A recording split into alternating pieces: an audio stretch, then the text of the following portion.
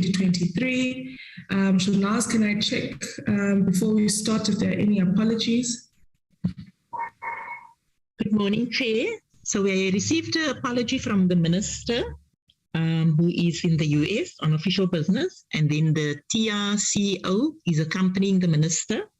And then from the member side, we have Dr. Kumalo, who is attending another meeting in Parliament. So those are the only apologies I received. Thank you, Chair. Thank you very much, Shanaz. I'd like to check. So we're not receiving briefings from the AG's office this morning. I think that's something I didn't see on the agenda. Yes, Chair, we're not having a briefing from the AG. Okay. All right. Okay, colleagues, I'd like to then check if Deputy Minister Manamela is on the platform.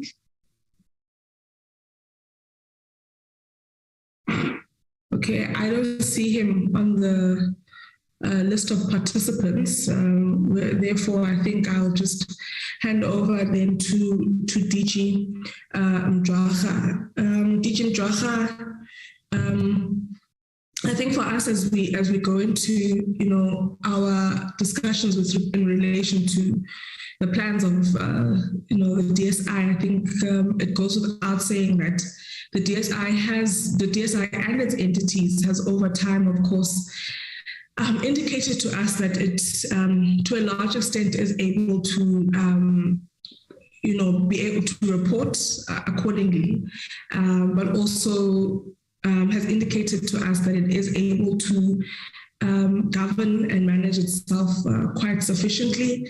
And then therefore to our interest as a committee then becomes the importance of representation, transformation, intersectionality, impact on communities, inclusivity, and so forth, right? And having a science and innovation that would, for example, in this moment where we as a country in parts of the country like KZN, the Eastern Cape, the Northwest are experiencing what we are simply looking at as issues related to climate change, perhaps.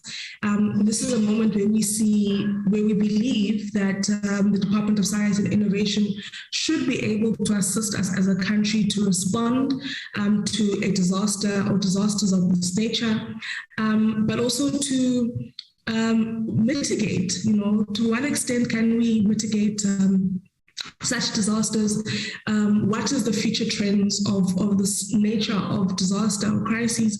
And so, we want to see the Department of Science and Innovation involved in these provinces. We want to have the same type of feedback that we received during COVID-19 on the impactful work of the Department of Science and Innovation in this particular moment of disaster and crisis. So, so as we, I guess the point is that as we go into looking into the planning of the department, we need to take into consideration, of course, as I've said, transformation.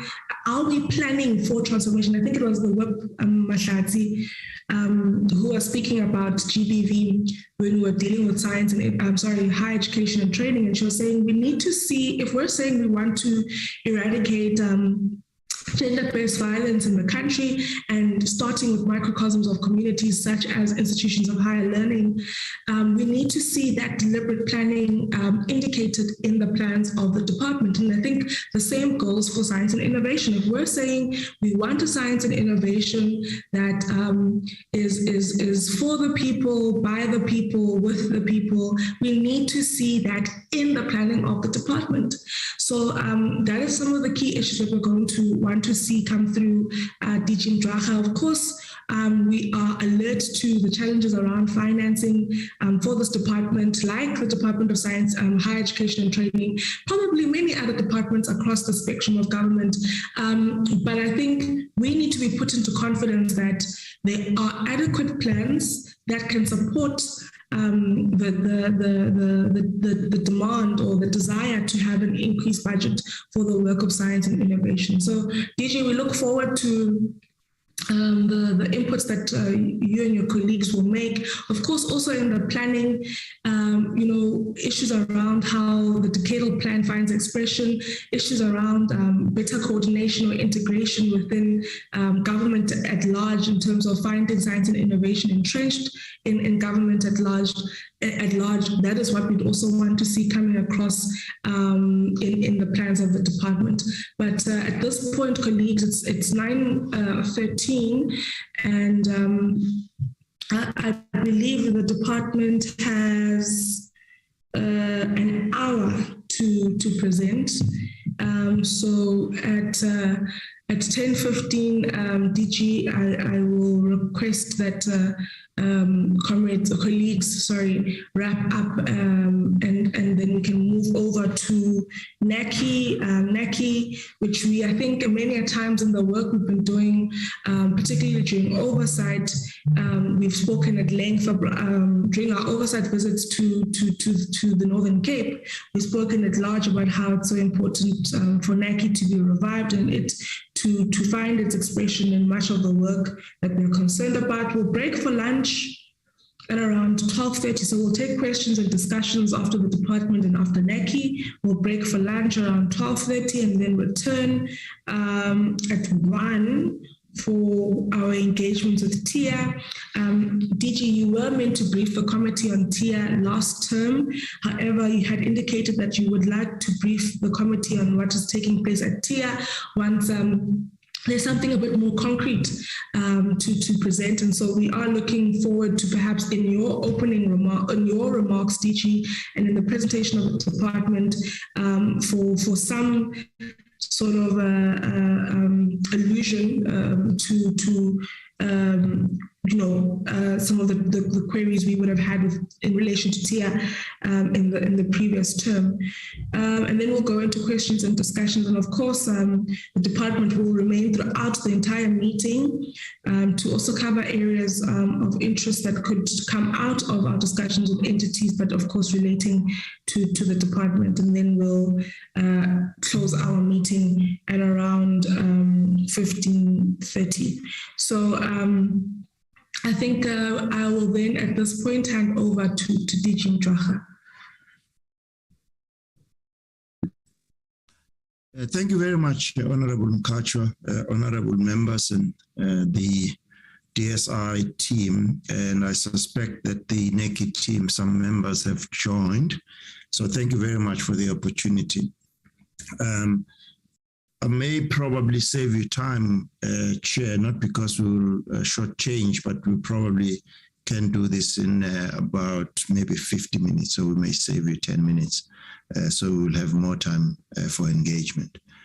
I'd rather perhaps at the end, if you prompt me, to talk about the TIA review, but if you'd like me to do it now, I'm happy to do so as well. So I'm seeking your guidance, which one you would prefer. Thank you very much, DG. We definitely know that you wouldn't shortchange the committee. It's just the efficiency of the department, really. But if you have planned to put it in your presentation, is that what you're saying? Is it in the presentation of the department? No, it's not, but I wanted to find out, would you like me to start with it before the presentation or do the presentation first and update the committee on where we are? Perhaps just start with the presentation, DG, then at a later stage you can go into the works of maybe in fact what we could do is that before TIA presents, can we hand over to you, DG, and then we'll make your remarks there. Would that work? I was hoping you'd release me during lunch because they are only coming after lunch. I have to go and do my PCR test. I'm also joining the minister to the US. So for my PCR, I have to do it. I was hoping immediately after lunch, but there would be a team from the department that would stay for the TIA presentation, if that's fine with you. No, it's fine, DG. You can make your remarks on TIA now at the beginning then. Okay. All right. So as far as TIA is concerned, thanks, Chair, again. We had, as you probably are aware, two phases of the review of TIA. There was a first phase, which was done, and the terms of reference had requested that three things essentially were part of the terms of reference. The first one is to review the performance of TIA over the period since its establishment. Two, retrospectively analyze whether TIA has been able to fulfill the role that it was set up. And three, to establish the forward-looking set of recommendations based on changing landscape and the needs of the NSI and the country as a whole. The first team that was put together, the panel, only focused on forward-looking set of recommendations. And the minister felt that the other two aspects of the terms of reference were not fulfilled. We then appointed another panel that is working on making sure that the retrospective, as well as a detailed analysis of the money that has been put to TIA and what has been done. We actually met with them yesterday. They have indicated that we will receive a draft report at the end of this month, end of April. And then they will clean up the report, which we will then get by mid-May. What we hope as a department is to probably spend 2 to 3 weeks just to process that and indicate if we accept all of the recommendations and which ones we may not and why. So we would be then, once the minister and the DM have signed off on that report, if we get this report mid-May, we think that perhaps early in June, if the committee will afford us the opportunity then to come and share with you what has come out of the review. We have also agreed that in our analysis of their recommendations, we would also look at the TIA spending review recommendations, which were done by the National Treasury. So we'll be able to brief you and share with yourself as a committee both the spending review and the both phases, phase 1 and phase 2 of the review that will have been completed. So that's where we are, Honorable Mkhatshwa, and I think that will satisfy the committee members in terms of the process and also whether you would be able to then accommodate us sometime in June. Perhaps mid-June would be better. That will have given us about a month to go through both processes internally. So I'll stop there for now. Okay, that's fine, DG. I think perhaps we can move over onto the presentation of the department, and then we'll take discussions at that point. Okay, thanks very much. I'd just like to apologize upfront, Honorable Mkhatshwa and the honorable members. We realized that we fell down on our standards by submitting the presentation a bit late. The quality of what I had received was not at the level we wanted it, so perhaps in revising it and bringing it to the right level, we might have taken a little longer. So we sincerely apologize that we send it late, but I hope we'll be able to give you a sense of the issues that you've pointed out in your opening remarks. And also, with your permission, I'll switch off my video just to get more bandwidth, and then I'll request the right to share.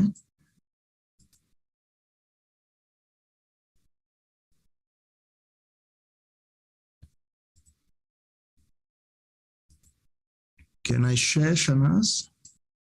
Or you want to share from your side? It's open now to share, DG. Okay, thank you very, very much. Just make sure I've got.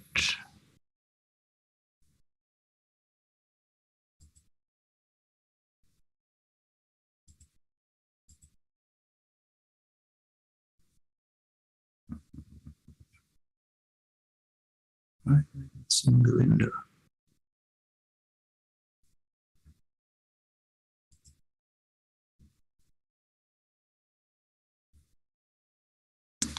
Okay.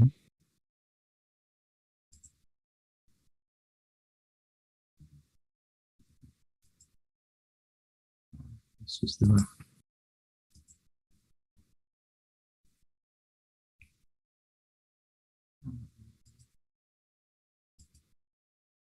I hope you can see the presentation. We can see it, Tichi. Okay, thank you very, very much. So what we would like to share with the portfolio committee is that because we are in the midterm of our strategic plan 2020-25, we have some policy changes, and we wanted to just share with you how those policy changes or interventions that have emerged since 2020 are factored in the revision of the strategic plan. And this contains the philosophy of the decadal plan and our support to the recovery post-COVID and our contributions to the ERRP. And when we do that, we'll give you a sense, therefore, of the performance information on the strategic plan that will make sure that it responds to these policy changes. So that will be the first part of the presentation. And then we'll go into the details of the APP 2022-2023 planned outcomes, performance information, MTF allocation per budget program, and what we allocate to the entities. And we'll give you one or two infrastructure projects that will roll out, and then maybe one or two amendments to the MTSF priorities that as a result of the amendments that we have as per legislation we have done. So just to start with the context, Honorable Chair, Honorable Members, you are aware of the vision of the white paper that is trying to ensure that science, technology, and innovation enables sustainable and inclusive development in a changing world. This document was approved by Cabinet in 2019. And just to remind us that its approach was to have an STI that builds on previous successes, embraces technological change for socio-economic and environmental impact. So we want to continue to harness the successes of the previous investments. So the decadal plan is deepening the knowledge economy for enhanced socio-economic impact. We also have a decadal plan that has two mutually reinforcing aims. The one is trying to have an NSI that makes an increased positive impact on the economy, society, and dealing with environment, but also ensures that we continue to invest and build a science system and innovation system that continues to support the impact that we'd like to achieve. Secondly, the Economic Reconstruction and Recovery Plan, to which the Department and the NSI broadly contributes. There is work that we continue to do to support the revitalization of sectors that were depressed by COVID. We continue to build a capable state and developmental state using knowledge. And also we think that sectors such as energy and health are going to be extremely important, and would like to enhance our contribution to looking at energy and health for, again, greater socio-economic impact. So I have indicated that whilst we do this, we want to maintain the equilibrium between a focus on impact and continued investment to develop the system, because if you don't invest on the system, you will not be able to have areas where you can have knowledge utilized for impact. How easy that balance is going to be, how difficult it's going to be, I think this is a work in progress. And when we come and share the final decadal plan with yourself, perhaps in the second half of this year, we will have worked out how we're going to do that, because we think it will only be successful if we get other government departments to co-invest in the NSI. So in order then to give effect to this enhanced socioeconomic impact, we've chosen to look at new sources of growth. And there are two areas which we would like to focus attention on: circular economy and digital economy. And the digital economy, we want to focus on what we call building digital foundational capabilities. What that means is you focus on things like the understanding and the principles of artificial intelligence, the principles of a learning factory, the principles of all other foundational disciplines that underpin digital economy. And we've worked out a structure, and we already have a budget to do this. We will, however, look at areas where we can have certain applications using those foundational disciplines to begin to show the value of digital economy to society as well as to the economy at large. Again, we'll be doing this work this year, and we'll share this with the committee at an appropriate time. We think that agriculture, mining, and manufacturing are still going to be important sectors of the economy, and we are working with the line departments to look at how these sectors could be modernized with new technology and new knowledge. We want to share with you, we'll give you a flavor today of these large research programs in the health and innovation, just to whet your appetite today. And then again, at an appropriate time, we can get a session where we can get expansive around what exactly we'd like to do here. And then we have chosen societal grand challenges: climate change, environmental sustainability, future-proof education, and the future of society. Today, I will give you a snippet and give you a flavor of climate change work that we have done over the years and that we are ready to use to contribute to, for instance, the point you made, Honorable Chair. How can we use all of this information to assist, for instance, in what's happening in KZN? And then we want to continue to have an innovation that supports a capable state. So I'm just going to give you a couple of examples just to give you a flavor of what do we mean by exploiting new sources of growth. And Dr. Henry Roman and Imran, when he was in Program 5, they put together this slide that shows that 50% of greenhouse gas emissions and 90% of water stress and 90% of global biodiversity loss, excuse me, is attributed to resource extraction and processing. So this is a UNEP and IRP report of 2020. So if we can have a way of having efficient resource extraction and processing, we could significantly reduce the greenhouse gas emissions and water stress and global loss to biodiversity. So what we're showing in the slide is what in each of these sectors their contribution to the impact of climate change is.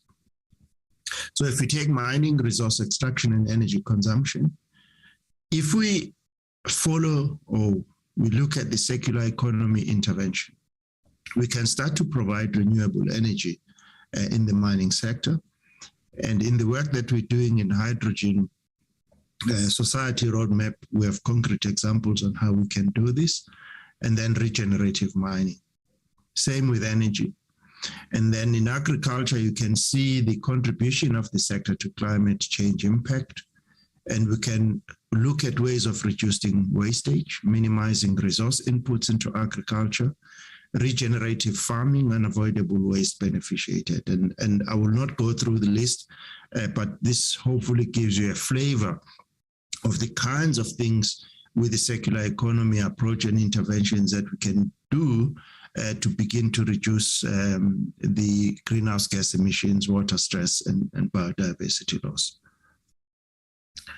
This is a slide, I apologize, it's quite detailed, but it gives you just one application of ICT-based application in modernizing society. It's not the only one. So we think that we can begin to look at advances in ICT-based applications that offer precision-driven solutions to the agricultural sector. We could, for instance, use the Internet of Things based on integration of satellites, drones, and sensor technologies that are driving crop monitoring improvements and disease diagnosis, saving the sector millions of rands from lost production. That's one application. In the manufacturing, we can also look at ICT-based applications that are of critical importance in driving productivity improvements in mining. The CSIR, when they brief you, they will probably share with you what they call the next generation mining. And again, they could be quite expansive on the work that the manufacturing that they are doing, including the learning factory. We have also identified other areas of high tech where we can use knowledge, such as the build of satellites. We already know that we are launching these microsatellites or CubeSats. We want to continue to do that, not only for the use in South Africa, but for exports. For an example, we are working with the Space Agency on the launch capability, and we think we have had some successful demonstration of getting to some reasonable heights with the vehicle that they've been doing. So all of these indicate that we can move higher up in the manufacturing value chain. And then in the mining, we have a program that we have negotiated with the Mineral Council South Africa that then looks at how do you get next generation mining and new ways of getting mining. So this gives you just a flavor of the initiatives that we are going to drive as part of modernizing existing industry. We also said we were going to share with you some large-scale energy projects. Under the Hydrogen Society Roadmap, I just want to share with you two, the Hydrogen Valley or Platinum Valley, and a carbon dioxide that can be converted into some commodities rather than putting the CO2 into the atmosphere. This is the slide that summarizes some of the major key actions and milestones out of the roadmap. And you can see in the 21-24 period, we want to start a production of small-scale electrolysis production and at least 1 megawatt gigahydrogen production that will be piloted. And you can see a series of these kinds of plans that we want to roll out in 2025, 2030, and then in 2030 and 2040. And we will do this by, for instance, in the first phase, working with the Department of Transport and others to have 100 buses and trucks powered by hydrogen by 2025, at least 20 forklifts converted into fuel cells by 2025, 5 refueling stations deployed by 2025, and then demonstration in power generation and stationary fuel cells in public buildings. We are starting conversations with our colleagues in public works on how we can do this. And then you can also see exactly the same approach for 25, 2030 and 2030, 2040. What is exciting, though, is what you see at the bottom, where we are beginning the process of upscaling, training, and reskilling of new jobs into this new sector and this new energy program. And we anticipate that in 2025 and 2030, working with our colleagues from THET, we will be hopefully generating about 20,000 jobs created annually in this sector. And in the 2030-2050 period, to have at least 30,000 new jobs. In a detailed presentation, which we will share with you, will indicate the modeling work that has been done that indicates how we've come to these numbers and the program that we are negotiating with our colleagues from THET to do this. So in the Platinum Valley that I've talked about, there are 3 hubs that we are targeting. The first hub is in Durban and in Richards Bay, where we would like to have the heavy duty and medium trucks, as well as the forklifts in the terminal in Durban and Richards Bay being converted to driven by hydrogen. And then second hub would be a Joburg hub, where we hope to have sectors that are going to switch from gray hydrogen feedstock or to gray hydrogen feedstock. We are targeting iron and steel, public buildings, buses, and future private building demands in the area of Gauteng and Ekurhuleni. We're also hoping to have the refueling stations that will be located between KZN in Durban and Johannesburg all the way up to Limpopo for those trucks that will be converted into hydrogen. And then the third hub is in the Limpopo, Mogalakwena area, where we want to have those mining trucks being converted to be driven by hydrogen. And we hope that there would be a demand as a result of that. And we'll hopefully start to create a demand of up to 185 kilotons of hydrogen by 2030. And then we also want to work on a research program to reduce the levelized cost of hydrogen across these hubs from $4 per kilogram to about 2 to 2.5, which will help and make the green hydrogen attractive to be used in these three hubs. The second one was the one where we want to pilot the use of green hydrogen and green ammonia, inject that in the flue gas in the power stations, and then convert this nasty particulate matter, sulfur dioxide and nitrous oxide type gases and CO2, and produce fertilizer and sulfuric acid. And if we do this, we think we will deal with a number of challenges, such as the COP21 Paris Agreement. We'll get closer to doing that because we'll reduce particulate matter and greenhouse gases. We will deal with local pollutant legislation requirements in the area, where in certain instances we feel we are not fully compliant as a country. And then we'll also deal with the poor quality that leads to sickness, deaths, and decreased economic productivity in the area. And then, of course, we'll be looking at making sure that we fill the constitutional obligations. This is a pilot which we are doing in the cement factory, where we're converting flue gas again. As you can see, we have green ammonia, and then we are going to be able to produce fertilizer production out of this plant, and hence again reducing the greenhouse gases that will be going out into the environment. This is a pilot project. Rebecca tells me that this will be completed sometime in June, July. So the portfolio committee is invited at the launch and the demonstration when this is completed. The second area which we want to share with you is an area where we are extracting investments from the National Bioeconomy Strategy, which has different elements of outputs, such as API manufacturing cluster. This was launched a couple of weeks ago in Silverton. Diagnostics work that we have been doing, and you've seen a couple of companies that are now beginning to come out of the investments that we have made. The medical devices cluster, there was a launch in Bloemfontein on this. And then the network for genomic surveillance, you are familiar with their work, is work on drug discovery, as well as, of course, ongoing human capital development. But what I want to focus attention on, just again to give you a flavor of work to enhance socioeconomic development, is vaccine development today. Now, South Africa has capabilities on what we call downstream applications, where we have a number of companies that are producing vaccines such as BioVac, Aspen, and others.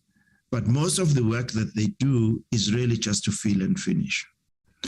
What we would like to do is to set up an arrangement in the country where we strengthen what we call upstream research and development, and the discovery, which we call upstream processes. So this is just the mapping of the value chain, where if we strengthen our preclinical trials, as well as our clinical trial capability, we are in a better position to even have people from outside, and this has happened, coming to South Africa to do preclinical trials. So we want to continue to strengthen this. But most importantly is really to get into the manufacturing and the upstream discovery science. We are very lucky in South Africa that in the mRNA platform, we already have partners, World Health Organization, CEPI, Africa CDC, BioVac, African Biologics, MRC, and Medicines Patent Pool, French government, and a local university network that is looking at whether we can strengthen our capabilities in the mRNA platform. We've also looked at another platform which is called VLP, inactivated pathogen and conjugated vaccines. So in each of these platforms, we've already met with the universities and science councils that will be put together in order to do the discovery science that I have shared with you. We know by now that the vaccines that we import in South Africa, both the public and the private sector, are about 25 billion rands. And we are trying to do some economics that show that we can save the country millions and lives, of course, of these billions of rands that go out through purchasing of these vaccines. And again, when we are ready, we'll come and share with you how much we can save the country, the 25 billion rands that it spends annually on vaccines as part of building this capability. There are, of course, short-term benefits, improved trade balance and current account balance, medium and long-term building strategic national competencies, and then the local production of vaccines, not only to support our demand, but also the rest of the continent. I just wanted to also indicate that we have invested heavily in the indigenous knowledge-based COVID-19 research team.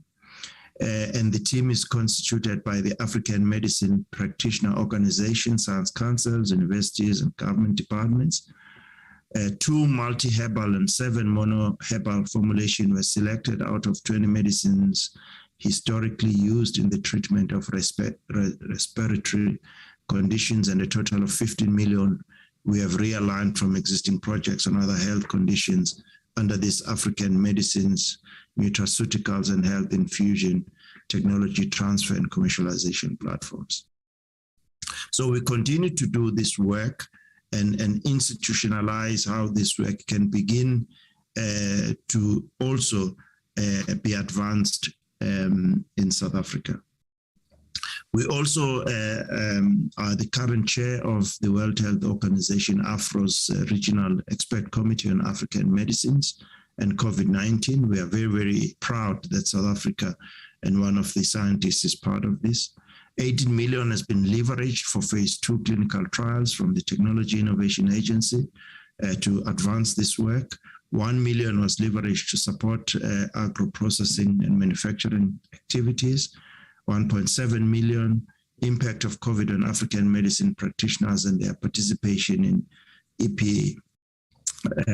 economic epidemic preparedness and response was concluded. And then we also continued to support the canopy. So this work will continue in this APP. I promised that I was going to share with you at least an example of one societal grand challenge. So in this area, we have invested in setting up a global change research plan for South Africa. We started in 2010, and the principles in the plan is to adopt a systems approach to global change, and it recognizes or it draws on our advantage geographically, surrounded by 3 oceans that influence the climate system of the Southern African region. And you can see the parties and the consortium that is part of this Applied Center for Climate and Earth System Science. I will just indicate to you that this center is hosted at the CSIR as a virtual network of collaborating partners. And it has a number of flagship programs that include Habitable Planet workshops, conversations on climate change, and others. And it does contribute to reports that are published, such as the IPCC report. We also have invested at the National Research Foundation on something called SCION, which is a comprehensive, sustained, and coordinated and responsive South African environmental observation network. So this is where you put stations on the ground, and then you are able to develop long-term reliable data for scientific research and informs decision-making. So if you say, for instance, that we have biodiversity loss in a particular area, then you use the data from the SCION because it becomes, if you like, long-term data, so you can see the changes over time. We also have a risk and vulnerability atlas and science centers, which is a one-stop spatial database system aimed at equipping decision makers with information on the impacts and risks associated with global change. And the science centers are a complementary program aimed at building capabilities of rural-based universities in the area of environmental risk and vulnerability assessment. So the current participants of universities, you can see. And you asked, Chair, at the beginning, what is it that we can do in KZN?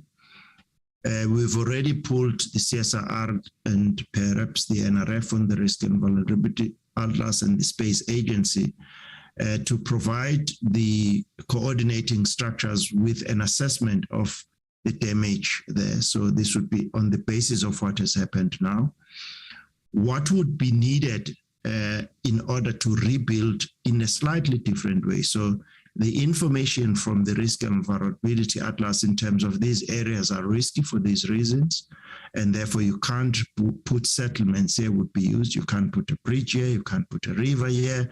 This is, however, what you can do. So for planning, even in the recovery, and what we need to do differently in KZN, we will be pulling on this data, giving it to the Disaster Management Center and the structure that will be set up, and also draw on the long-term data series from SCION, for an example, in order to provide this. Dr. Mwope has been asked to work with these institutions and other DDGs to provide this information. This is just an institutional arrangement that shows how these institutions come together in order then to continue to provide science understanding, but also to begin to make sure that this information is available to decision makers. And then the example of an innovation in support of a capable and developmental state. We have a range of programs on water resource management, waste management, green and renewable energy solutions, and sanitation, decision support tools in those areas, innovation capacity, capability and measuring system for the delivery of basic services in municipalities. And we continue to work with SALGA in this area, and this would be carried through this year. In integration of innovation in the public sector, we'll be working with the Center for Public Service Innovation located at the DPSA to do this, and then e-participation and policy modeling in government. So these initiatives are already in place and will continue to enhance our contribution. This is the work that we did as part of the National Policy Data Observatory. You would see that we were providing weekly data analytics and reports during COVID, technical data advisory to the NAT Jones team, collaborate with other NAT Jones work streams such as threat and risk assessment, travel, law enforcement. All of this data was used to support the decisions that the NCCC was using. We also worked with the DPME to support them in the monitoring and the evaluation of the National Vaccination Program. And then, of course, we worked with the HSRC, National Institute for Humanities and Social Science, and SAPRIN to provide information on the state of community and society and how they felt. So this is already an indication of the kind of pivoting the system for enhanced socioeconomic impact. So I now want to move into other aspect of the strategic plan. You are familiar with how we are organized in the department: Program 1, Administration; Program 2, Technology Innovation; ICR, Research Development Support; Socioeconomic and Innovation Partnership. So the revised plan has revised its impact statements, There are 6 institutional outcomes, and we have revised 19 associate outcome indicators in support of national government developmental agenda.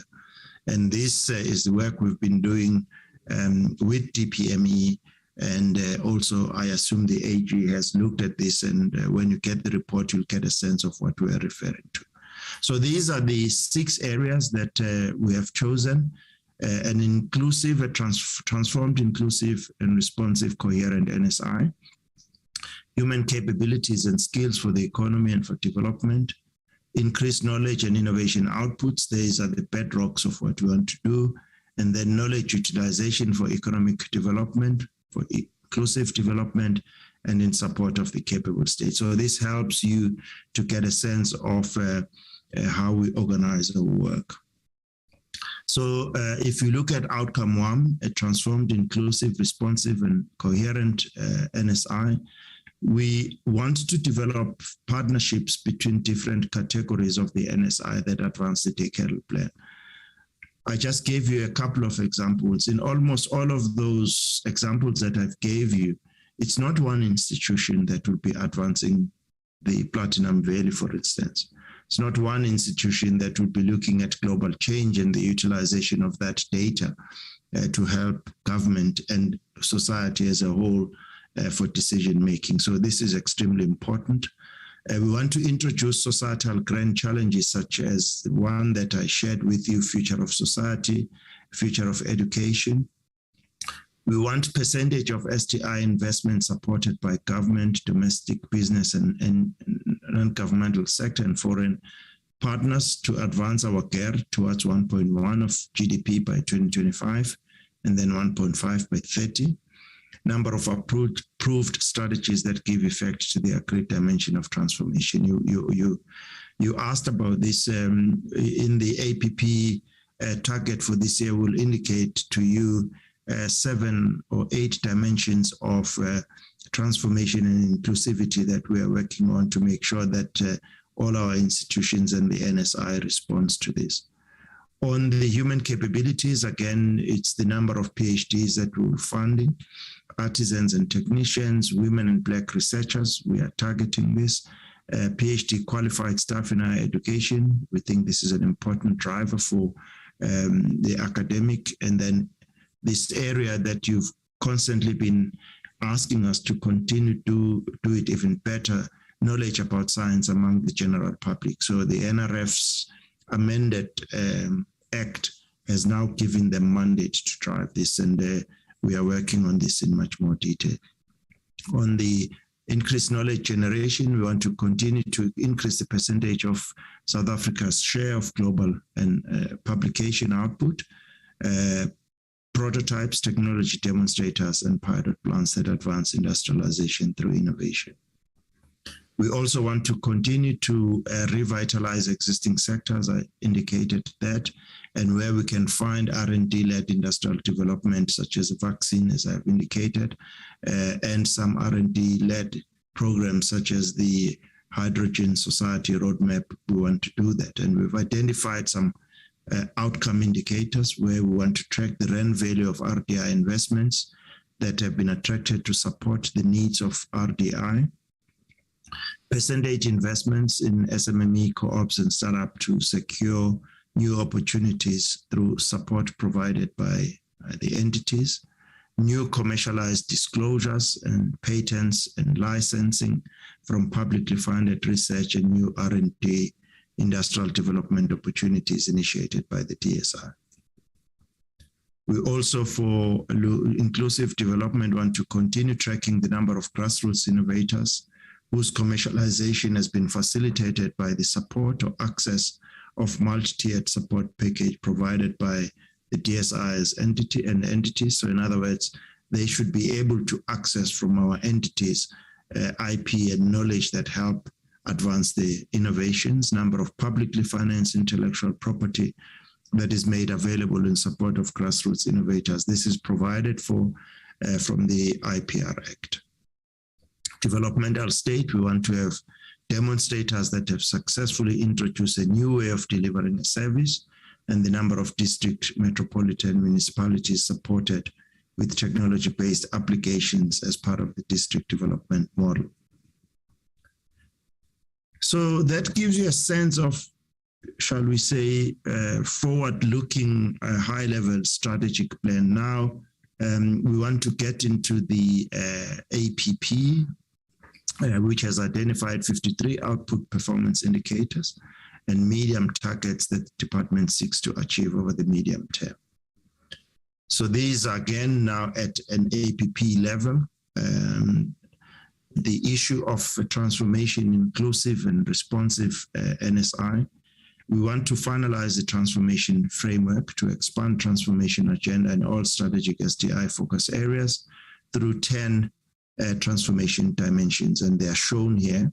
We don't want to focus only on demographic transformation, institutional transformation, transformation through translation of science and innovation for impact of society, and fundamental economic transformation. We are working on this. As soon as it is finalized during this year, we'll come and share it with you. We want to support grassroots innovators and support new entrants into the economy, modernization of the sectors, and finalize the decadal plan this year. On the human capabilities, working with the NRF, we're looking at the new postgraduate funding policy that provides full cost of support for certain groups of students. This has already been approved by the minister. The financial needy, students with disabilities, and exceptional academic achievers. But of course, this begins to demonstrate the problem. As soon as you do that, then it means you may end up funding fewer students.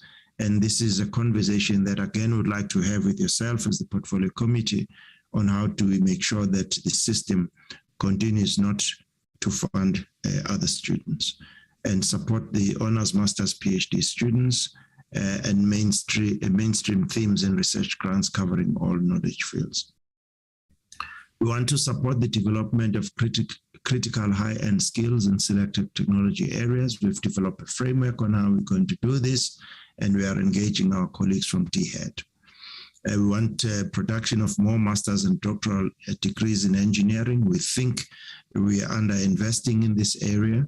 We want to continue to move towards 1% of global input as our knowledge, fast-tracking interventions aimed at PhD qualification, interventions to improve the publishing rate of academics. We want to measure the number of outputs commercialized as a result of support in designated areas, expand rollout of the broadband to TVET, and increase the total available bandwidth capacity. And then we'll also now, on the basis of all of what I shared with you on the indigenous knowledge-based innovation, to set up an institute that will interface and mainstream African wisdom for applied integral research, inclusive innovation, local transfer. We think this would be an excellent institutional form that would advance our work. We want to motivate for the continuation of the Innovation Fund, because the money was just for a pilot of 3 years. We had an excellent discussion with our colleagues from Treasury yesterday. We want to continue to participate in the development of sectoral master plans, as shown in this slide. We also want to implement common flagship programs in support of priority areas, partner with DMRE in deploying the fuel cells, as I showed earlier on, using industrial ports as the nerve centers for scaling up the use of clean hydrogen towards building a hydrogen economy. We support the work in medicinal cannabis and hemp. We will continue to support that. Manage a portfolio of projects with the potential of creating new industries or rejuvenating industries, as I indicated earlier on. For inclusive development, we want to make sure that, in line with the national development profile and social dynamics, and ensuring knowledge for inclusive development, the department will expand the multi-tiered package to support commercialization of grassroots innovations through technology development, compliance with industry standards. We want a more deliberate focus on IP-related solutions that will enable to improve access to basic services, strengthening the capacity of the state in service delivery and promote the inclusion of women, youth, and people with disabilities, and facilitate commercialization of grassroots innovations, as I've indicated earlier on. On innovation to support a capable state, we have a number of innovations that we have been supporting that will improve access to basic services such as waste and water management, housing, sanitation, and energy provision. And we would like to work closely with other government departments so that these can be taken up by those departments. We also want to have a very rigorous advocacy process on the adoption of locally developed technologies in support of the use of innovation in implementing state policies in basic education, health, infrastructure projects, and etc. So this just gives you a sense of the indicators for the APP and how they are spread out in the different programs of the department. May I then hand over to the CFO, who hopefully can take us in 7 minutes through the MTF allocation. Robert? Yeah, thanks, DG. Morning, Honorable Chair. Morning, honorable members, and morning, DSI colleagues. I'm going to share with you the allocation for the current year, but also we have just put an indication of what will be our allocation in the next 2 years. For 2022-23, the department was allocated 9,133,000,000. I'm just going to close the video just for the bandwidth. Under administration, we were allocated 335 million. Technology innovation, we were allocated 1,780,000,000.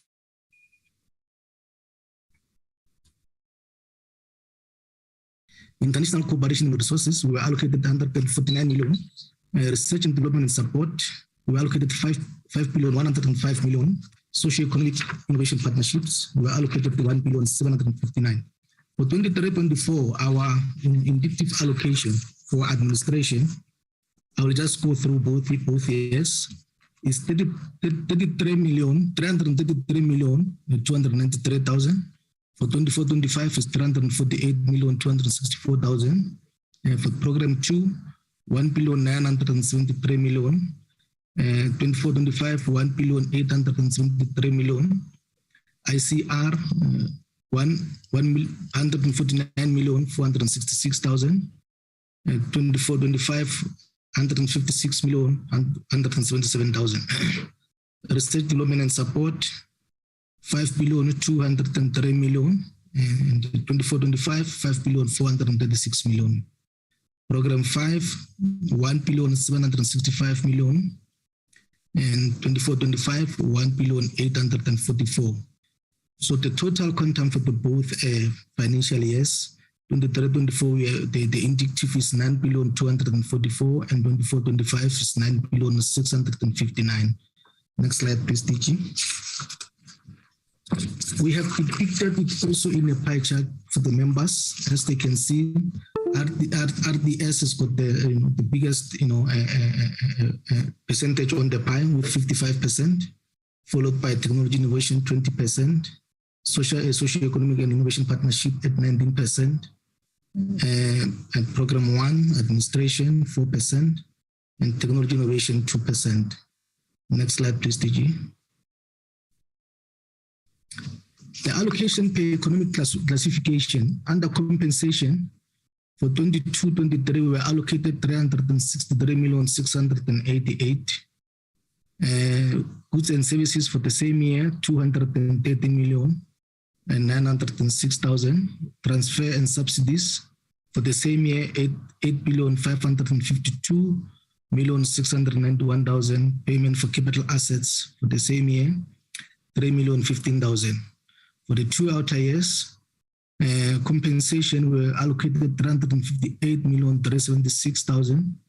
I will just go through for the 2 years. 24-25 is 374,470,000.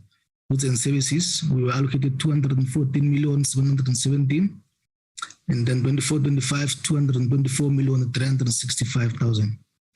Transfers and subsidies, 8,668,340,000. 24-25 is 9,057,632,000. And then 24-23 for payment for capital assets is 3,148,000. And then the 24-25 is 3,289,000. Next slide, please, DG. We have also depicted that in a pie chart. As members can see, our biggest item is the transfers with 94%. It is followed by a compensation 4% and goods and services 4%. Our payment for capital assets is only 0.03%, which is very, very low as compared to others. Next slide, please, DG. We have also just for the members, just wanted to show the members the out of transfer and subsidies in our operational budget. What is the chunk of the money, where it is going? As I've indicated, transfer and subsidies are taking the chunk of our money at 93.64%, whereas our operational budget is only 6.36%. So most of our money is going to the transfers. Next slide, please, DG. We have also shared with you the slide on how our entities were allocated their budget for the current year and the 2 outer years. South African National Space Agency, which is SANSA, it was allocated 162,439,000. For 23-24 is 163,063,000. 24-25 is 170,386,000. Technology Innovation Agency, which is TIA, 458,370,000.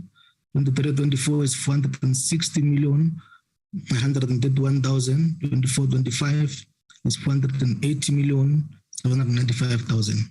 Academy of Science of South Africa, ASAF, 33,839,000. 23-24 is 33,970,000. 24-25 is 35,496,000. NRF, 997,408,000. 23-24 is 1,001,295,000. 24-25 is 1,046,051,000. CSIR, Council for Scientific and Industrial Research, 22-23 is 1,002,269,000. 23-24 is 1,006,119,000. 24-25 is 1,051,303,000. HSRC is 321,098,000. 23-24 is 322,332,000. And then 24-25 is 336,808,000. So for the 3 years, we are putting aside 2.9 billion in 2 years for the entities and 3 billion in the last outer year. Members will just know that the allocations we have indicated are only for the parliamentary grants, not for other project fundings that we also have. The budget percentage-wise, 33.3 million is for CSIR, and 32.8 is for NRF, 15 is for Technology Innovation, 10 is for Women Science Research Council, 6.9 is SANSA, and 1.1 is ASAF. Next slide, please, DG. We have also shared with the members how the biggest infrastructure projects we have and how they were allocated funding. Square kilometer array, we have allocated 830,216,000 for the construction of 4 antennas and Meerkat extension and the manufacturing of 20 L-band receivers. And then for South African Research Infrastructure Roadmap, SARIR, we have allocated 861,609,000 for South African Marine and Antarctica Research Facility, non-manufacturing facility, solar research facility, and materials characterization facility. Next slide, please, thank you. For NAKIs, we have allocated 281,770,000 to increase the total available broadband capacity provided by Sunrun to increase the data storage capacity through the research projects, to conduct a feasibility study to increase the compute capacity to 10 PFLOPS, for graduate master student in e-science through National Science Postgraduate Teaching and Training Platform. Next slide, please, DG. I will speak to this. Okay, thanks, DG. Thanks. So we've also just highlighted some MTSF priorities that we have included on women, youth, and people with disabilities, gender responsive planning, budgeting, and reporting framework. We will have to do this now, data disaggregation at planning and M&E. So this would be our contribution, because the department would like to really have the transparency on these. On the innovation capable, ethical, and developmental state, we want to strengthen our innovation in support of a capable and developmental state, in particular through our district development model to improve the coherence and impact of government service delivery and development. We hope to provide timely, accurate, and independent data and information for mega projects monitoring and evaluation in the DDM model. We also want to look at how we can provide universal broadband 100% by contributing to the work that the Department, not DOC, Department of Digital Technologies, communication on the satellite communication strategy, because we have on our side the capability to manufacture satellite. And then there are a number of contributions we want to make in education, skills, and health, which you are familiar with. And then in the consolidation of the social wave, look at innovative technology approaches for the delivery of basic services. We also want to assist in spatial integration, human settlements, and local government. We want to have provision of applications and products for precision agriculture, human settlements, water bodies information, and how you can plan agriculture differently as a result of changes in climate change. Demonstration in partnership with DMRE to access the appropriateness of new technologies such as hydrogen fuel cells, which you're familiar with. Provide information for air quality information system, land cover, and land use mapping. Frequent information on weather patterns and human activity, on critical resources, provision of decision support tools, as we have indicated. Thanks very much, Chair. I suspect I'm only 2 minutes over. Our sincere apologies, but the 2 minutes was taken by the explanation on the TIA review. Thank you very much. I'll stop sharing. No problem, Tichi. Thank you so much for that. In fact, I handed over to you at 10:15, so I don't think you went beyond your time. But thank you very much, DG, and colleagues from the DSI. I'd like to now hand over to colleagues from NAKI. I believe they are led by the chairperson, Dr. Shadrach Moepuli. You'll assist me there with the pronunciation, please. And then the acting CEO, Mr. Mlungisi. Over to you, colleagues.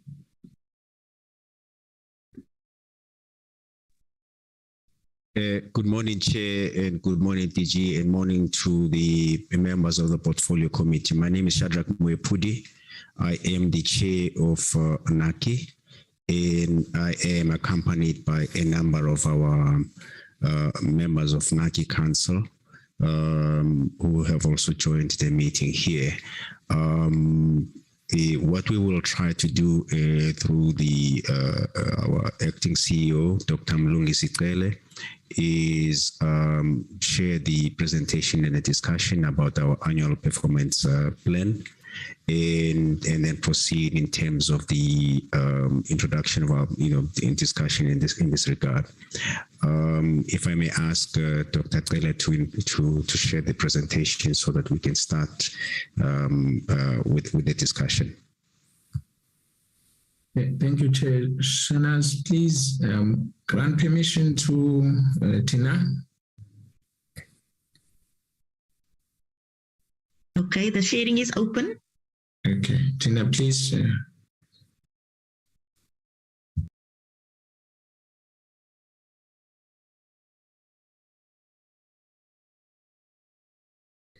Okay, thank you for that. If we could then move to the next slide. Essentially, this is the structure of our presentation. And the next slide, please.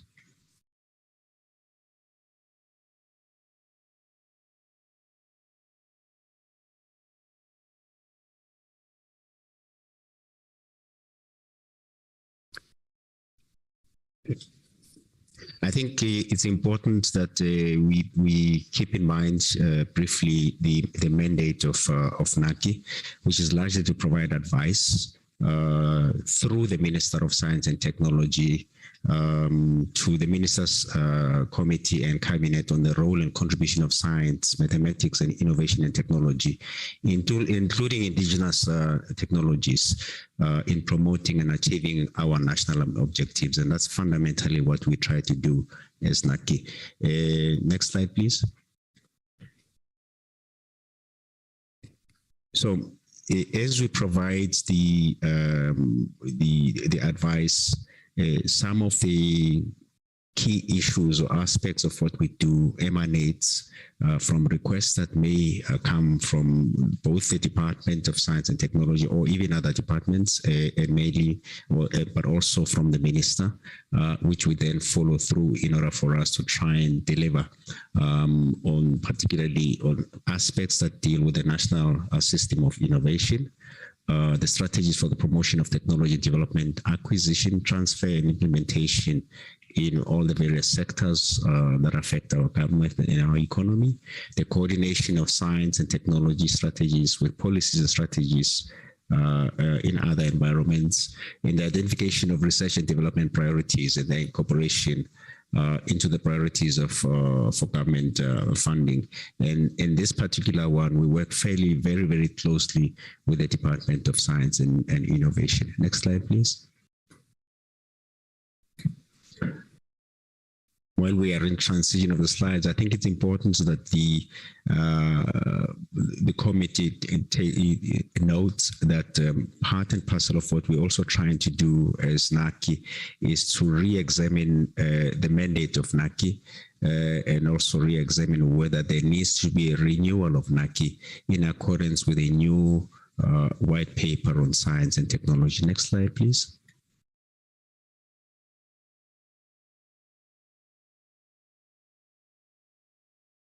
Next slide, please, because it's effectively about the background and the legislative functions of NAKI. Essentially, our vision as NAKI is for us to be to try and provide the best advice to government on science and technology and innovation in terms of the SCI within a well-coordinated, responsive national innovation system. Our mission is to provide evidence-based, I think it has moved now. Can you go back to the other slide? Our mission is to provide evidence-based advice to the Minister of Education, Science and Technology, and through the Minister to Cabinet on science and technology innovation matters through research, expertise, and engagement with as much as possible broad stakeholders that may be involved. We derive these advisories through a number of consultative processes, which we run mostly through roundtable discussions, but we also try and get as much expertise out there in the sector, in the different sectors, participating and providing us with the necessary advice and the data where necessary, so that as we pull it together, we then go to the various stakeholders and run these roundtable discussions to determine the relevance and the accuracy of the information, as well as to enhance the possible applicability of the advice going forward.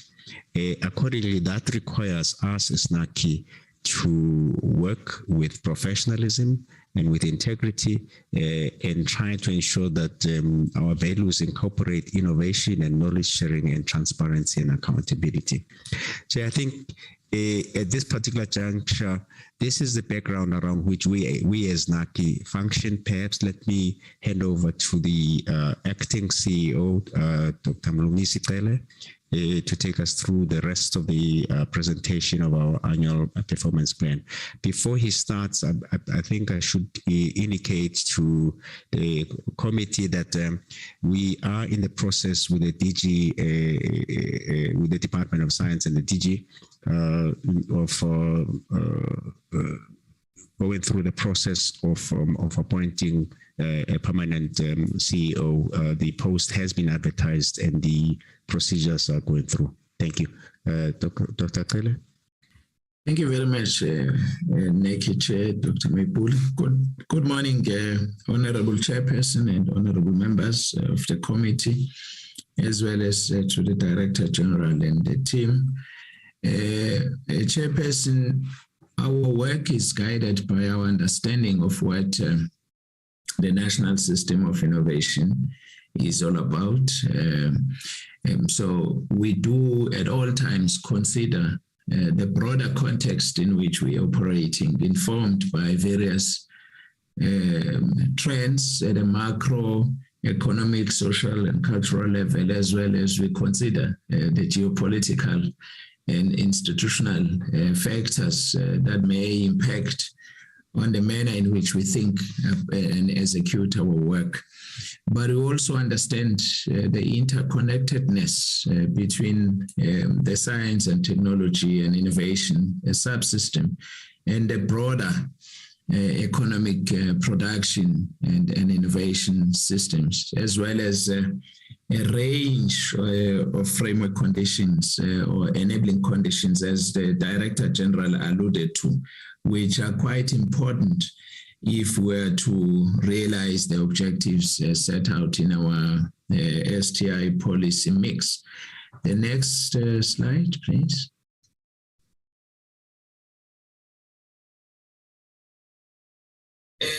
Chair, NAKI has 4 strategic-oriented outcomes. The first one is really about what NAKI is, which is to provide advice to government, to cabinet, through the Minister of Higher Education, Science and Innovation.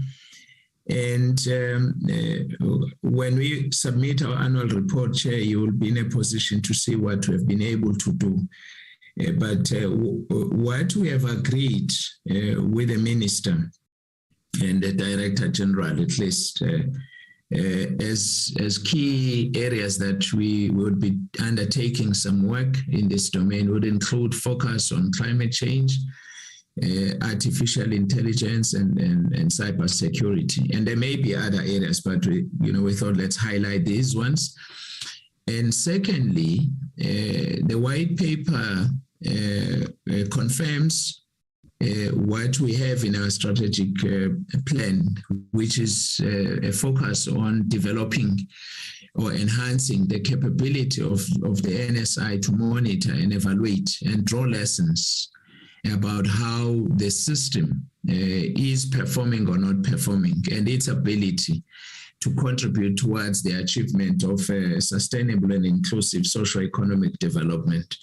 We would continue to undertake tasks that are meant to help us realize this objective. At the heart of this initiative, Chair, is the development of what we call the National STI Data and Information Portal, which is at advanced stage. We have a service provider that is helping us to finalize the portal.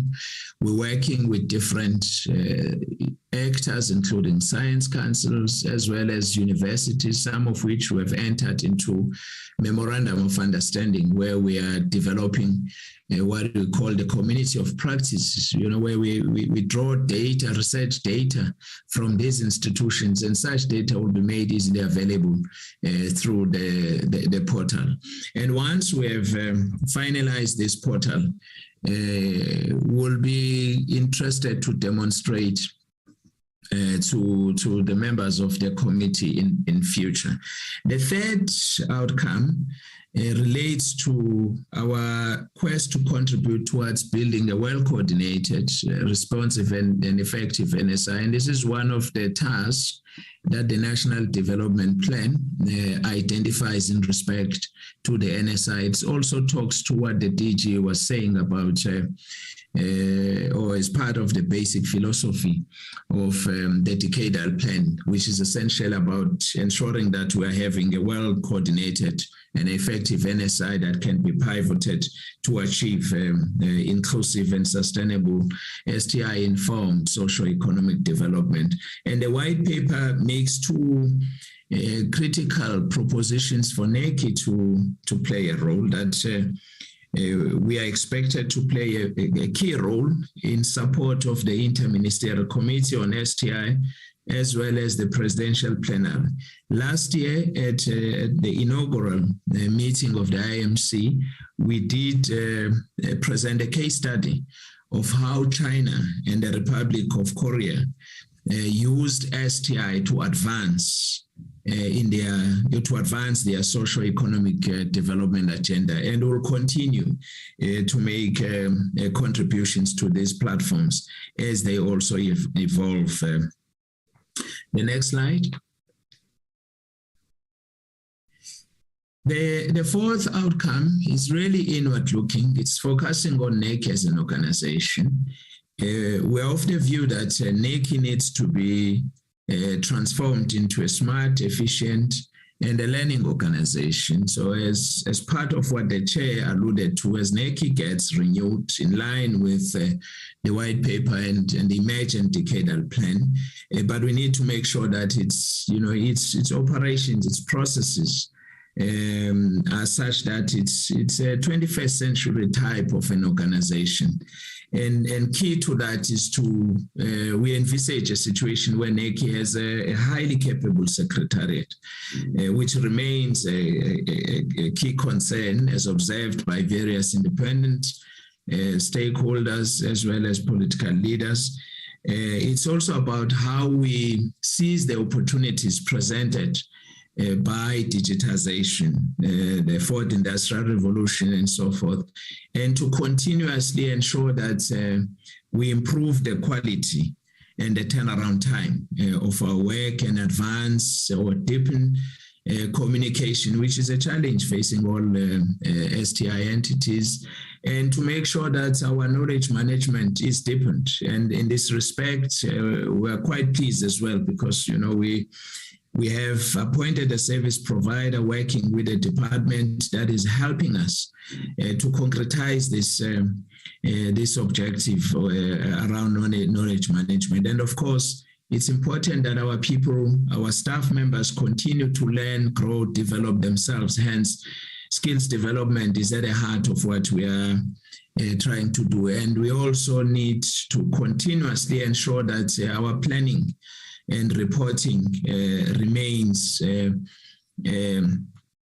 relevant and quite useful so that we don't impact negatively on the auditing of the DSI performance outcomes.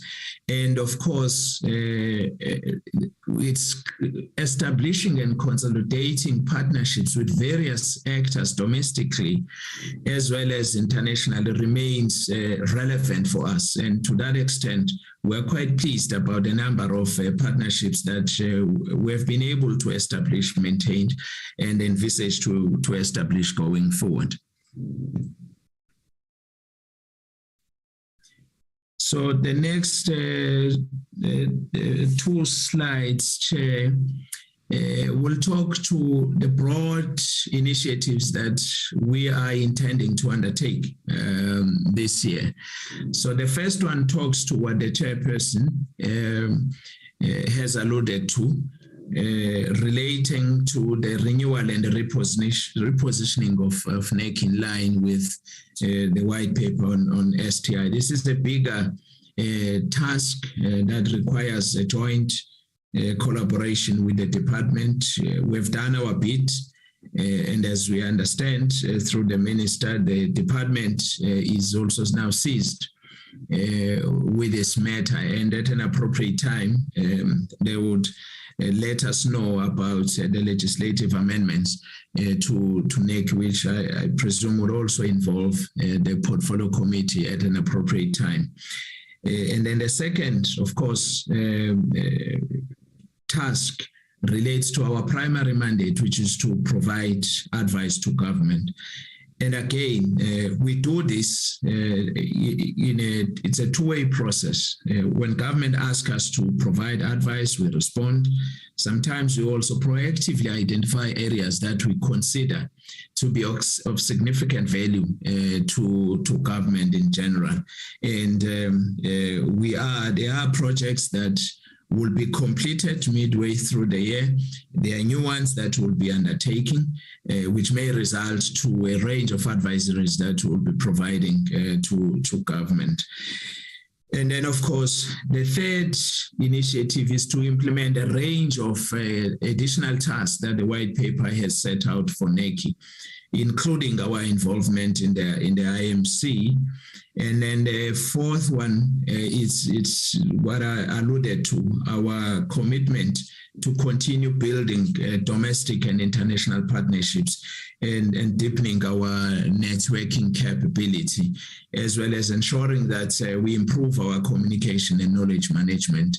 So these may appear to be quite few initiatives, but when we unpack them, there's quite a lot of work that will be undertaken. So the next two slides are really capturing what's in the APP by way of annual and quarterly targets, which I wouldn't want to go through all of them, Chairperson, except that we have identified or set targets based on existing capability. But as the organization grows, as new resources are made available, a lot could be done. As I alluded, we envisage that the National STI Information Portal its development should be finalized, and we begin to roll out the implementation, working collaboratively with various sectors, and then begin to provide relevant services to the system. We conducted the foresight exercise, which I assume, Chair, the DG might have shared with the committee as part of presenting the decadal plan. The outcome of that foresight exercise, which we completed in 2019, to a greater extent was useful in constructing or in identifying the priorities that the decadal plan is now based on. Now, the next key phase is to make sure that we institutionalize and develop that capability so that we don't always get external people to help us develop this capability.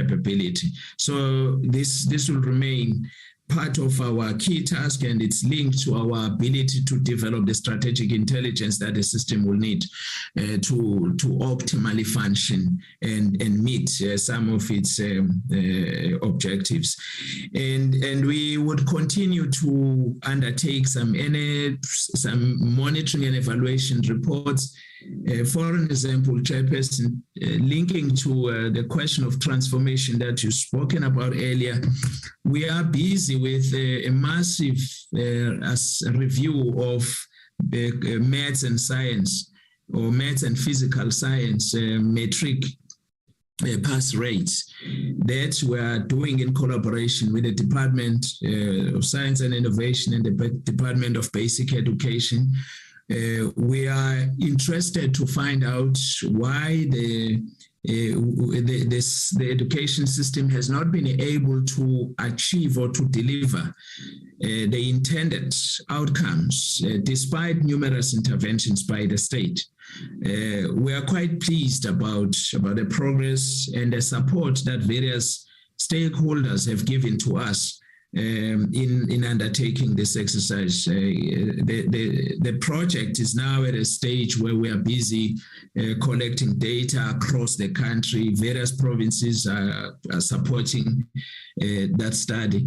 But we have also just finalized a draft report on facing the facts. We're looking at the status of women in science, technology, and engineering stream, which will give an indication about as to the representation and the contribution of women in the system. NACI used to do this, or used to produce this report, but the last time it did it was in 2009, and we have revitalized that's as part of our transformation program, working closely with DDG Patel, who's leading the transformation agenda in the department. So there are. So that's just one example of an M&E project that is currently being undertaken.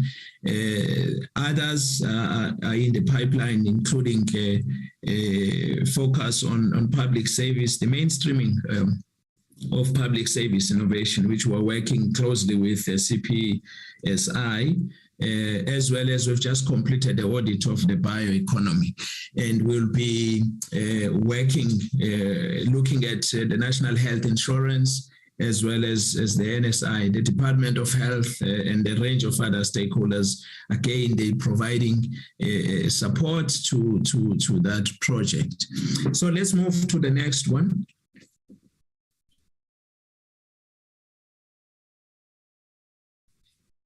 So this slide, it's more about the corporate governance dimension of our work, and I've already spoken to some of these targets, such as communication and knowledge management. And then, of course, the only part we haven't spoken about is our obligation to make sure that we produce and comply with parliamentary requirement to submit annual performance plans and annual reports, and make sure that the minister approves those and submits them to Parliament. So our commitment remains that we'll continue to do so. So we would, because our corporate governance is provided for by the department, I would like the CFO, Chair, with your permission, to talk to the issues of finances, and then I'll come back to close. If the acting CFO could help us talk to the numbers. This is a slide about the composition of the NAKI Council. Chair, this is the structure, the existing organogram of the NAKI Secretariat. Let's move to the finance slide.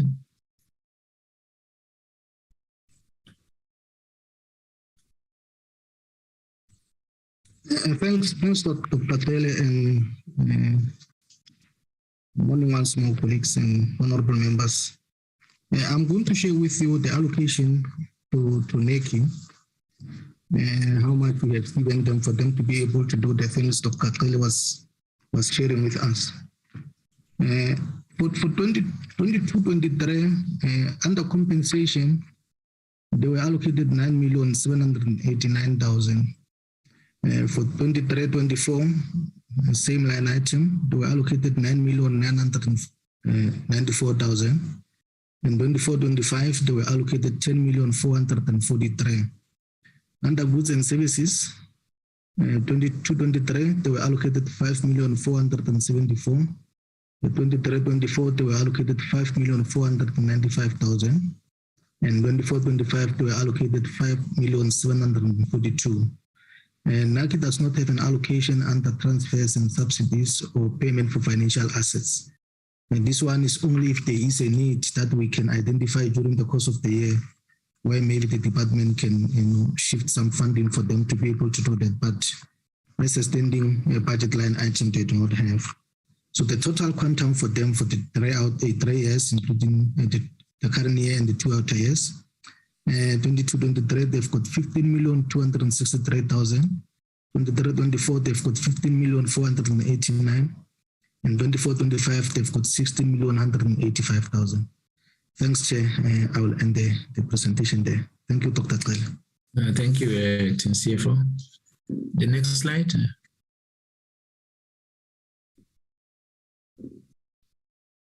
In conclusion, in concluding our presentation, we are quite alive to the national challenges that are facing the country as well as the system, which we believe that they also offer opportunities for us as the NSI actors to think strategically and innovatively about how we could utilize and unleash STI to address some of those challenges.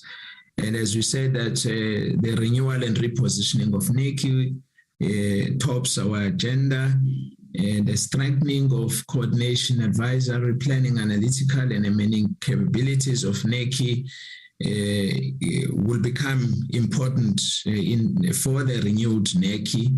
And of course, we work through partnerships and networks, and of course, it's important that we continue to make sure that as an organization, we are able to deliver and meet predetermined objectives.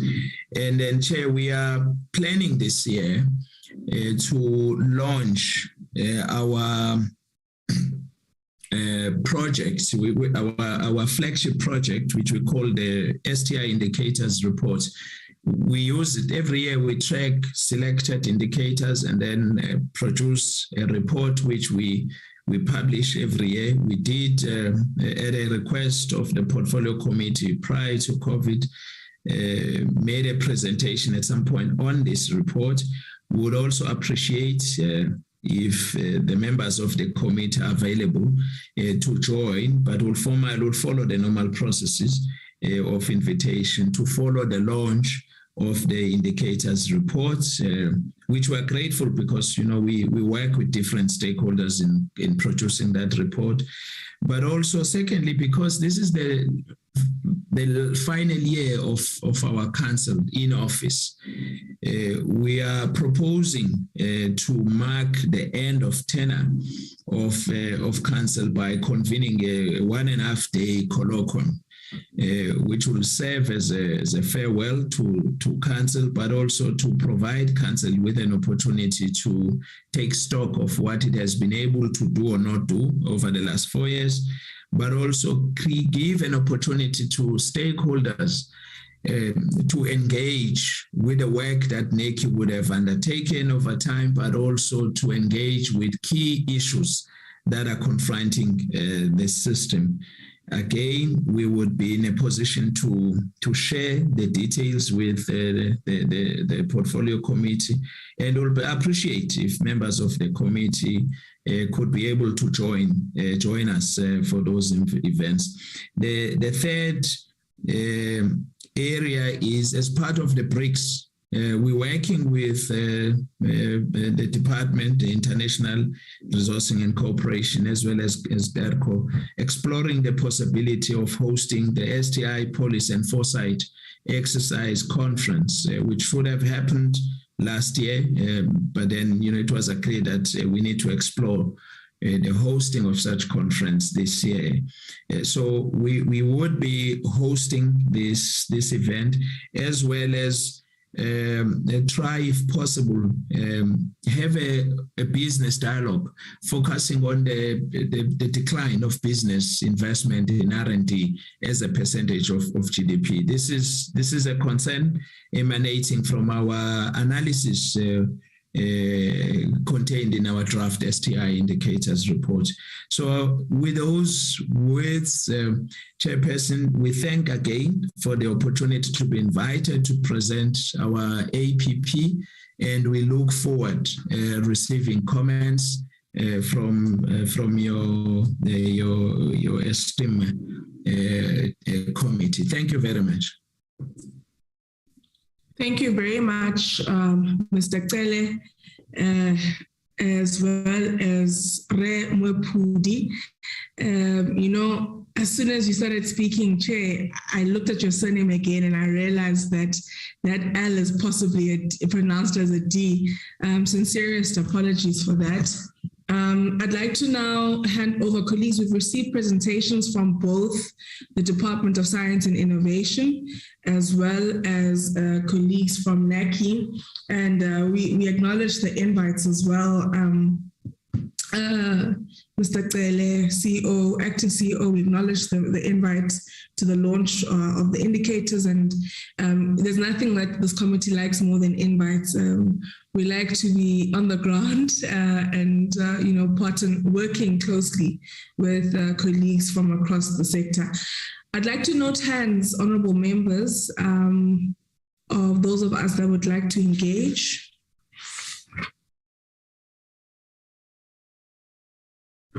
Okay, I don't see.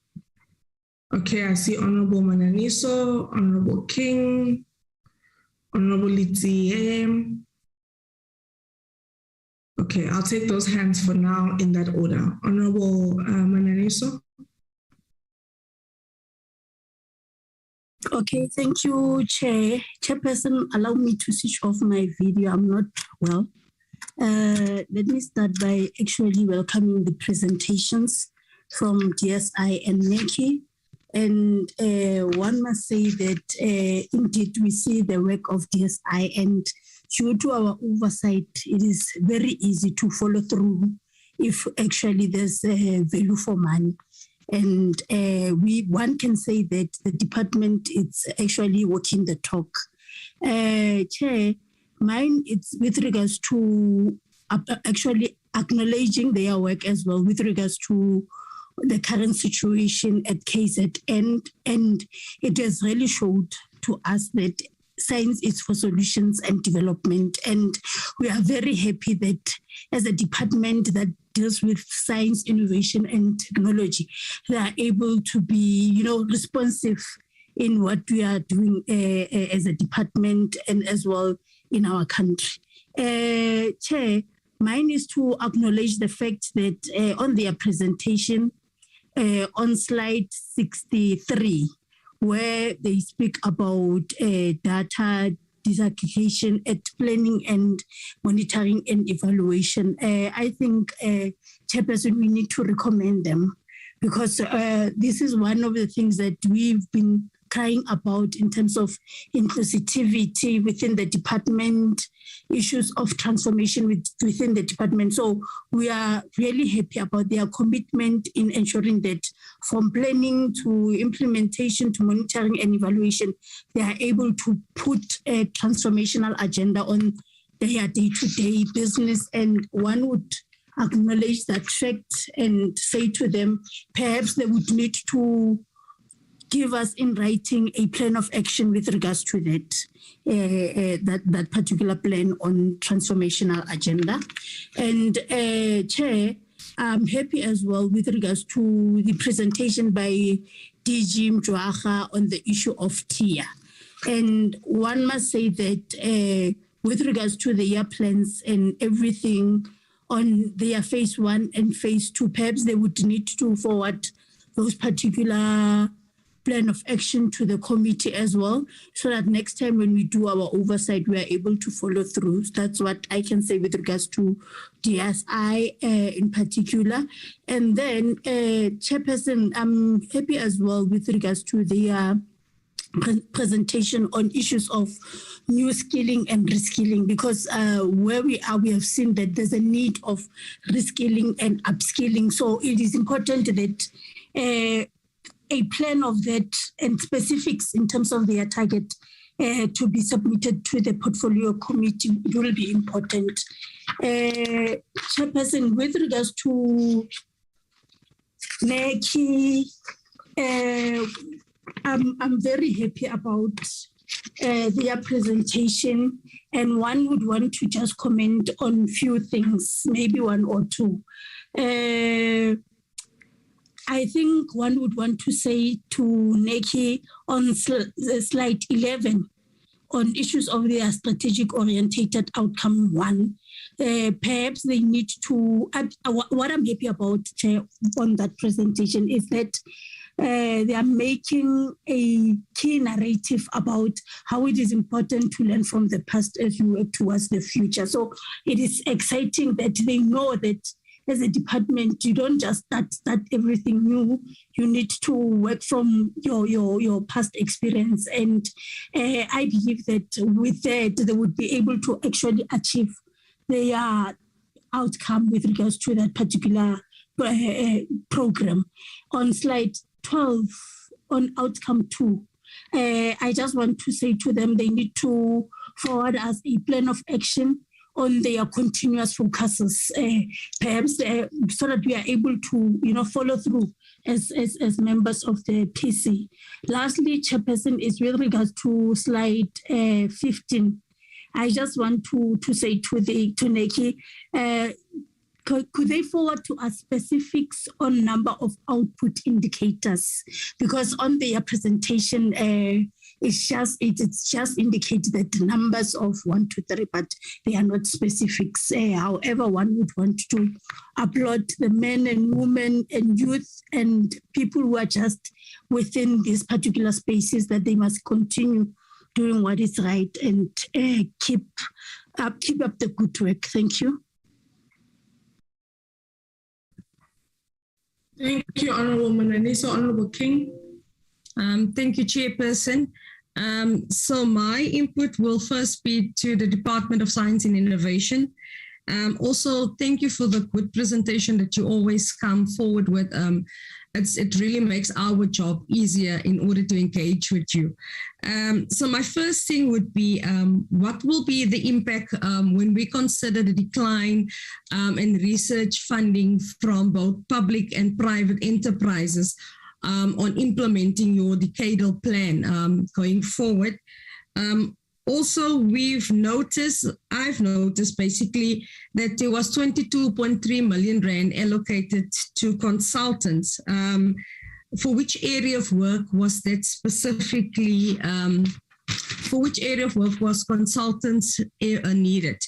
Considering the amendment of your IPR Act, what were the key findings of the ministerial review that informs the amendments, and when will the IPR amendment bill be tabled in Parliament? Also, I would like to, just considering that lately we've been seeing news on fracking coming up again, I just again like to find out what is the department's view on shale gas fracking, especially when we consider the environment and the economic consideration, and with the strategic plan, how is that going to address that issue? Also, that is also now in the news, we've seen that our South African ports are really on a big decline, especially when it comes to technological communication, the resource data. So is the department involved in order to ensure that they give some innovative assistance to most of our ports, especially those linked to the international market, to ensure that we've got ease of trade in that regard? Then the last one would be, are the increases in transfer to non-profit institutions for international and African multilateral agreements solely related to collaborative work around COVID-19, and which institutions are involved and what work is being funded? Also, when it comes to NAKI and DSI, a combined question that I would like to ask is, the approach to accelerate innovation and catalyze technological entrepreneurship to grow economic equitability. How serious are we when it comes to ensuring that we foster entrepreneurship from the DSI and the NAKI side on advice to the minister to ensure that we have an uptake more now on entrepreneurship to ensure that really in our country we are moving ahead of time?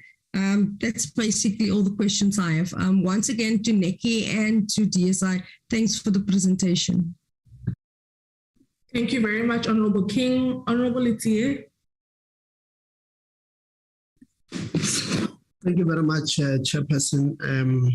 Good morning to yourself, to honourable members, to the DG, the team from the department, the board, the outgoing board from NAKI, the leadership of management of NAKI chair. I know that were asked to open our videos, but I would also like not to open mine because I have I've been affected by a pandemic called load shedding, and I'm streaming from my phone. I would like not to open my video based on that. Chairperson, I do have a few comments and few questions. The first one, DG, is an unfortunate incident that happened last week, Saturday, somewhere here in Krugersdorp, where a young female who was doing great things in the science spaces. In fact, she had she had also formed Women in Science Foundation. Her name is Dr. Mkhunu, who DG were learning that she passed away last week, Saturday. A young lady who I know that DG was a beneficiary of your programs, who was doing great things. Maybe I thought you would also announce that or inform us of that unfortunate incident. We've learned that she passed away last week, Saturday. A very bad announcement, something that we don't want to see. And I'm told, DG, that today sometime it's her memorial service. I know you are leaving to the US, DG, later on today. And you might not be able to attend there, but maybe if you can just give us more details on that.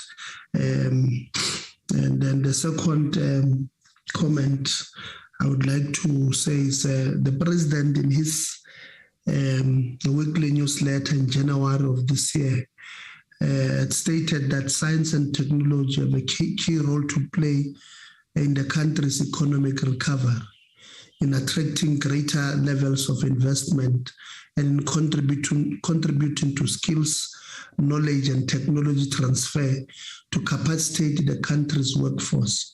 He further stated that investment in science, technology, and innovation to revitalize and modernize existing industries, as well as creating sources of growth and stimulate industrialization, is therefore being prioritized. Also, during his SONA of 2022, the president stated that overriding priorities of 2021 remain. And these are: 1, overcoming the coronavirus pandemic; 2, the massive rollout of infrastructure; 3, substantial increase in local production; 4, an employment stimulus to create jobs and support livelihoods; and 5, a rapid expansion of energy generation capacity in relation to the challenges facing this country. STI is central to finding solutions to all of this, and the president enumerated a number of examples. For example, the strides made through the Hydrogen South Africa strategy to position the country within the global hydrogen economy, the development of local capacity in vaccine and ventilation production, and the technical expertise developed in agro-processing and renewable energy. I think, Chair, it is at this stage that I want to commend the department, because if you look at their targets, they are mostly also speaking to some of this, addressing what indeed are the country's priorities in their APPs. And I think we want to commend you, DG, with your team there for really focusing on the deliverables that will make a significant change in the lives of our people. I think The other question the first question that I had, Honorable King covered a little bit, which was on what do you call that thing, on consultants. I think I did ask a similar question to the Department of Higher Education on Wednesday, Chair, and I'm happy Honorable King is asking the same. Just a question, DG. Why would we budget so much on consultant work, and how long would we continue to use the services of consultant? Are we in the process building an in-house capacity to do the work that we are outsourcing through these consultants? And how long do we have before we can, eradicate fully, reach day zero of outsourcing through consultants of some work within the department? Is there such a program that you guys are busy with in terms of assisting us of not using consultants tomorrow or next week or whenever? And then on the second question I have is on the Africa Continental Free Trade Area. You are saying here is regional enhancement and increased support for science, technology, and innovation part of that agreement established through the African Continental Free Trade Area? If yes, how are science, technology, and innovation considered within the African Continent Free Trade Area, DG? And then the other question is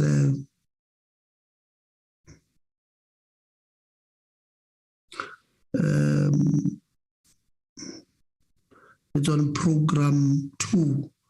The allocation of space science fluctuate over the MTEF. What informs the decline in the allocation for the 2 outer years of MTEF, and what programs can be reported in relation to the establishment and implementation of the Innovation Fund?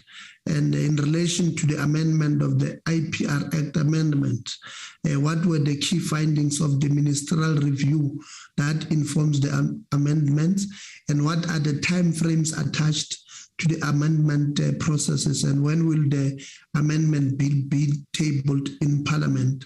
And then on program 4, in the 2020 APP, your department reported that the South African Council for Natural Scientific Professions Act will be amended.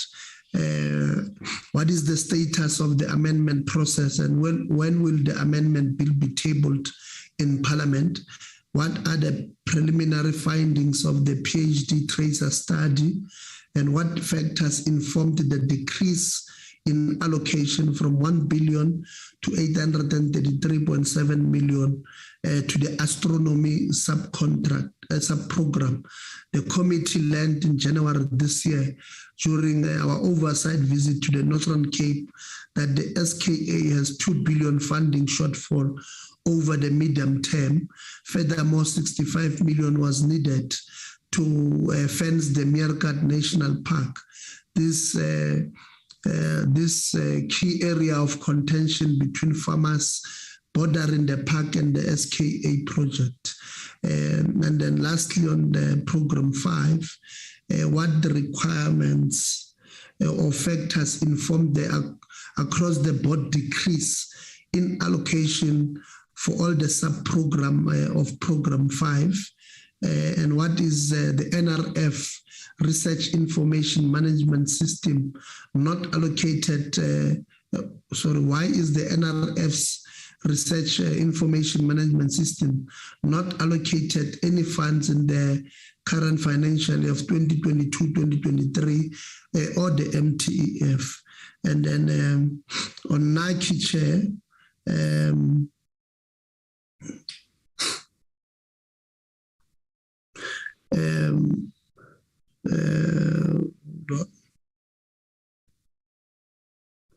No, I think I may have, okay. Yes. What is the, on NACI, Chair, within the current structure, how has NACI fared in terms of the uptake of its advice to the Minister and Cabinet, and with regards to strengthening and repositioning of NACI in line with STI white paper? How is strengthening and repositioning being contextualized? How is this being implemented? And what are the timeframes for these actions? Thank you very much, Chair. And I apologize for not opening my video. This load shedding really is messing us up. And like Honorable Mananis, I'm also not well. I'm sure you can hear from my voice that Norman Mzala is not well. Thank you very much, and good day. Thank you very much, Honorable Litsi. Please do get better. And definitely we do understand that network is not great at the moment considering load shedding. I'd then like to hand over to Honorable Sibiya.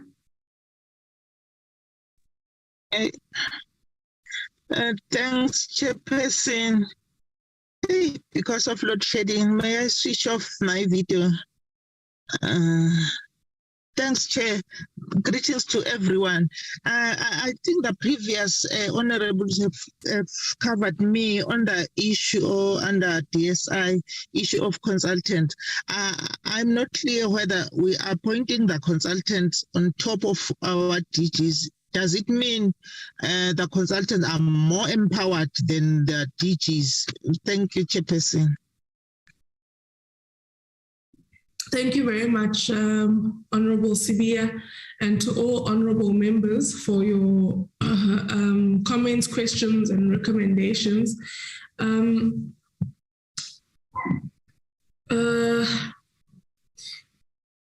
Perhaps if I were to just go into my own comments or questions. Thanks, DG, firstly for your inputs on TIA. We, as a committee, note that you require additional time to review and study the recommendations, and we will make time for yourselves to brief the committee once you're ready. I think I was just speaking to the Secretariat offline, and we're saying that looking at the timeframes that you are looking at, you are most probably likely to brief the committee in the third term, but we will discuss those finer details offline. And then I think, just looking at the department's presentation, one would have perhaps also like to stress what Honorable King stressed in relation to the research investments by private sector. And just, that we remain concerned as a committee on that. And I guess we share the same sentiments as indicated by Honorable King. But also, one would like to understand from yourself, DG, which is, has been an ongoing concern of the sector, the department and the committee as well, in relation to any particular funding shortfalls and the impacts of those shortfalls in the plans of the department. I want to ask that I switch off my camera because my device is indicating that my network is not as stable as it should be. I've heard, DG, through the grapevine that the department has not gone to the provinces that have been currently affected by the floods, and and I really want to emphasize that it's through the grapevine, and so I don't know, because I know Minister was around. It was in KZN, if I'm not mistaken. I think that's what was articulated in Wednesday's meeting, but I'm assuming that there's there's more that certain spaces may desire from the department. And I'm not saying now we must have a knee-jerk reaction to, but I want us to bring each other into confidence on whether or not we've been able to find ourselves on the ground in these matters that are taking place in Eastern Cape, Northwest, and KZN. And even if it means, sending a team to go there. And of course, we are aware that the SRVA is doing some work there. And, just going back onto that matter, I think what honorable members, what the KZN National Disaster is reflecting to us is that there is perhaps, some shortfalls in terms of our mitigation strategies and our capabilities to predict natural disasters as a country. And so, I think for us there, we must stress, DG, that it's important that the department positions itself as a leader of mitigation and adaptation interventions and develops and supports innovations to prepare the nation for disasters and other pandemics. And that is why, DG, we will always as a committee be uncompromising on the importance for us to invest in research and development as this country, and particularly in science and innovation, right? And I think COVID-19 made us very resolute on advocating for funding for research and innovation. We are unwavering and unapologetic for it. And anyone who in the past may have ever thought research and development is not important, I think COVID-19 should have indicated to them its importance for a country. And then perhaps also to ask how the department would effectively ensure that the private sector aligns its strategic investments in the priority areas of the NSI at a mass level. And I think that links back to my first question. And then in the implementation of its mandate of developing innovation capabilities and creation of economic value chains, how does the department ensure that government, labor, and business are encouraged or directed to use and increase their uptake of locally produced technologies? And what are the current impediments or challenges that you are being key impediments or barriers that you are being faced with as a department? And then perhaps to also find out, sorry, my notes are really all over the place at this point in time, and you'll have to just bear with me, DG and colleagues. Wanting to also find out if there are any, noting the challenges we have around funding for this department, are there any mandates that are currently unfunded? And how are we managing that if that is the case? And then I'm really excited to see that there's work on poverty, inequality, and unemployment in the form of a Center of Excellence. And for me, honorable members, this speaks to really the Department of Science and Innovation addressing or tackling the matter of it being viewed as this, elite, high-level Cinderella type of department that doesn't really address the key issues in society. And I think that's what really excites one about the work that could be done through the Center of Excellence. And perhaps noting how we would really like to see it find its feet and fully functional and operational and having a direct impact in the community. What perhaps are the envisaged timeframes for the establishment of this community of the center? How will it be structured, and who are the envisaged participating or contributing entities and institutions? And then if I were to then perhaps move over to NAKI, I really am excited to hear how colleagues are speaking about the revival, or renewal of NACI, particularly because I think it has quite a huge role to play in assisting us with many of the challenges that the sector could be faced with. And so one would want to understand that with the creation of innovation ecosystems being critical in creating a conducive environment for innovation, we note that government is a market to absorb innovation and domestic technological development.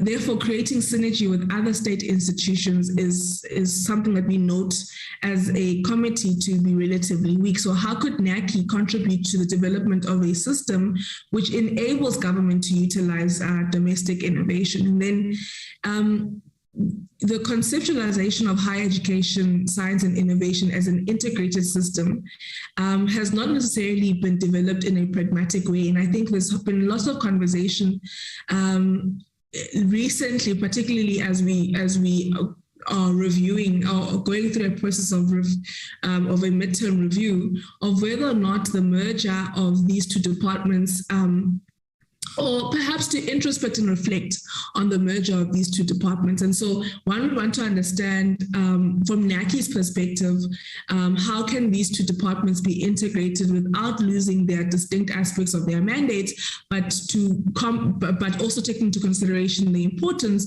of them complementing one another. And I think if we look at the plans that the Department of Higher Education presented to us, the plans that are being presented to us now by DSI, there definitely are synergies between these two departments.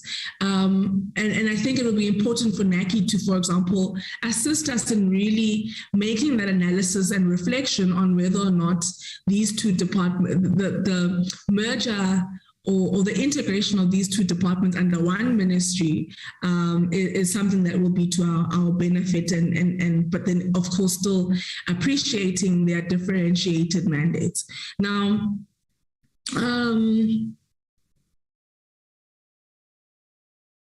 I think perhaps, as we just continue to look into NACI's work in renewing and repositioning itself, perhaps colleagues could share with us what the major weaknesses of NACI are in terms of areas that require specific renewal, and how does the entity then want to reposition itself. So zooming into the key areas of challenge. And these are discussions that colleagues are not discussions we need to exhaust today, but I think there needs to be an attempt to have ongoing interactions with NACI. And I think Shanaz, you would be really happy that we finally are interacting with NACI, because many a times when Mr. Kele, when we are working with either the department or other entities of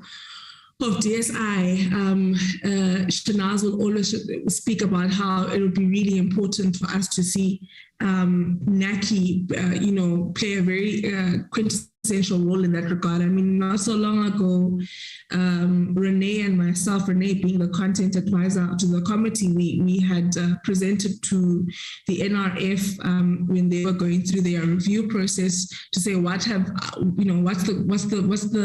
review of the committee on the work of the NRF, and again, in a lot of the advice that we gave to the NRF, or the inputs we had to give to the NRF, NACI came up,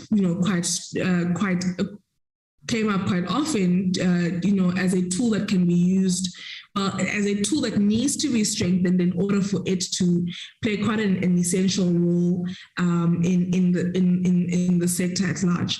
So I think there is a lot of interest, like you said, Mr. Kele, on the renewal of NACI by a number of stakeholders. And then I think I perhaps want to leave it at that for now. If there are any other matters, perhaps one will just see how we resolve on them as we move towards recommendations and conclusion of this part of our day.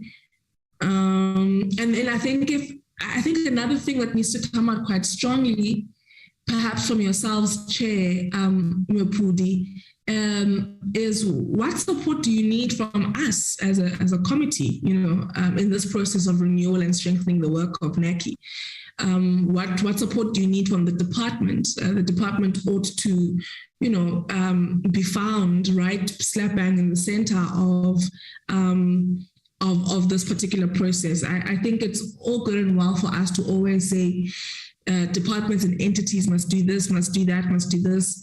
But I think something that DG Mjaha, we've tried our best to do is to also say to yourselves, what assistance do you need from us in order for you to fulfill your mandates? So perhaps I would... Yeah, so perhaps I would leave it at that for now. And we can then go to colleagues. If there are any outstanding matters from members, we will go back to them. I will start perhaps with NAKI first, Mr. Kele, and Chair, if that's fine with yourselves, then we'll move over to the department. So over to you, colleagues from NAKI. No, that is fine. Thank you, Chair, and thank you, honorable members. We appreciate the questions that you have raised. And both Dr. Kele and myself will do our best to respond to these particular questions. Perhaps as a kickoff, let me make the comment around the question you raised last, which was around what kind of support does NAKI require from Parliament, and I'm deliberately using Parliament, not necessarily the portfolio committee, because the scope of the work of NAKI touches on the whole of government. And therefore, if the portfolio committee then does anything to assist NAKI, it would actually start with the whole of Parliament. One of the challenges about NAKI is perhaps that it's a fairly small organization, and being small, it has to cover the work that has an impact on the whole of government and by extension on the whole of society of South Africa. To that extent, the kind of things in terms of the advice that we generate, it would be appreciated in a number of ways, including some of the reports that they find themselves spread throughout the whole of Parliament, so that there could be visibility about these particular issues in the first place. And secondly, so that these particular issues, as we raise in terms of advice, begin to assist both Parliament and Cabinet in policy making and decision making. And this comes fairly close to, or is aligned to, for example, the work on the renewal of NAKI, and that obviously talks to the legislative mandate of NAKI as it stands, in terms of understanding what could perhaps be the limitations and what could actually be the key things that could come out of there that actually enhance the visibility of NAKI and the capabilities of NAKI to be able to touch the lives of every South African from now and going forwards. Dr. Kele will expand a bit on some of those particular issues. The question that you also raised around the measure of the DST and the Department of Higher Education is a very relevant question. It is a question that we as NAKI have been seized upon to try and explore what could be the key things that actually NAKI could provide as advice. The Minister has already requested us to do that particular work, and perhaps Dr. Kele will expand a little bit on where we are on that, so that we are able to then give you a picture of where things are and where we're going on that particular matter. You are correct. It should not be taken lightly. You are correct that there are synergies, but there could also be certain elements that should not be subsumed or should not be hidden by the fact that that measure means that higher education, being the larger department, then swallows up some of the key elements or key priorities that actually should come out of the Department of Science and Technology. So that's key, and that's a very important point to keep in mind. And we will try and comment a bit further with through Dr. Qele. You are correct, honourable members. There is an important element, as the DG has also indicated, around evidence-based policy making, and therefore the data systems, predictive modeling, as part and parcel of what should actually form our national early warning systems to enable policy making. Those are some of the key things that are required that actually need to come through, and we will see how we could assist in dealing with that. On the requests on some of the additional information, perhaps Dr. Qele could then deal with the rest of the key questions that have come out in this session. Dr. Qele? Thank you, Doc. Chair, maybe let me start with your questions, and we will work through to the first question. Even in, I think in our APP, we do allude to the major weaknesses that have been identified of NAKI, and we do that because those weaknesses have been identified formally through various reviews, so they are out there. The first one, it's about the institutional and structural location of NAKI. It's been an issue raised by almost all institutional and systemic review of the NSI. So essentially, the debate is whether NAKI should continue to be where it is. So in other words, reporting to the Minister of Higher Education, Science and Innovation, and have its secretariat forming part of the department, enjoying services, the corporate services, corporate governance services from the department, or as some experts have been arguing, that actually it needs to be delinked from the department. And then, of course, some will say it must be relocated to the presidency. Others say it must stand alone and be reporting to a range of government departments. But this is part of the discussion. We hope the department will be able to resolve through this process of amending the legislation of NAKI. So in the discussion around the renewal and the repositioning, so those options are there. And then, of course, stakeholders will have an opportunity to contribute, including ourselves. So that's the first issue. So the second one, it's the Secretariat Chair. Historically, the Secretariat came from the department, and therefore the challenges and the demands for NAKI's work has increased. And of course, the new competencies that are required to execute the emergent mandate of NAKI has always not been consistent with what is currently available in the Secretariat. So then that becomes a huge challenge that we are currently facing. So how do we currently remedy the situation is to utilize existing competencies in the system in the form of researchers and other entities, as we are having CEOs of entities serving in the council. So we also use that opportunity to augment the existing weaknesses within the Secretariat, but it is the capability within the Secretariat is a major challenge that we all acknowledge that it's got to be fixed if NAKI were to move to the next level.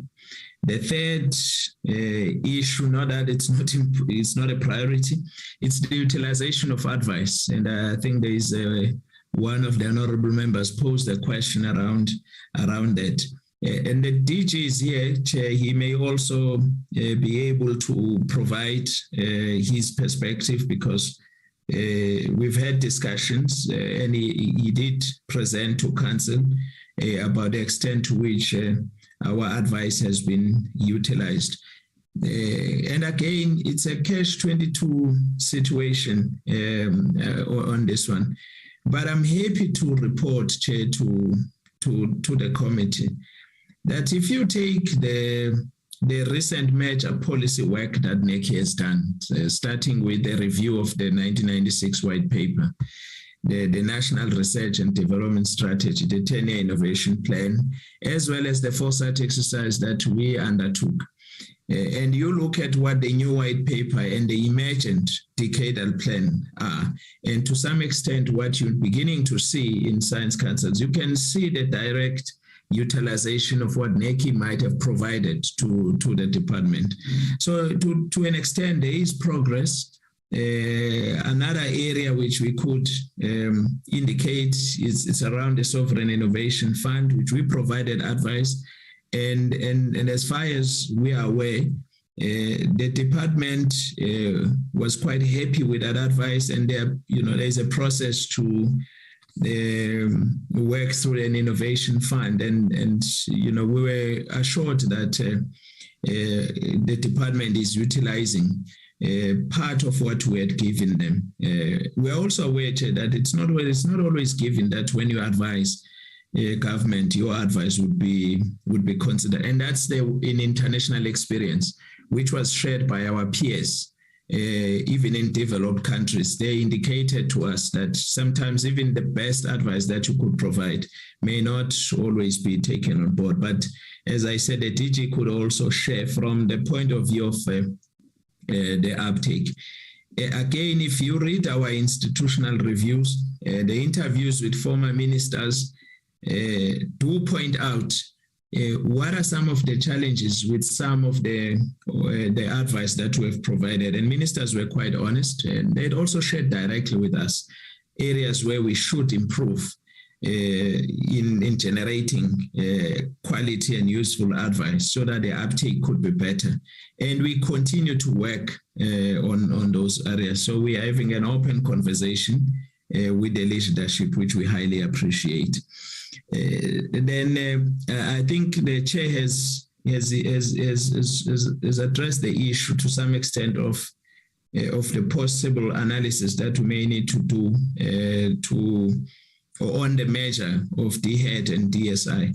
I think, Chair, it suffices to say that this is a matter that has been raised previously. We're in discussion with the minister raised it, and then we're working with the advisors, and we're made to believe that there was some work that was being undertaken, and at a certain point, we will then be able to do our bit.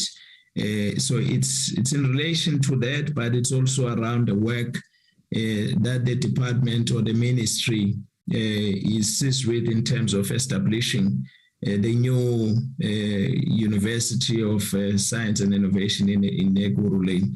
So I think, as I said, once those discussions are clarified in terms of what was supposed to be done from the minister's office point side and the department side, as well as what NACI could then be able to do, we should then be able to move in. But I fully agree, it's an important area that should be looked at. We are very clear that the bringing together of these two departments offers a huge opportunity in terms of establishing that ecosystem that you alluded to. Precisely because most of our challenges in the system had always been about what was seen as a widening gap between DSI and its entities and higher education and universities. So bringing these two together, it offers a huge opportunity which we need to seize. Yes, of course, Chair, NACI would continue to work towards providing views or options about how we can create a better functioning ecosystem this will remain a work in progress and will necessitate us to continuously work with different stakeholders.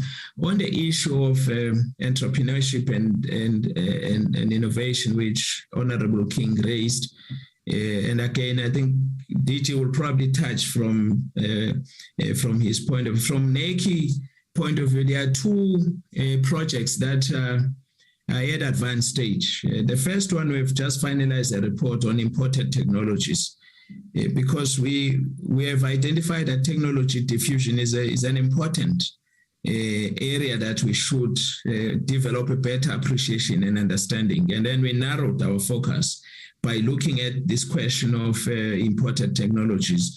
One aspect of it was on the technology balance of payment, and then we had to do the econometric analysis study, which was completed.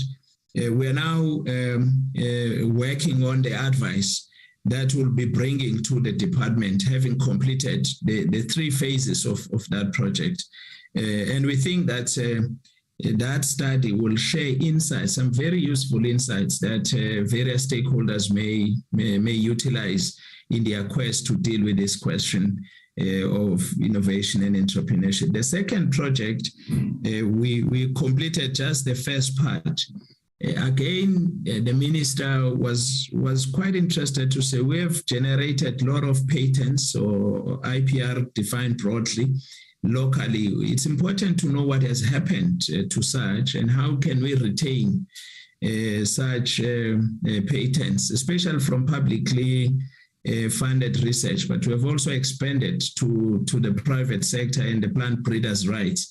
That work, the phase 2 is about to commence to complement that work. And then once it's completed, we should then be able to again add the analytics into this question. And we hope that it may go a long way in helping the system to appreciate this question of innovation and entrepreneurship. In terms of the timeframes related to the renewal and the strengthening, Honorable, you'll forgive me, let's see. We've drafted a discussion document oriented with more practical recommendations for the department to process, to consider. And then, of course, the department will, at an appropriate time, indicate and provide detailed time frames as to how it foresees that process moving forward, because to us, that process should lead to the legislative amendments to the NAKI legislation, which I hope it's a matter that the portfolio committee will deal with at that particular point. So in our draft discussion document, the issue around timeframes is based on the agency to make sure that NAKI is renewed if the white paper and the decadal plan ambitions are to be realized. But the detailed proposals as well as timeframes, maybe the DG will be able to respond to it later on. On the uptake, I think I have, Honorable Letsia, I have addressed that matter while I was dealing with the issues raised by the chairperson. And then, of course, Honorable Maniso, the chair, on the issues that you are interested in. Yes, of course, we'll, through Shanaz, be able to assist as far as we can. To make sure that honorable members, they do have sufficient appreciation of what we're trying to do. But we can assure the honorable members that we do have specific details about what is it that we want to achieve, and the quantum of that, as well as the qualitative outputs that we want to achieve. And we would be able to provide more information on the various monitoring and evaluation projects that we have undertaken and those that perhaps we're intending to achieve, to make sure that we are able to address And we appreciate the first comment on related to our outcome one. Thank you very much, Chair. Thank you very much, Mr. Cele and Re Mwepudi. Thank you very much for your comments there and your responses to members, but also for indicating the type of support that you would require, not only from ourselves as a committee, but from Parliament at large, as well as the department and various stakeholders. I'd like to hand over to yourself, DG Mjwaha, and perhaps also DG, if you could, as I was just listening and thinking, I just reflected on how when we went to Carnarvon, I think we were in Sutherland now. I remember the CEO of NRF responding to questions from members, and I think most members can vividly remember this moment. And the CEO, was responding, and eventually he said, but and there was genuine frustration as he articulated that there's so much we are being mandated to do. The scope of the work that is being tasked upon us is increasing and increasing. And of course, we can't say no, because all these matters that are being brought to us are quintessential. But the budget we have to work with doesn't grow. And I think that is really an area of concern, even considering that it seems as though the NRF's Research Information and Management System has not been allocated funds for 2022-2023. And so I think, I don't know, DG, if you can just bring us into that type of understanding as well of those particular challenges. And I'm sure that the NRF is not the only entity that feels like that.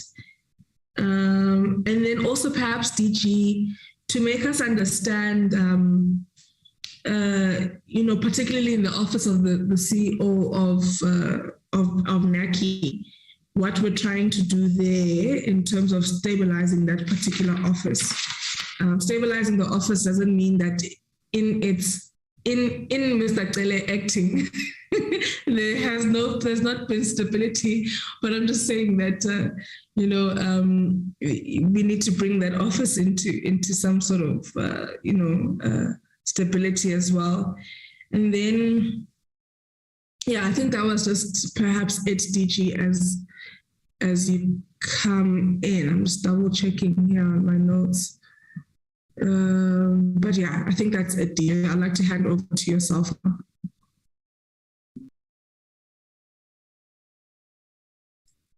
Thanks very much, Honorable Chair. And thanks to honorable members for very insightful questions. May I distribute these questions first, Chair, and then I will come at the end. Let's start with Honorable Mananiso. So we acknowledge the first two comments about us responding with science in the current challenges in KZN and the issue of data disaggregation and the planning for women, people with disabilities. And on the third point that you raised about the tier review, so I assume, Chair, we are converging on the fact that on the third term, we'll then come and brief the committee on all aspects of the reviews, the tier spending review, the phase 1 and phase 2. And the same with the proposal of our approach to reskilling and new skilling across the entire portfolio, if I understood it correctly. It's a work in progress, and we're negotiating this with the DHET colleagues, and therefore we have a framework at the moment on how this can be done to be aligned with their labor market intelligence project. We assume that will be done by the second quarter, maybe third. So again, if you agree that we accept this offer and then come and present to yourself at the end of the third quarter and the fourth quarter, so that my understanding is that we are having this as part of our APP. So that's the first one. And then I'd like to ask Dr. Moafe to prepare, and or Dr. Rebecca, on the IPR Act, both questions or sub-questions: what necessitated the review, and when do we hope to bring legislation on the amendments? And also between the two of them to respond to the shale gas fracking. There is work that we are doing in this area through the ASAF, Academy of Sciences report. If I'm not mistaken, we presented this report to yourselves, Honorable Chair. You'd remember that there was Dr. Rob Adam who introduced the report from their perspective in terms of the impact of shale gas fracking on the SKA, and then the ASAF team. I think there were about 3 scientists, but nevertheless, we will share with Honorable King the approach and some of the recommendations perhaps, and we're happy to make the report available. And then I'm going to ask Dan if there is anything he wants to say on the transfer of funds to non-profit for collaborative work in COVID and international programs, and if it does have the details of who and which projects. And then he may also comment on Honorable Letsia's question on the Africa Free Trade Agreement and whether we have innovation as part of that, and if so, how is it done? I would also ask again whether it's Rebecca or Mboneni on the decline for the space funding, what informs that, and also the issue that relates to the innovation and entrepreneurship. For now, I think I will ask Imran to respond to that. There are 4 areas of response that we can give Honorable King. The first is the work that we've been doing with industrial centers. Maybe we can quote the work that we've been doing on the Biomanufacturing Industry Development Center, the CSRR, as areas of work where we support young entrepreneurs who would like to improve their products. You may want to respond on the technology stations, and then perhaps the support to entrepreneurs through the M-Labs and the work that we'll be doing on the decadal plan on the tech acquisition deployment fund to get on and then maybe Mboneni can add on the innovation fund support that we provide to entrepreneurs.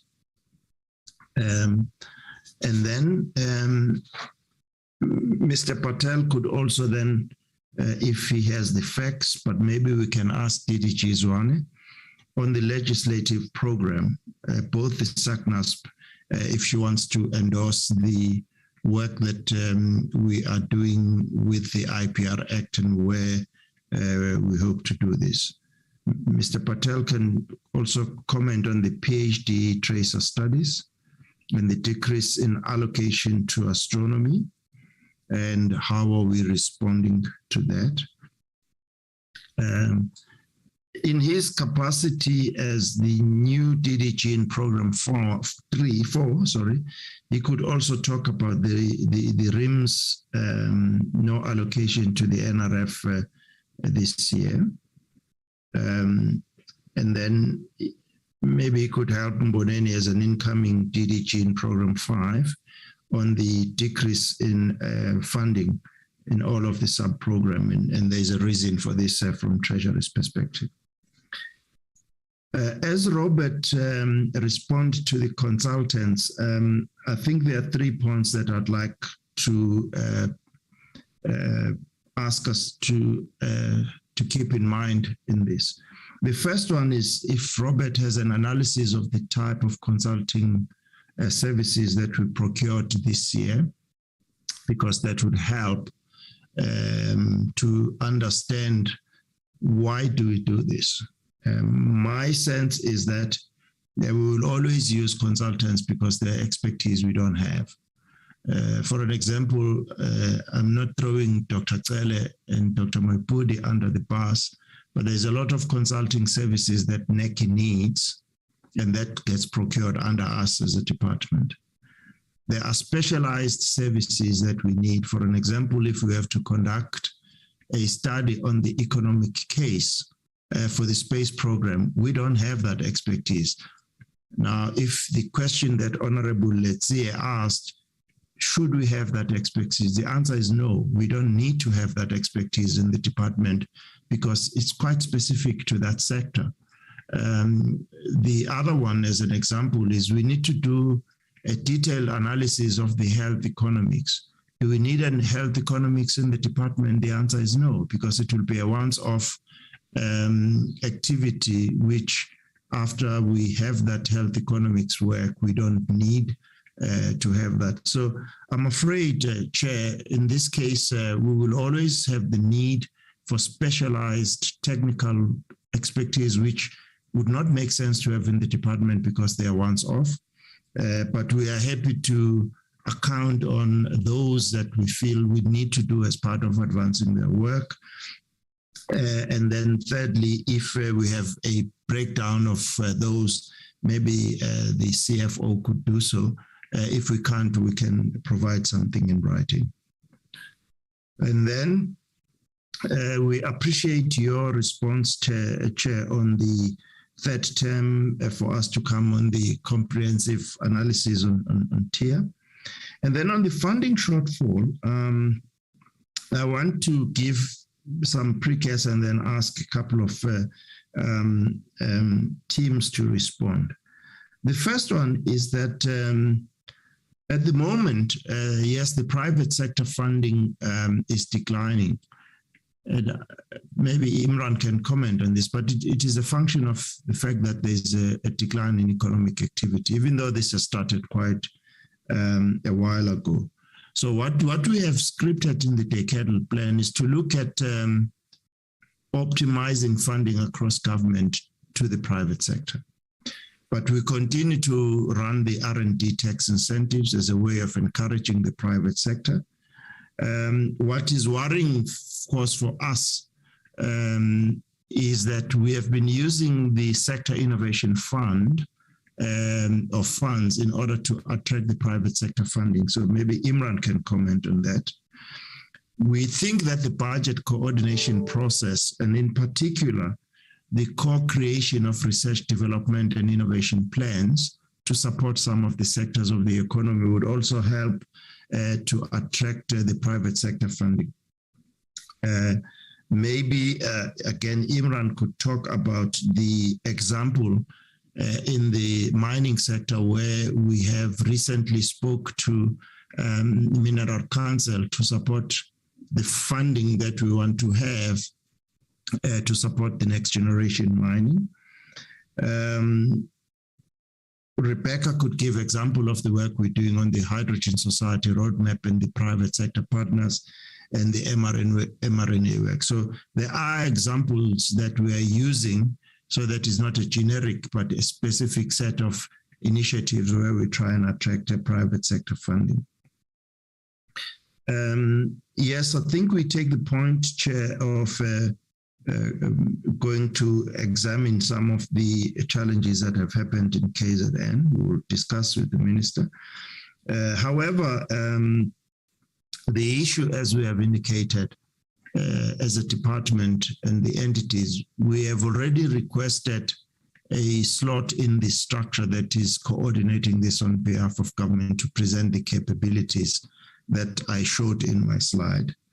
That we can predict and mitigate for natural disasters, but nobody can do that accurately, but at least you can develop early warnings. You can have risk and vulnerability atlas that says you can't put this here because it's risky. These areas are vulnerable for this. So that's an information for future that will continue to play advocacy role in making sure there's an understanding in government that we do have these capabilities within the system. What we found, though, which is not so good news, is that it doesn't seem like there is, at least for now, a proper coordinating structure within national.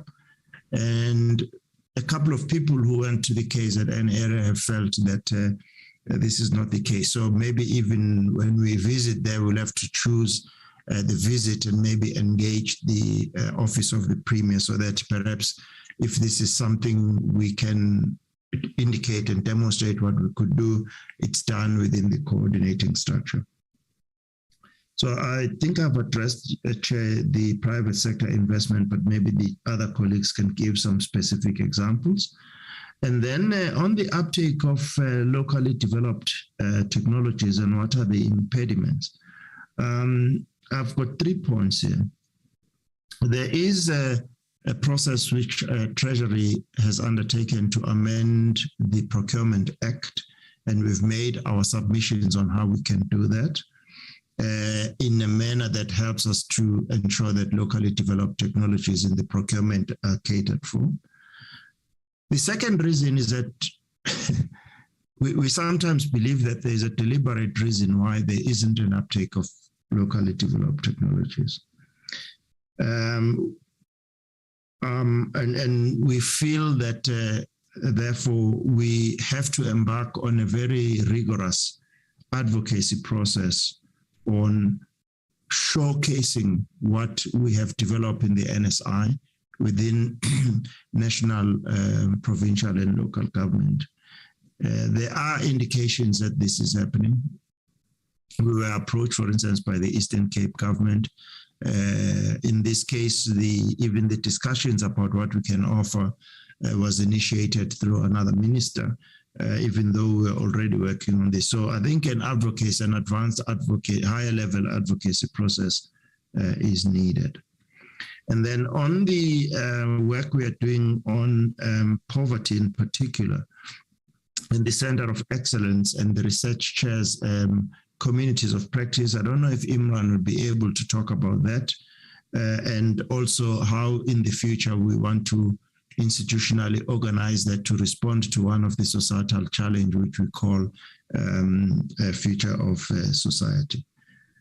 And then I'll come to the scope of the work and the budget growing, and then the NACI CEO at the end, and then the issue raised by Honorable Letsie on the young female, maybe at the end. So if maybe the different colleagues can respond with the detail around some of these, I'll be extremely grateful. So maybe we can start with program 2.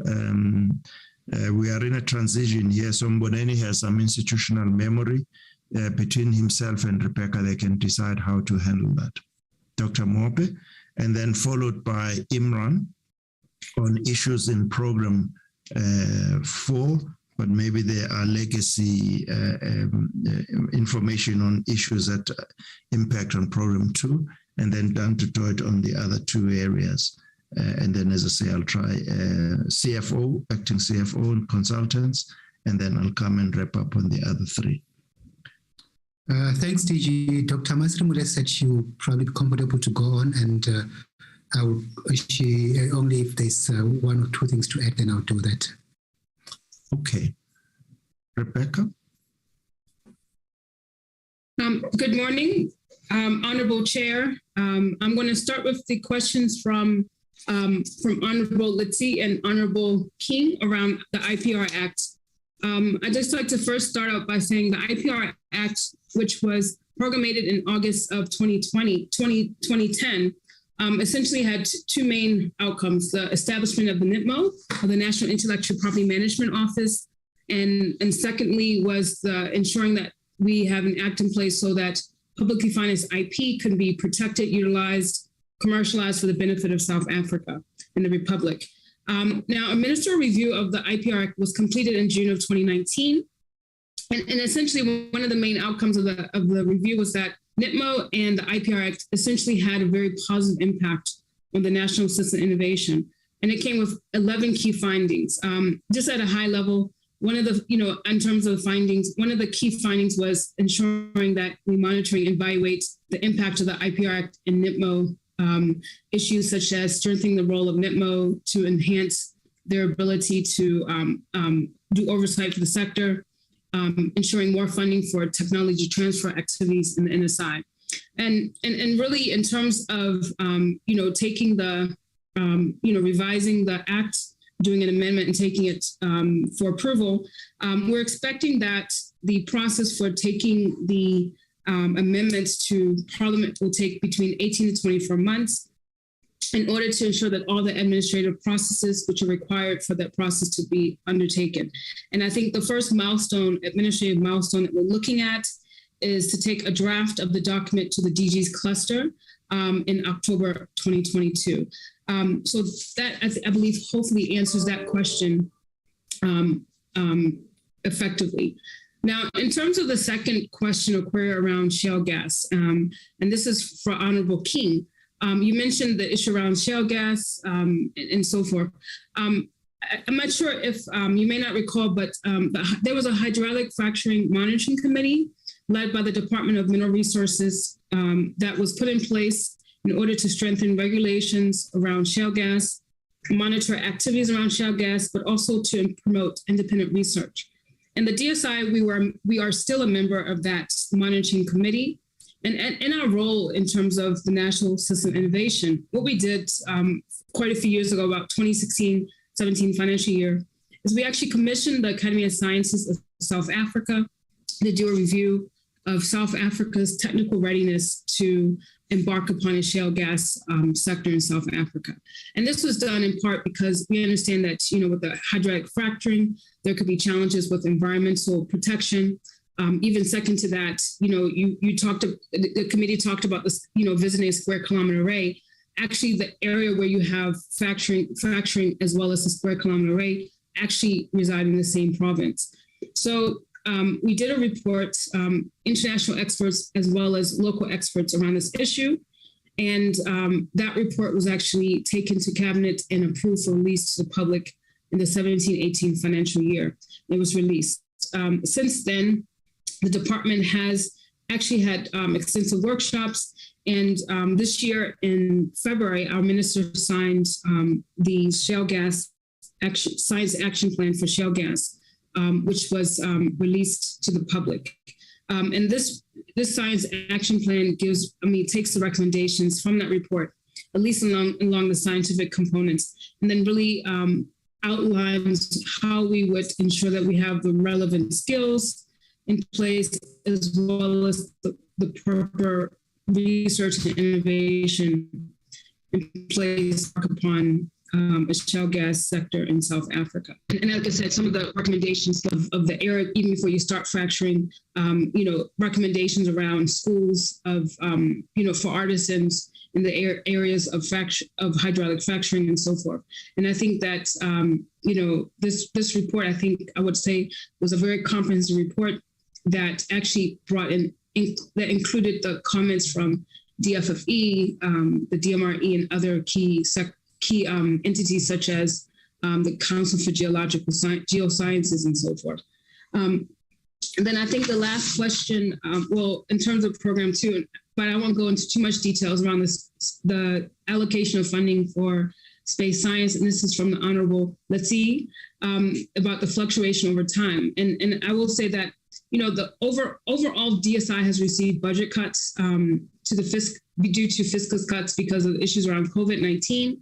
But what the department has done, I think successfully so, has been to reprioritize funds internally, so that even though space science receives funding cuts to MTSF, we have been able to find funds from other programs within the DSI and to do internal environments to allow that funding to not necessarily be fully restored, but some funding does come back.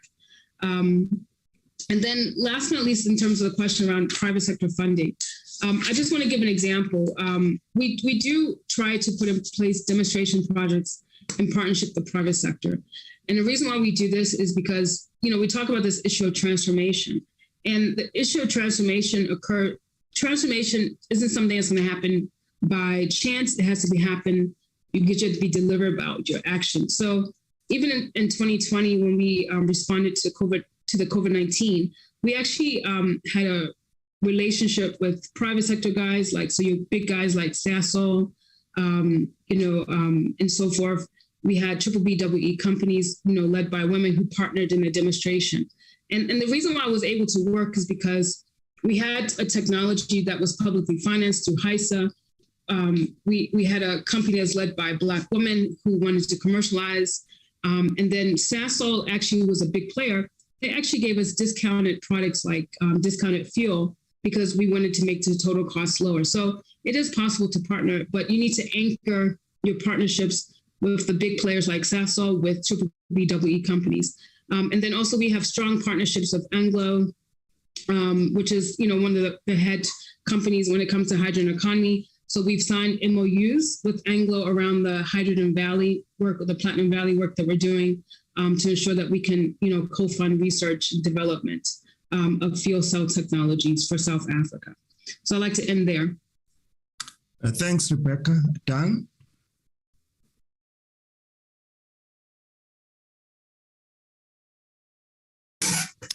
Thank you very much, DG. Good afternoon, Honourable Chair, Honourable Members. I will start by responding to the question posed by the Honourable King.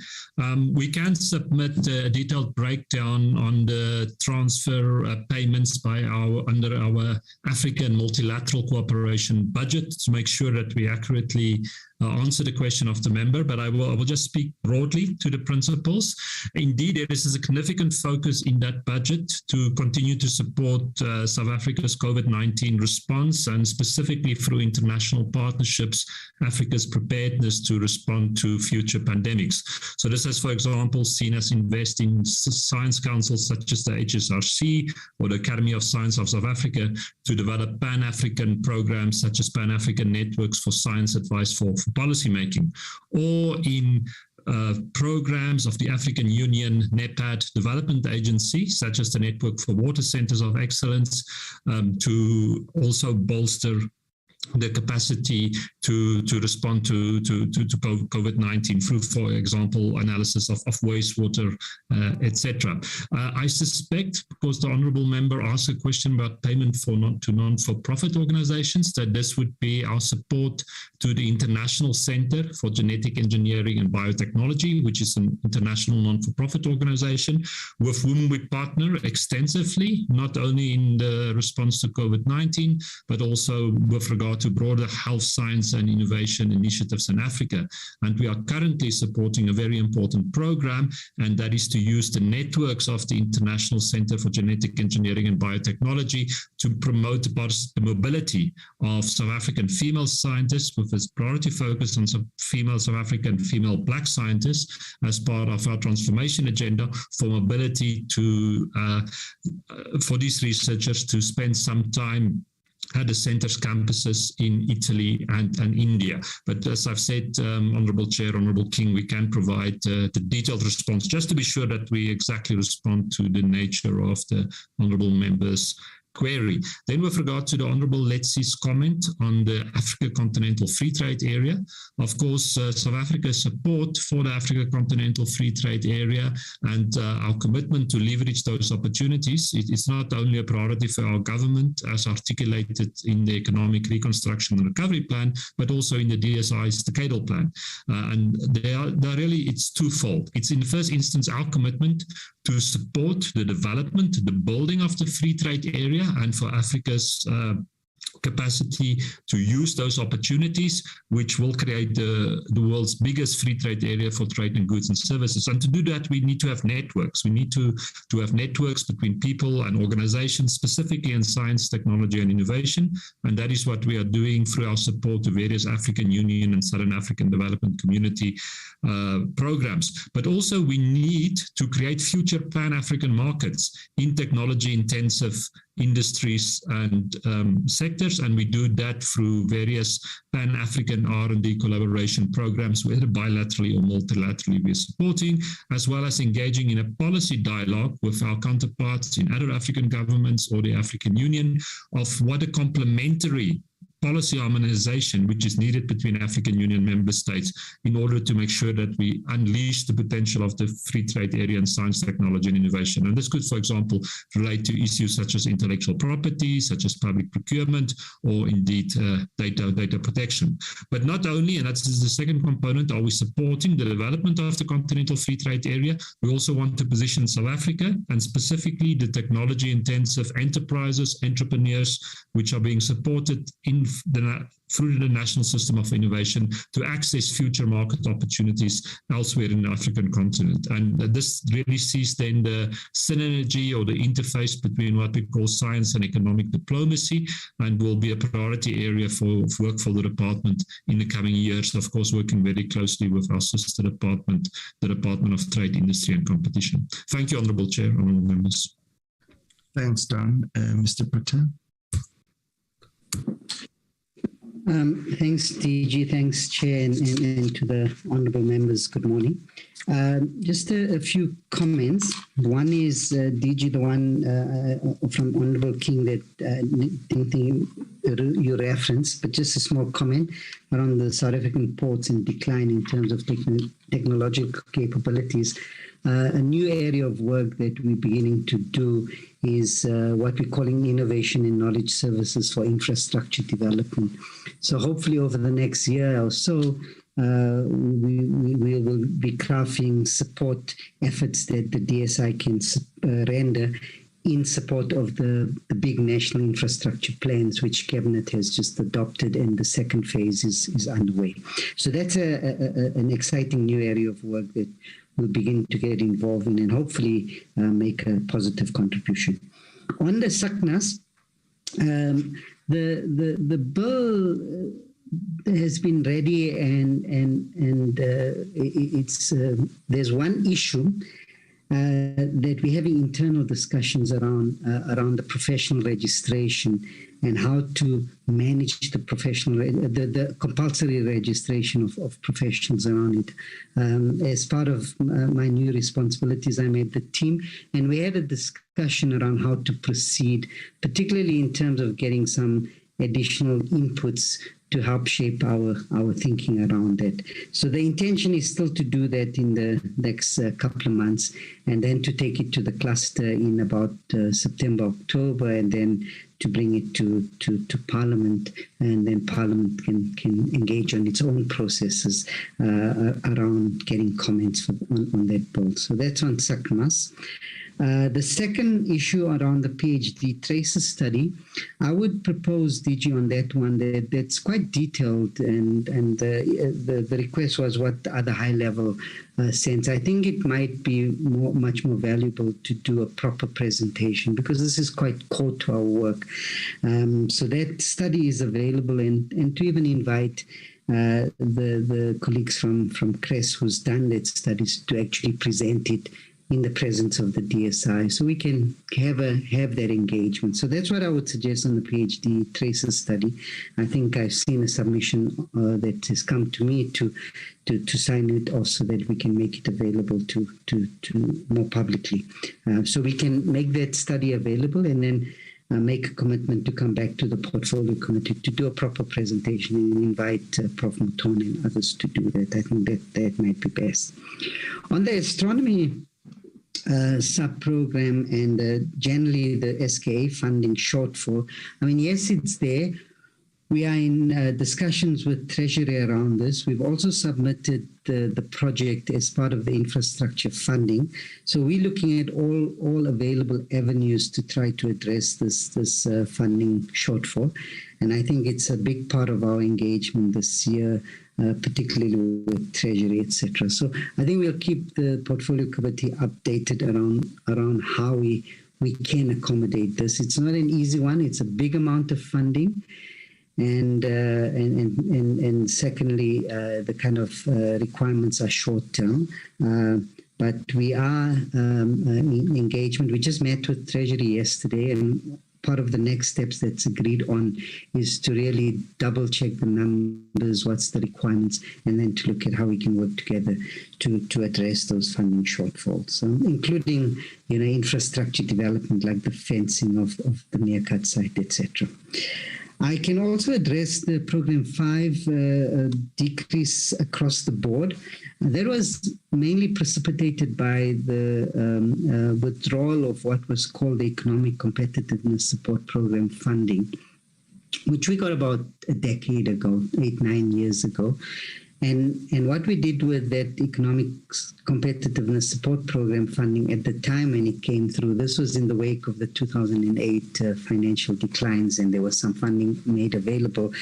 We catalyzed 2 programs around the technology localization, in fact 3, industry partnerships and the sector innovation funds. And we were able to grow those programs to the state where we believe that those programs remain critical, particularly for the ERRP. But there are also opportunities for co-funding, as an example, from TTIC and others. So what we then did to manage in the short term is to decrease funding across all line items so that we can sustain these 2 programs to buy us time to in fact secure more longer term funding, including partnership funding around those programs. So that was the most strategic thing to do at the time. On the RIMS allocation, the RIMS, NRF will still receive the RIMS funding. What we've done as part of an ongoing process within the DSI to ensure that we don't manage contracts, many contracts, what we've done is we've integrated the RIMS allocation into the NRF baseline.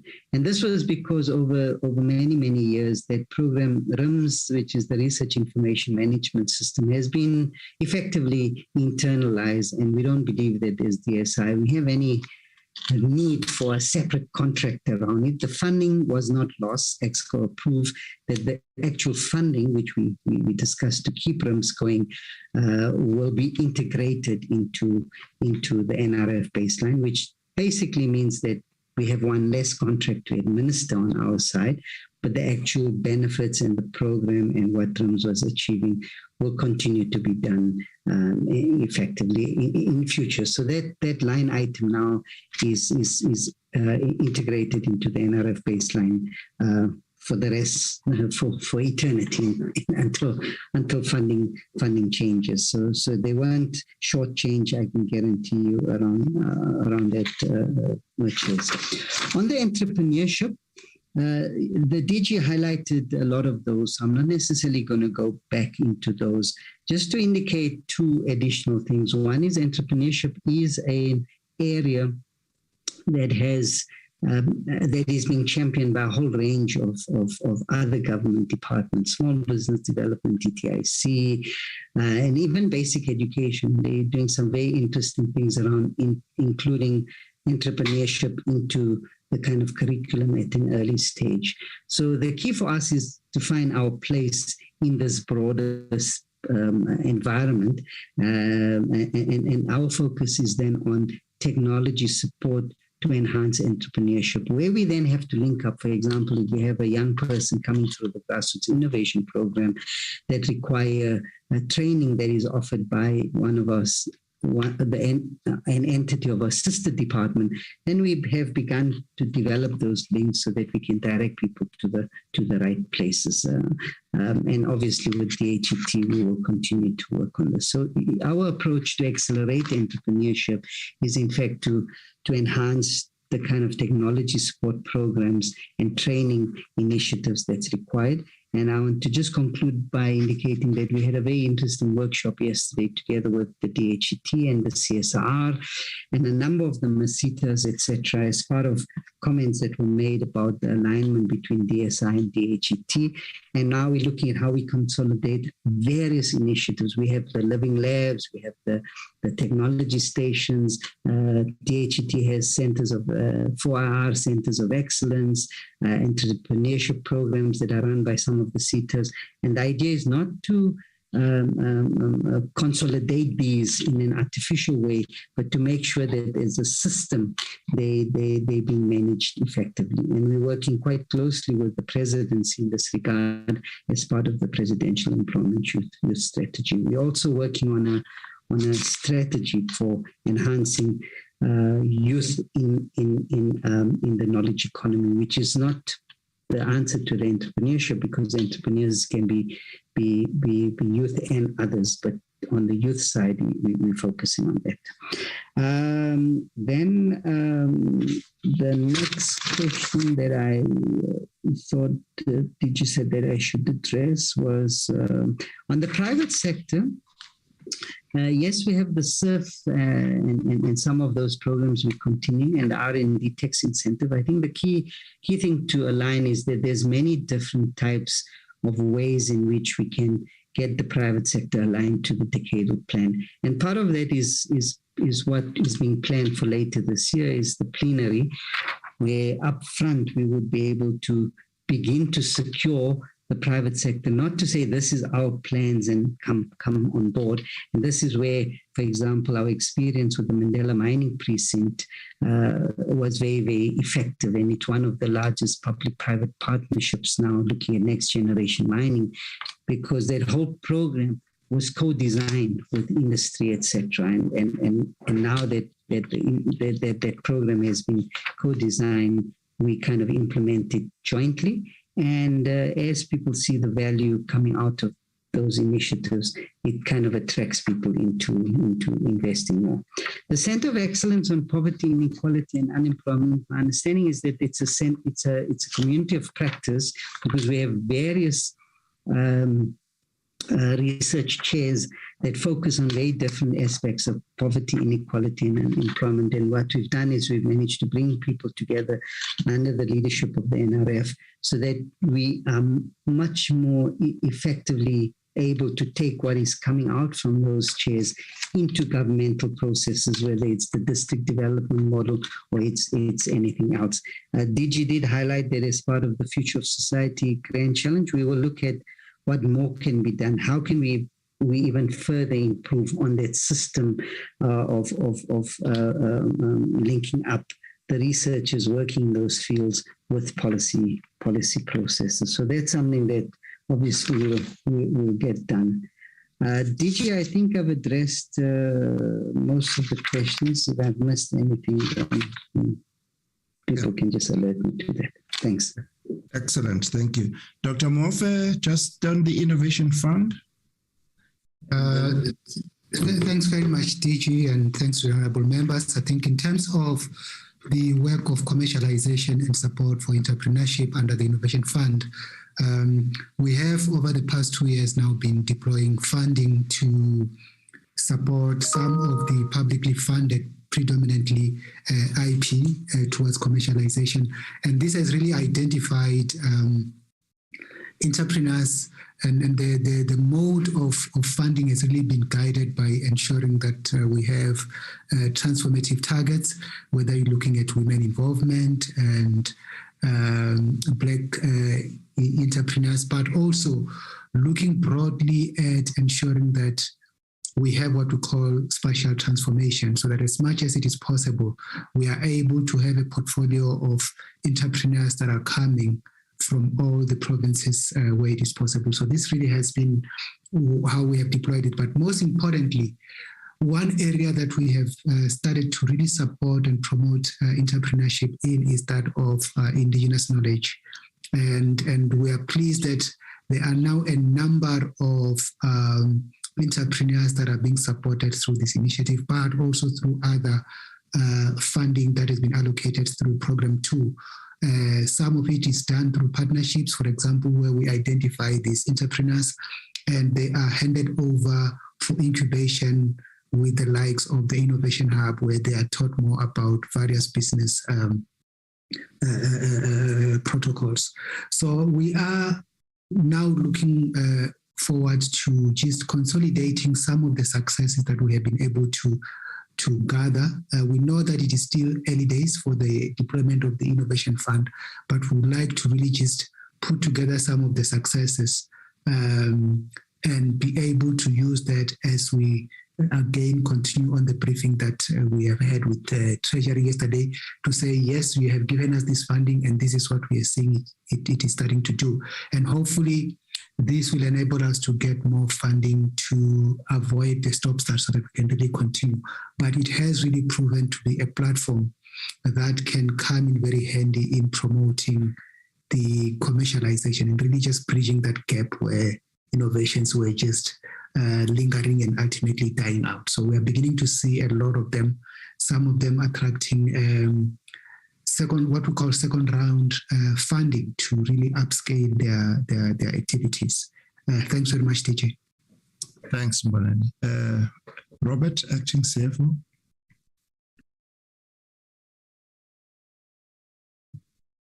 Thanks, DG.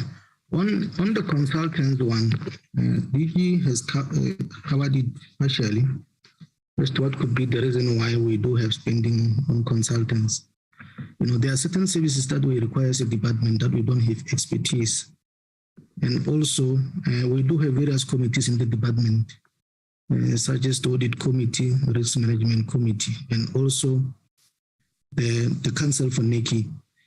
Such committees, they fall under consultancy. When we pay those committees, it's the consultancy work that they are doing for the department. And there's also quite a number of work. For example, we have procured the services of GTEC to assist us with the feasibility study of the building. There's quite a number of once-off work that we need from the service providers to assist. Even on our procurement plan, we do have quite a number of them for the current year.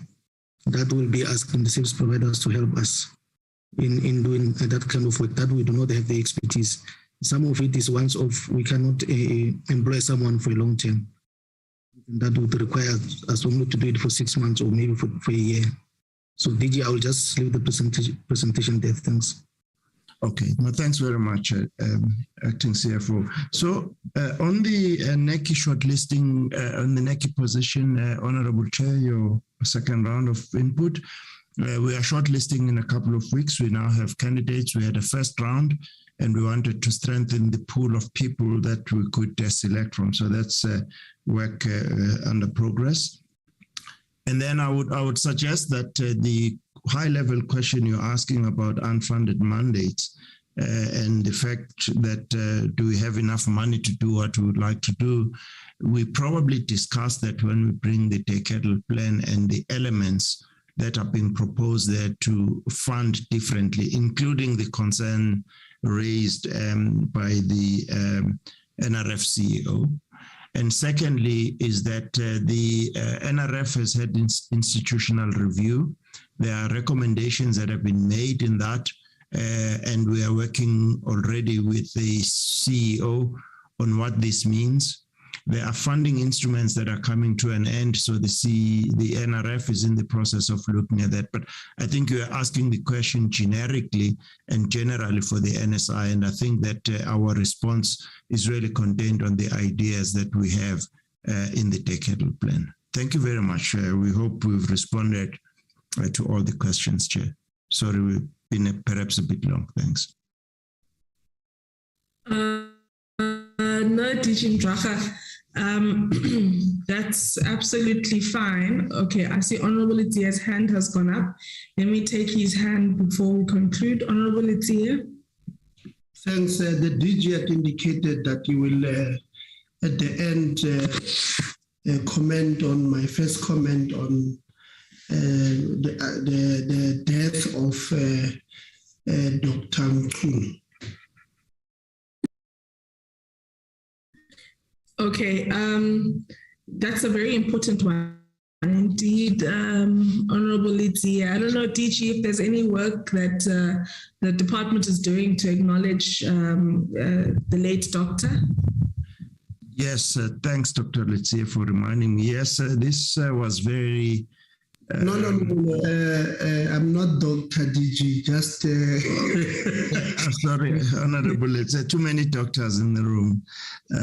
Yes, it was really an unfortunate incident. In fact, when we got the message, we couldn't believe what had happened. Yes, her name is Ndoni Mchunu, a young female who came to us in the department and asked whether we would support her passion to excite young people to follow their careers in science. And at the time when this was done, when she came, it was very, very difficult for us to fund individuals for this. We could have referred it to the NRF disaster program, but we felt that we could use her ideas and others that eventually approached us as a department to incubate young scientists who want to be involved in the advocacy work and encourage others to follow science. We were not so sure whether SASTA had such a structure. So this was an incubation program. Secondly, because it was a new initiative that we wanted to incubate within the department, we were very eager on putting structures and measures to make sure that the funds would be utilized properly, and she did not disappoint. So she's done a great work in this work of advocacy, including representing the department on many, many structures. If we had time, we would ask Dan to share with us with this. So we have agreed to participate in the memorial service today to share some of these and others. The person who has been requested to go and send the department message is Dr. Manzini, and I've been liaising with Peggy Khatebe to make sure that we are properly represented, and our sadness and our condolences is sent to the family. So that's what we have done. We may think of another way of honoring her outside participation in the memorial service. Thanks very much, Honorable Chair. Thank you very much, DG, for sharing that with us. And you know, it's ever so inspiring how the Department of Science and Innovation generally does not drop the ball. And we're really happy that that colleagues will be there.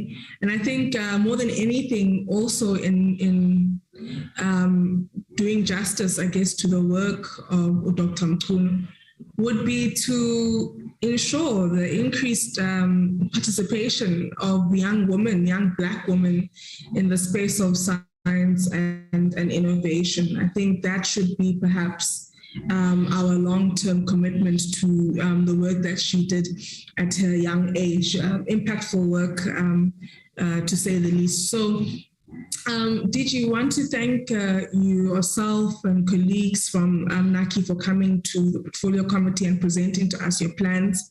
And thank you very much for the responses that you have made. If colleagues would allow, I would like to make a summary perhaps towards the end, but I know that colleagues in the Secretariat are noting the key key observations and resolutions and recommendations coming out of our engagements with colleagues. DG, you might not be here for when we conclude. I also want to really apologize for the sound that may be coming through. I'm sure by the time we come back from our break now, that sound may not be there anymore.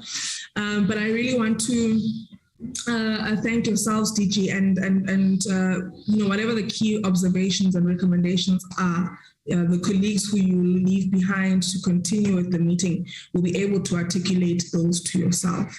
And we look forward to working with yourselves in terms of our oversight role, you know, on a quarterly basis, monitoring and evaluating the ability of the department and NAKI to fulfill its planned targets, but also to support you. I think, you know, that's also really something that must really come across in our engagements, that we are as a committee not here to, as I've said previously, not put a red pen across all your work, but perhaps a green pen. And a green pen is usually more corrective, right?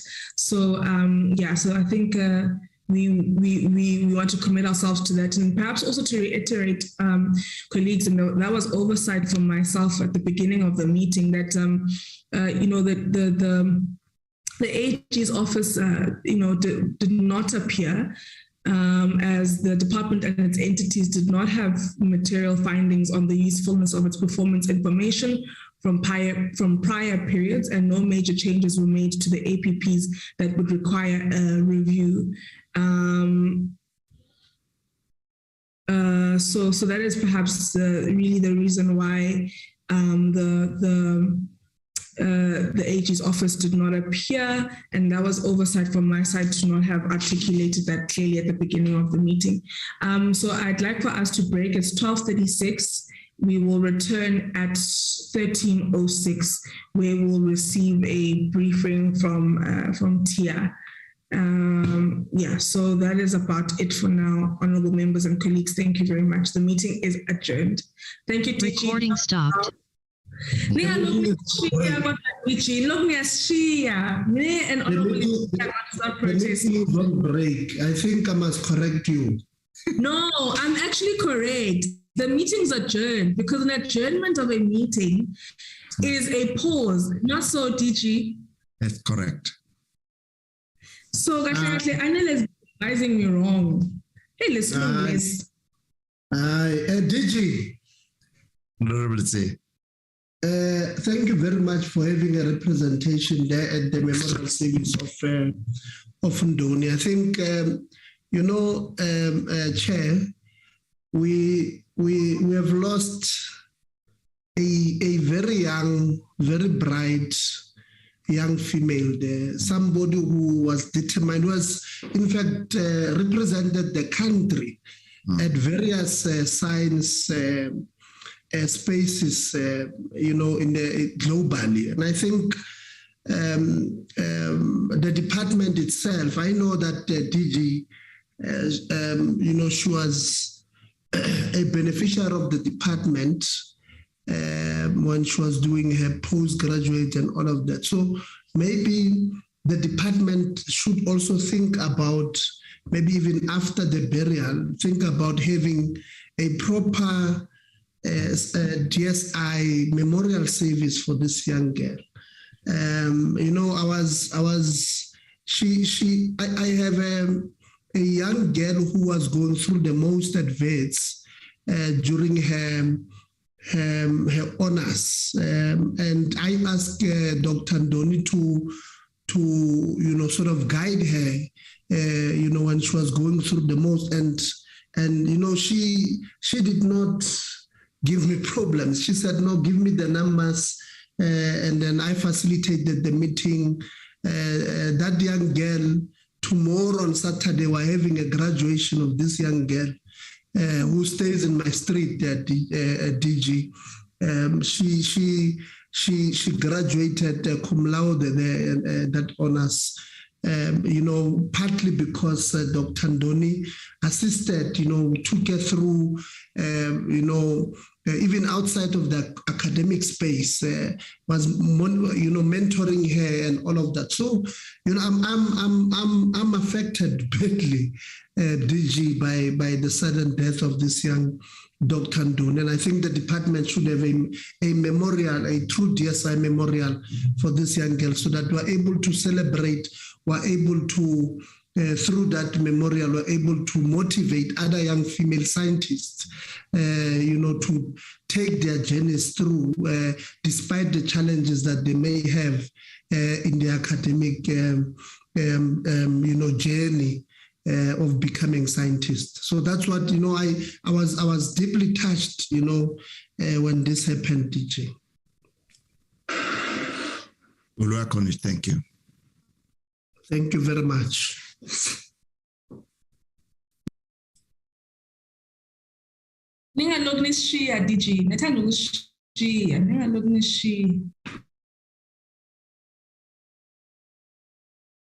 I think we must not pass budget, Chair, because why are we passing budget when this budget we don't see?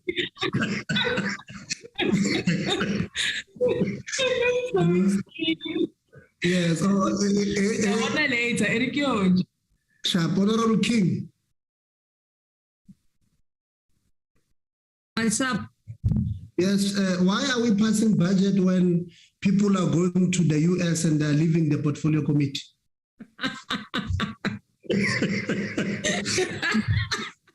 Putting me on the spot now. No, we must not pass budget so that they know what they want. No, it can't be. No, let's have lunch. We have 26 minutes.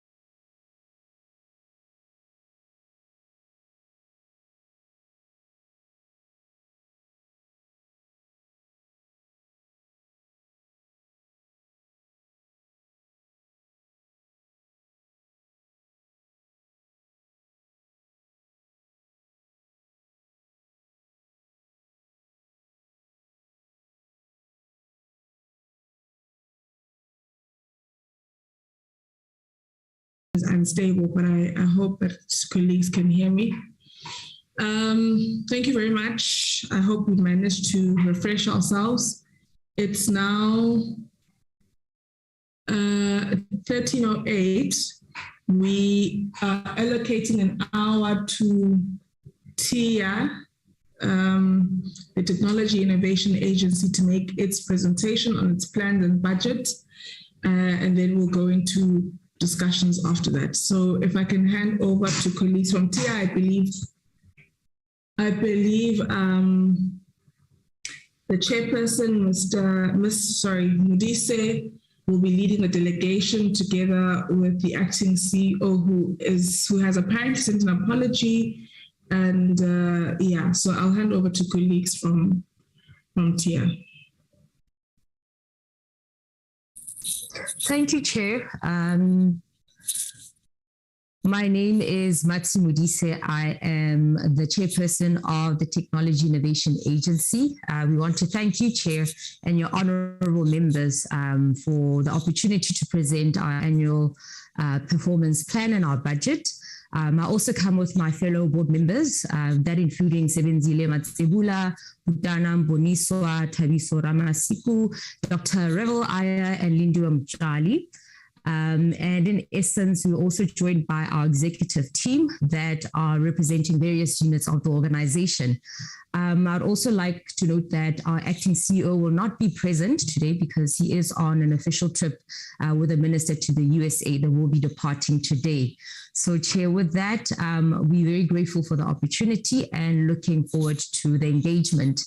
TIA is really at a point where its time has come.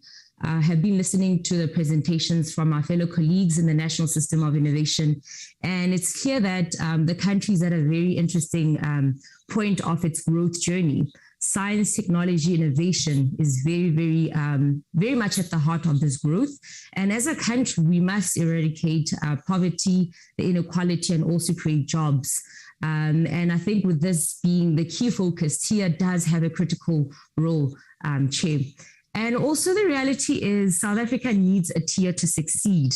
As the world progresses with advancements in cutting edge innovation, that's finding solutions to global problems. South Africa should not be left behind. South Africa should be leading and participating in this change. And in so doing, this has to be a process that's inclusive. Everybody has to be part of this change. A Sipho from Soweto, a young man with great ideas, great technologies, who has great innovative ideas, also needs to feel that he is aware that there is a national system of innovation that's there to support him. And also, we also acknowledge, Chair, that TIA is at a point where it has found its feet. I just joined TIA as the new chairperson. And I've been there for a good 3 months, engaging with the various stakeholders, with the teams, having various workshops.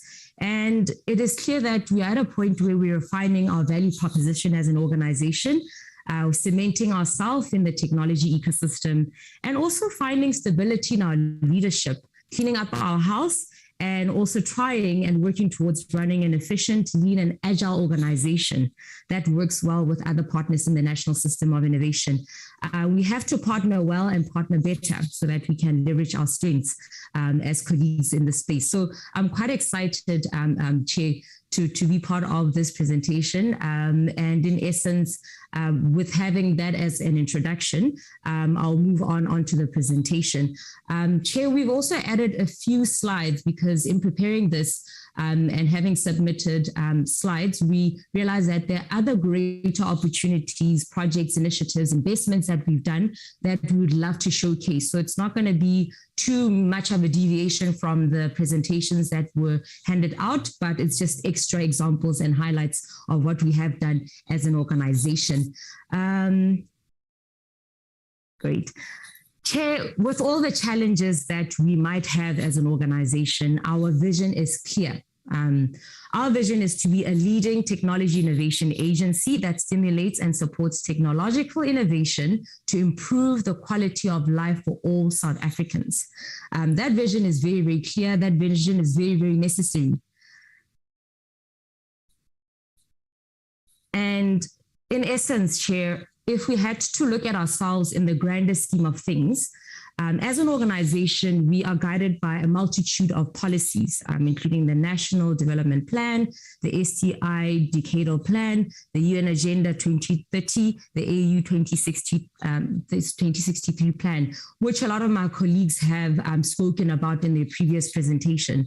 And as a country, South Africa is strong in creating great policies. Our challenge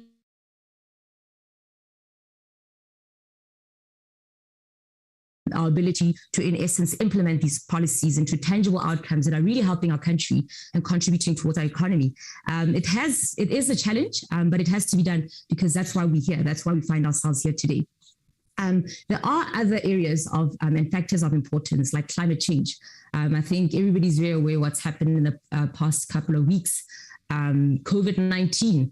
Everybody's aware what this country has had to go through, what the world has had to endure for the past 2.5 years. And in essence, technology and innovation is at the core of finding solutions. We really have to start, as much as we are institutions that are facilitating, guiding, and implementing technology and innovation interventions, they have to speak to what is core, what is current, and what does the country really need, and integrate ourselves into the greater ecosystem. And Chair, I think it's also important to understand that, yes, this number 34.9% of unemployment, it's a number that keeps rising. And I think to date it's probably 35.3. But at the end of the day, Chair, that number is not just, it's not just a number. There are people behind it. There are people that don't have economic opportunities, poverty, inequality. We live in a country where the rich are thriving and the poor are really struggling and starving. So there's just a lot of challenges, but with those challenges comes opportunities. And that's in essence where an organization like a TIA is very, very critical. But a TIA is not going to be able to function without its other partners and without its other partners collaborating. Which is why I said in the beginning that it's important that TIA finds its feet. As much as it has found its feet, it has to really, really reestablish itself in the national system of innovation. And myself and my colleagues and fellow board members are quite excited to be given that chance, that opportunity, and that task. And also, Chair, I think it's important to understand that as an organization, we've had various reviews. We're currently in our third year of the medium-term strategic framework, which is soon coming towards an end. And we are all anticipating and wanting to see results. And in essence, it's important to also identify TIA has had various reviews over time, or been part of various reviews over time. As it stands, we are currently looking at having a TIA ministerial review, which I believe is going to be coming towards a point where we'll have clarity around where TIA should be going as an organization. We are all excited to see and get a sense of guidance and direction from the minister around what his vision and what his views are for this organization, so that as a team, as a collective, we'll be able to contribute towards that and to deliver towards that. And yes, I think also as an organization, we have been quite self-critical. It's important that we identify where we've had our shortcomings. We've identified where we've had our strengths. Because from my observation as an incoming chairperson, TIA has had its challenges, but for the past 3 years, there has been progress. There has been strategic outcomes, which I will speak to at a later stage. But it is important that we are self-critical because that's the only way we're going to be able to move forward and grow and prosper as an organization. So from this particular slides, we've been able to highlight the TIA's lack of leadership stature in the NSI system, poor coordination and integration of research and development funding instruments, benefits of innovation not evenly distributed, low rates of utilization of scientific outputs for socioeconomic benefits, a decline in experimental developments, research outputs concentrated within a handful of select universities, positive impact of seed funding and funding gap for commercialization, refocused TIA as a funder, reduce dependencies on fiscus, and intensify private sector partnerships. So we've been able to identify, these are some of them, Chair, but these are very strategic ones, which I think a lot of our stakeholders would be able to identify and agree. But highlighting these key issues, I think it's important that we are putting ourselves out there and saying, well, we are here to as a collective, to find solutions, because TIA must succeed. A TIA organization, South Africa really needs it to succeed. It really needs to integrate itself into the broader ecosystem of entrepreneurship development, so that we can see positive growth from technology innovation directly into our economy, or the projected growth of our economy. And Chair, I think also as an institution, it's important to highlight and be honest to say that we have not necessarily performed at our most optimum level. We know that we've done our part, but we can certainly do more.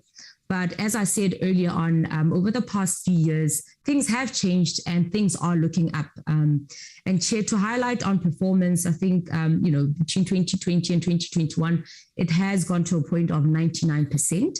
Commercialization is also something that's very, very important, because as much as is research and development in our institutions, we have to start reading about them as tangible products, tangible solutions, not just in South Africa, but globally.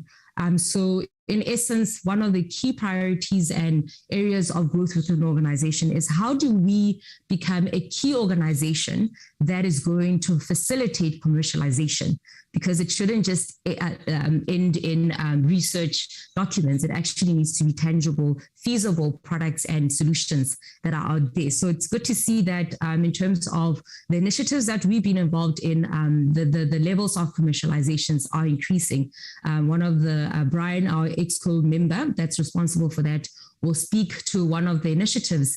That's one of our flagships that we are proud of as TIA, but it's amongst others. But like I said, Chair, there has been some progress in the past 3 years that talks to the organization itself, and then also, Chair, we're proud to say around if you had to look at our audit, it's been an unqualified audit for the past 5 years in a row. We're very, very proud of that. Governance in an organization, in a public organization, is very, very important.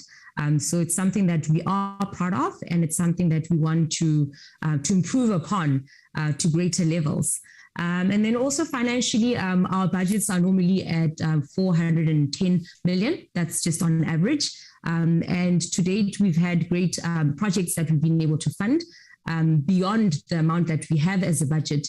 And then also it's important, Chair, that one of the key areas that we've identified with an organization is how do we collaborate in the funding ecosystem? So with venture capitalists, with private equity organizations, and TIA's role needs to be very clear, it needs to be very specific, it needs to be a de-risker, but then it also needs to integrate itself in the latter parts of funding, so that there's always follow-on funding, but great relationships are required. TIA really needs to position itself as a government organization or government agency that is there to create a strong, healthy pipeline that it does invest in, that it does de-risk, so that VCs that are local, that are international, are able to say, great, we appreciate the fact and the role that TIA has played in growing a strong pipeline of commercial entities and commercial ideas in South Africa.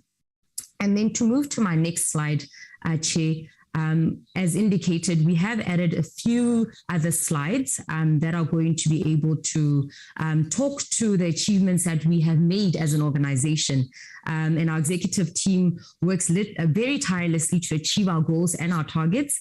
And I will ask a few of them to share some success stories on some of the initiatives. So with this particular slide, I'm going to call Dr. Vui Pehane, and he's our executive for the Bioeconomy, and he's going to share our story of the South African Indigenous knowledge systems going mainstream. So Vui, if you could just tell our stakeholders and share some of the success stories that you are very much involved in and very much to share today. I'll give you that opportunity now.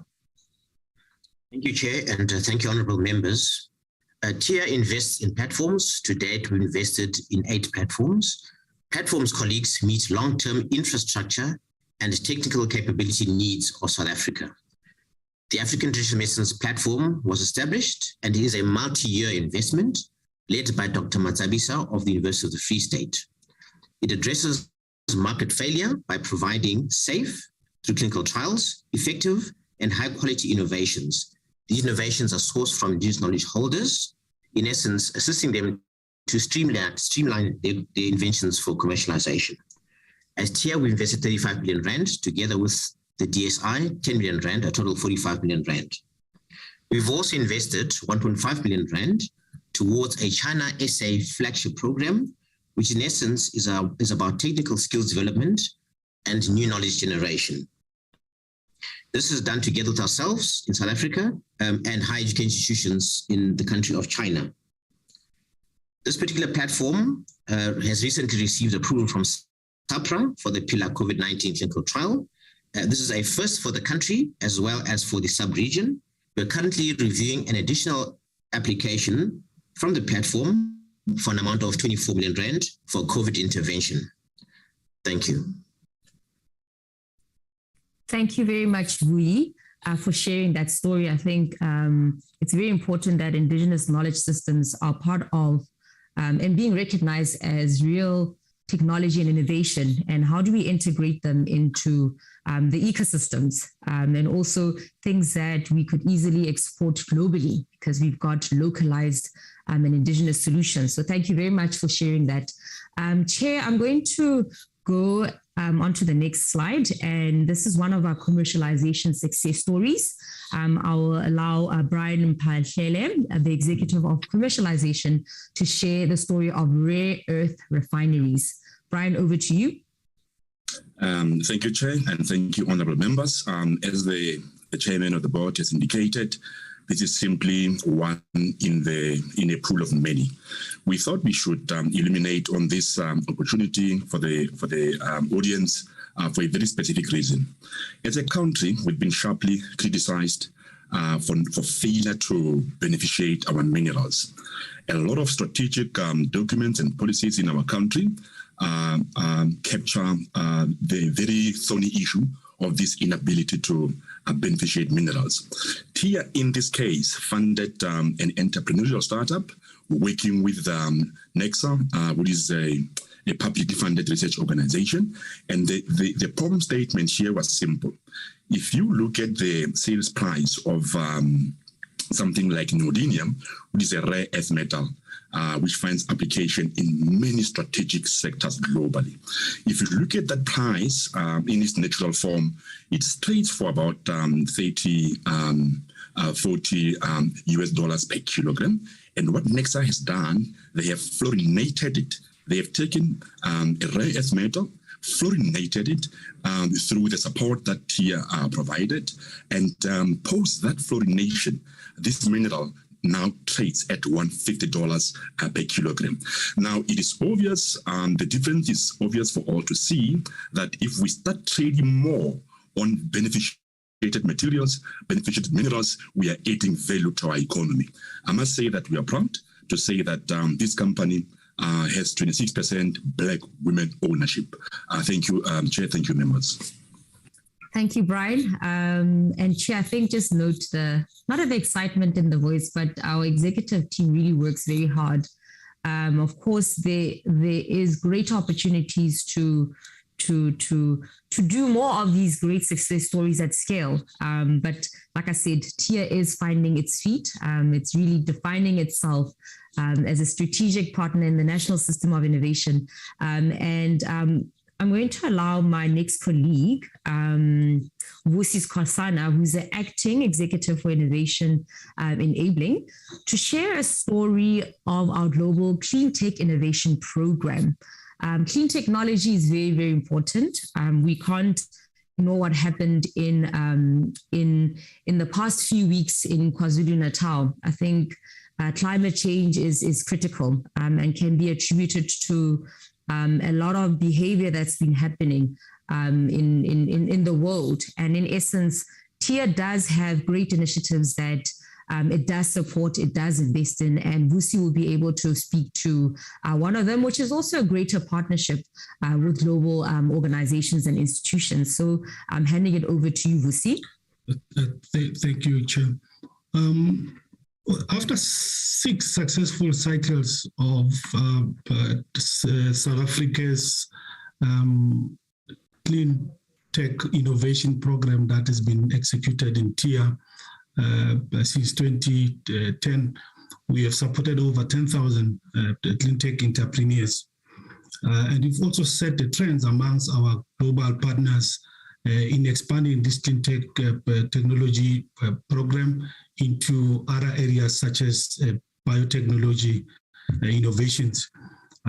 We have now been pronounced as a national project execution entity that will be responsible to implement all components of this phase 2 of this initiative, to look at entrepreneurship support, ecosystem strengthening, and also the cohesion part as an executing entity that will report directly to UNIDO with the funding that will be directed to TIA of over 52 million rands for this initiative. We're looking forward to also expand up to 200 startups to be beneficiaries of this accelerator program that will be implemented by the Technology Innovation Agency as part of their innovation enabling mandate.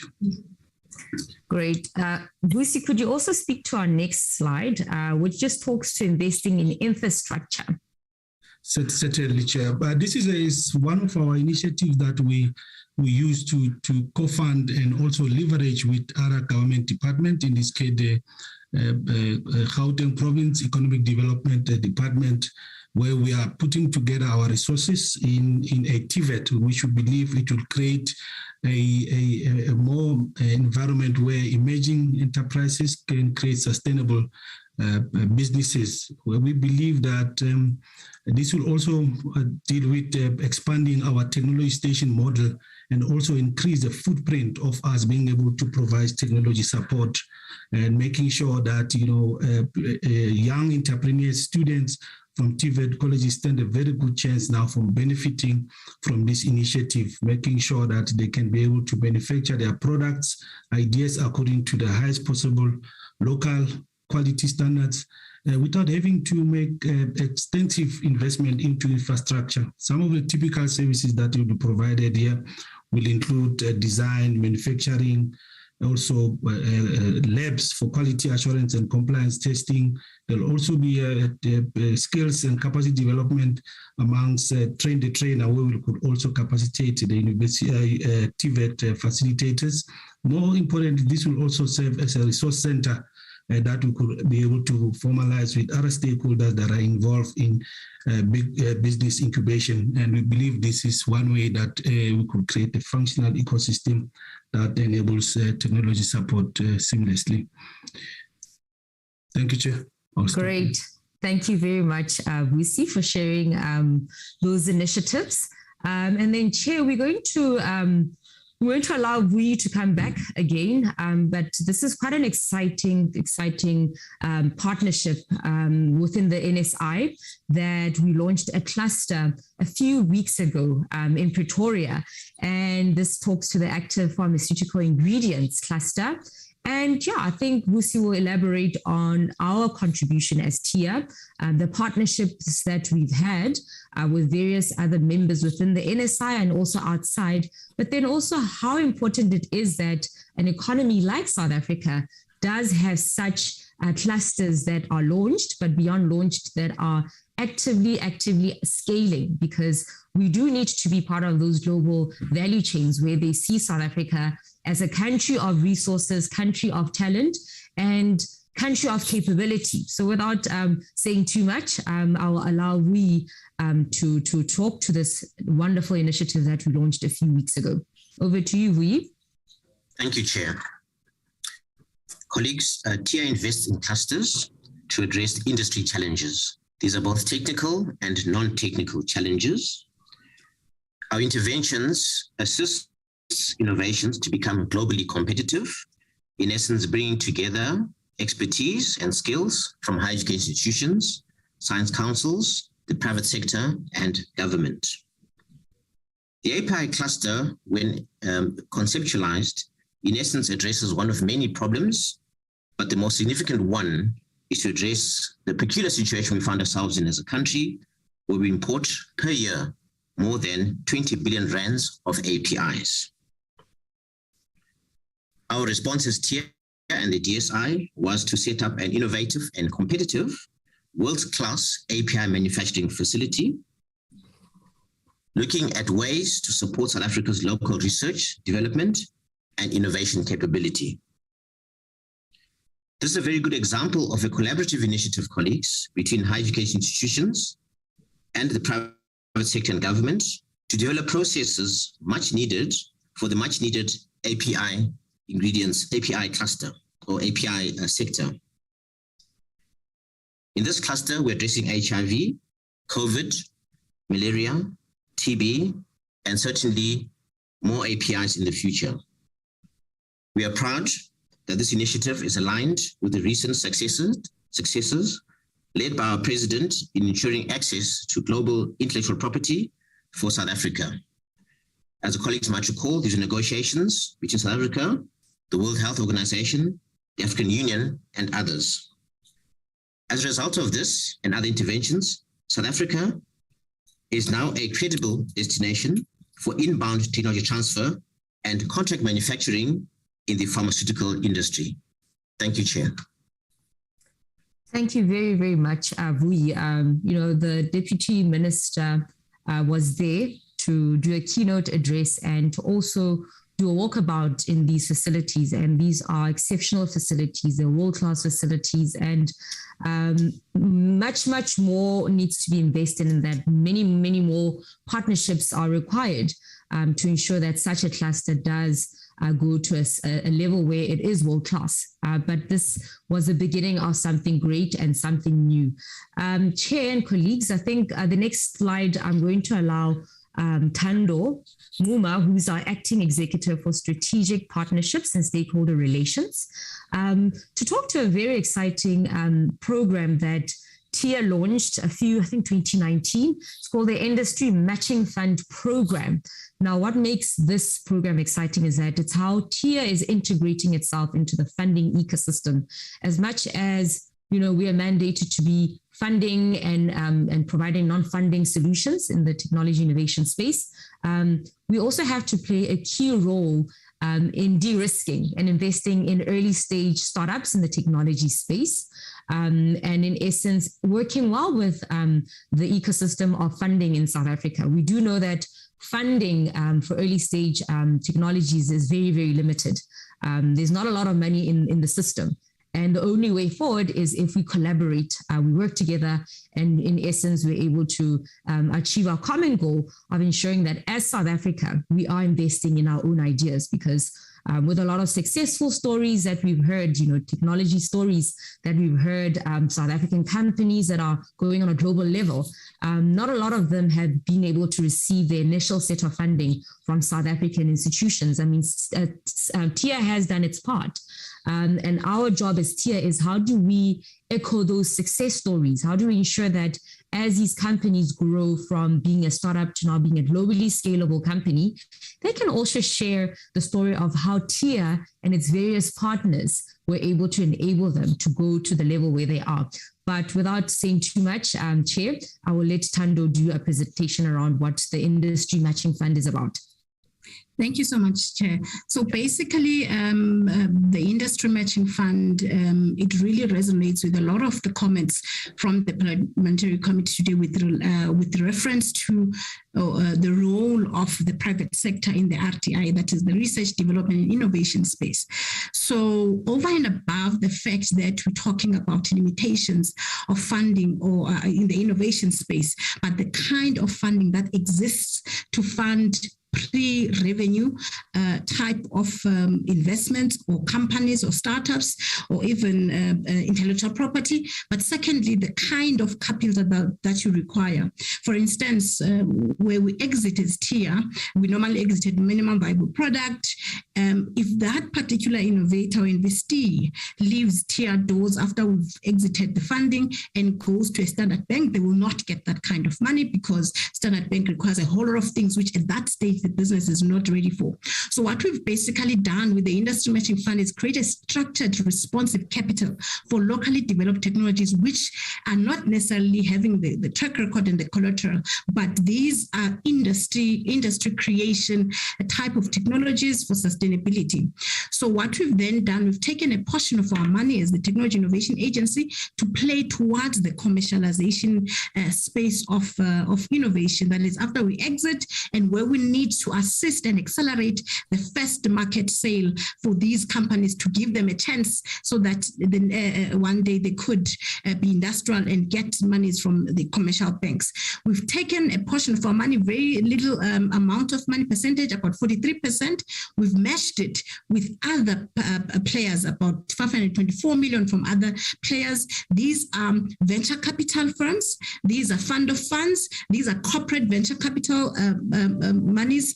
These endowment funds, and this is also enterprise development funds.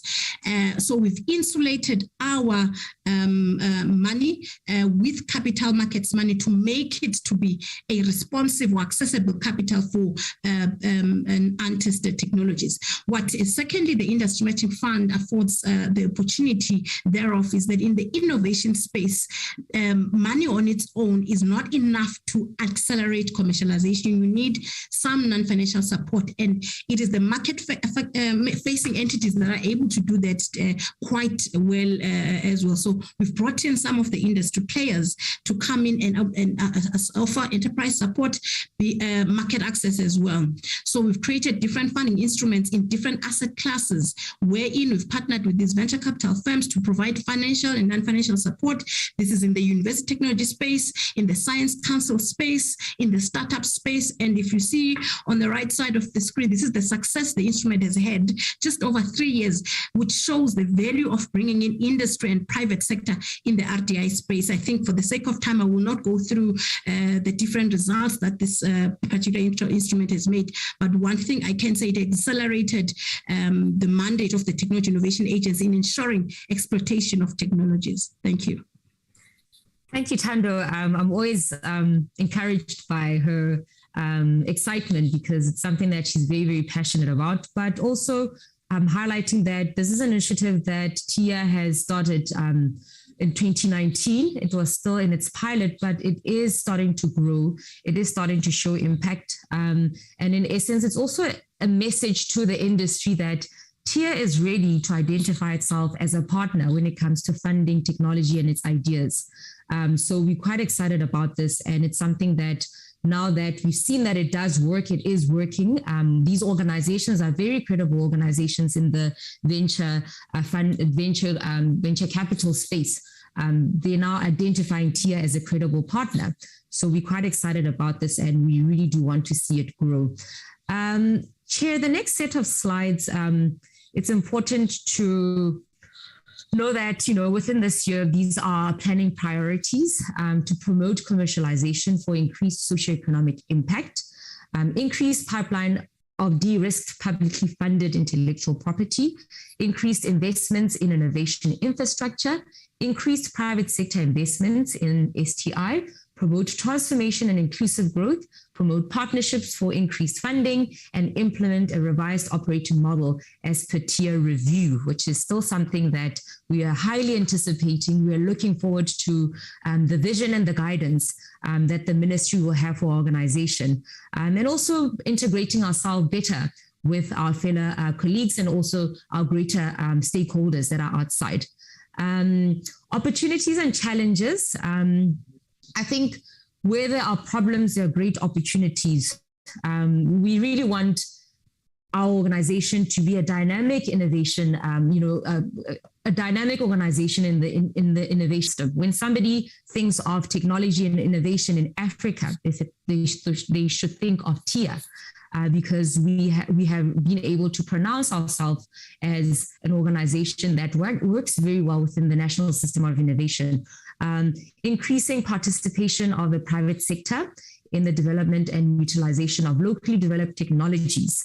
There is a local market, there is a continental market, there's also a global market. There's a lot of talent, there's a lot of technology and innovation coming out of South Africa. So TIA's role is, how do we integrate ourselves? How do we become the glue? How do we connect the dots? How do we collaborate more and collaborate better with other parts of the ecosystem? Startup Act initiatives by the investor community. Chair, I did, a couple of times you did mention, how can we help you as a committee? And it's a very, very important question. And it speaks to, how do we have enabling policies in South Africa that make South Africa attractive for technology startups, whether it's attracting talent, whether it's enabling the talent that we have in South Africa, whether it's attracting investments. So I think there is a huge part that must be looked into. There's a lot that's happening around the Startup Act or startup community that's saying we need to have more progressive policies. We need to refine some of the policies that we have. One which the president did announce during the State of the Nation is the startup visa, right? So how do we ensure that South Africa is welcoming to talent and people that want to invest their time, their talent, and also contribute towards our economy in South Africa? So that was quite a huge stride, but there's a lot more to be done in terms of policy reform in South Africa. A strong DSI drive to promote public procurement of locally developed technology. Innovation Fund will increase commercialization of locally developed technologies through the provision of Series A and Series B funding, which is a huge, huge funding gap, as we would know in our funding ecosystem. And draft decadal plan clarifies key STI policy priorities, arguing well for policy certainty. And also the DSI is pursuing key industry development initiatives like the vaccine manufacturing hydrogen economy, partnerships with the DHET entities. The minister, when we did speak to him at the beginning of the year, did say that we have to start creating that golden thread that ties our institutions of higher learning to the outcomes of technology and innovation. And we're quite committed to that. Chair, we've identified our challenges around uneven participation of PDI institutions, persistently low innovation activity in underserved provinces, and fragmentation, silo mentality, and avoidable competition amongst each other within the NSI. I think it's quite clear that over the years, we have not necessarily collaborated well. And then, Chair, the next set of slides will speak to our annual performance plan to unpack the outcomes, indicators, and targets. Outcome 1, which speaks to commercialized innovations. In essence, our objectives here, Chair, is to direct more TIA's resources to support the translation of locally developed technologies and IPI from HEIs and science councils. And in essence, let me move to the actual outcome. The outputs that we're looking at is technologies licensed or assigned, academia industry collaborations, technologies diffused, products launched, and leveraged funds. And in essence, there are the indicators and then also the targets that we will be looking at. And Chair, outcome 2 is delivering on the bioeconomy strategy. I think we did speak passionately around TIA's role in this particular area, and the objective is to support the translation of bio-based knowledge resources into sustainable bio-based solutions through implementing the bioeconomy strategy, which was within the agriculture, health, industrial biotechnology, and IKS. And the immediate planned performed outcomes so that we'll be looking at bio-based technologies developed, technology platforms managed and supported, and technology innovation clusters managed and supported. These are the indicators and the annual targets, Chair. And then the third outcome is SMME supported through strategically informed and regionally distributed technology stations. Our colleague Vusi did speak to that. And in essence, our objective here is to promote the growth of SMMEs and cooperative, contribute towards innovation-led industrialization processes, creation of decent jobs, technology startup enterprises, and the support of SMMEs. Chair, our third outcome speaks to internally what is our planned performance. Well, what is our planned performance? So the outputs that we're looking at here is new centers, SMMEs and cooperatives that are supported, human capital development within the innovation, the national system of innovation, and also innovation products that are produced. These are the output indicators and also the annual targets.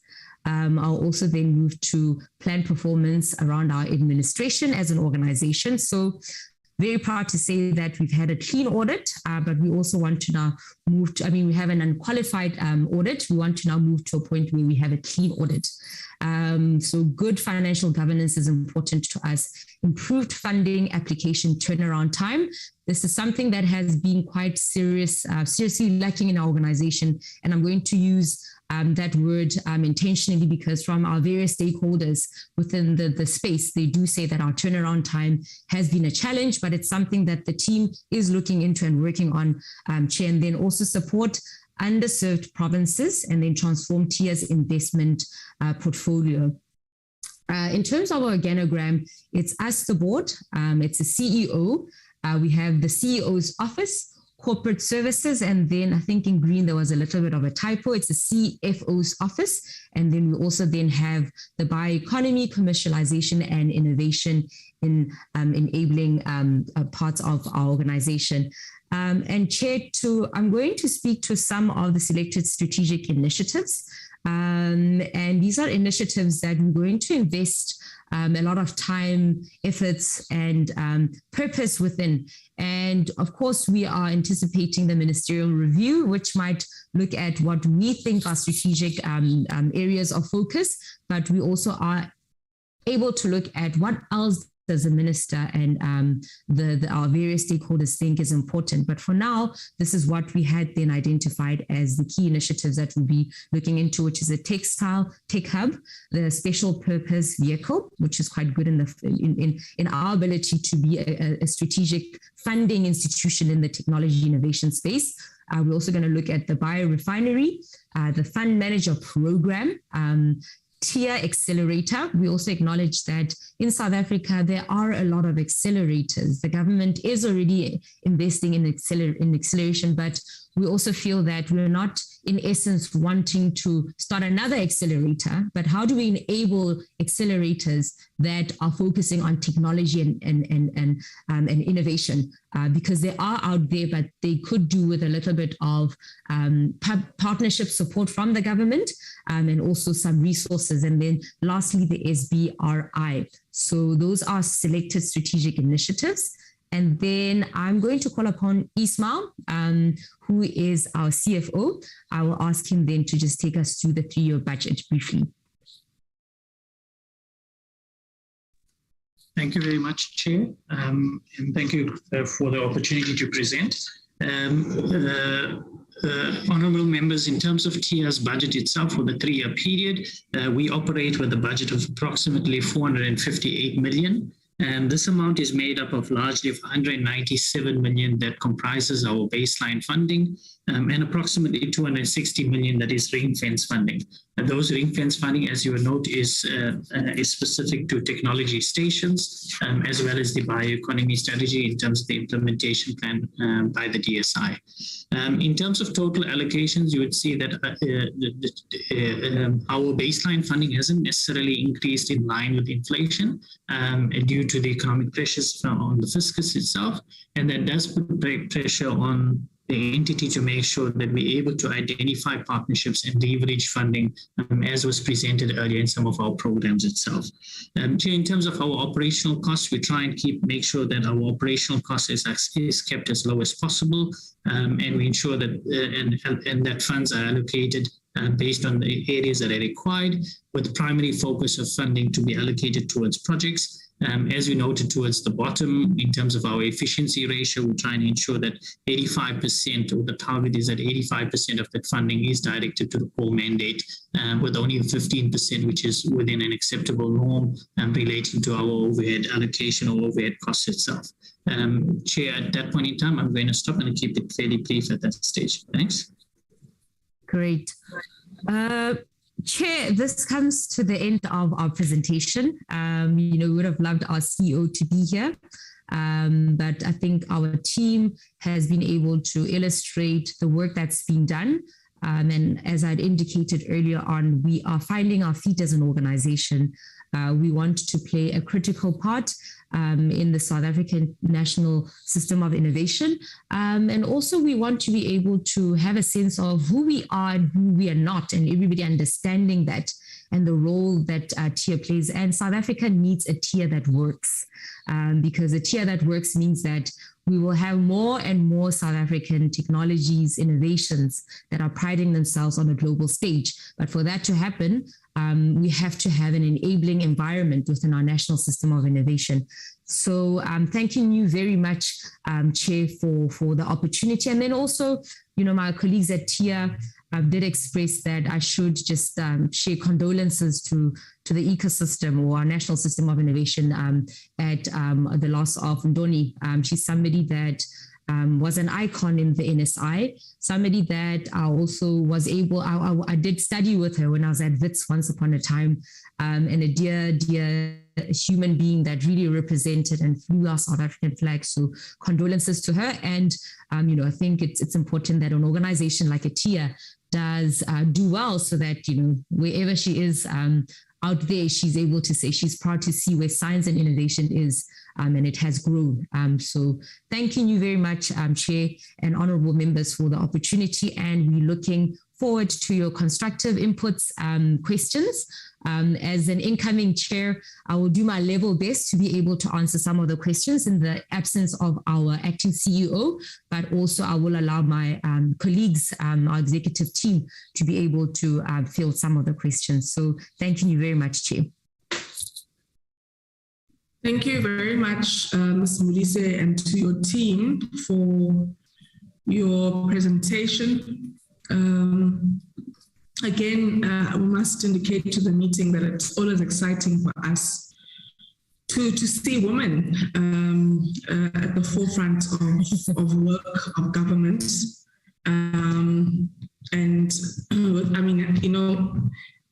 With women, you must be very careful with age, but I feel like Memodise could be fairly young. And so even on that front of intersectionality, it's really refreshing to see people like yourselves come before the committee, but also take upon really important roles in driving the country forward.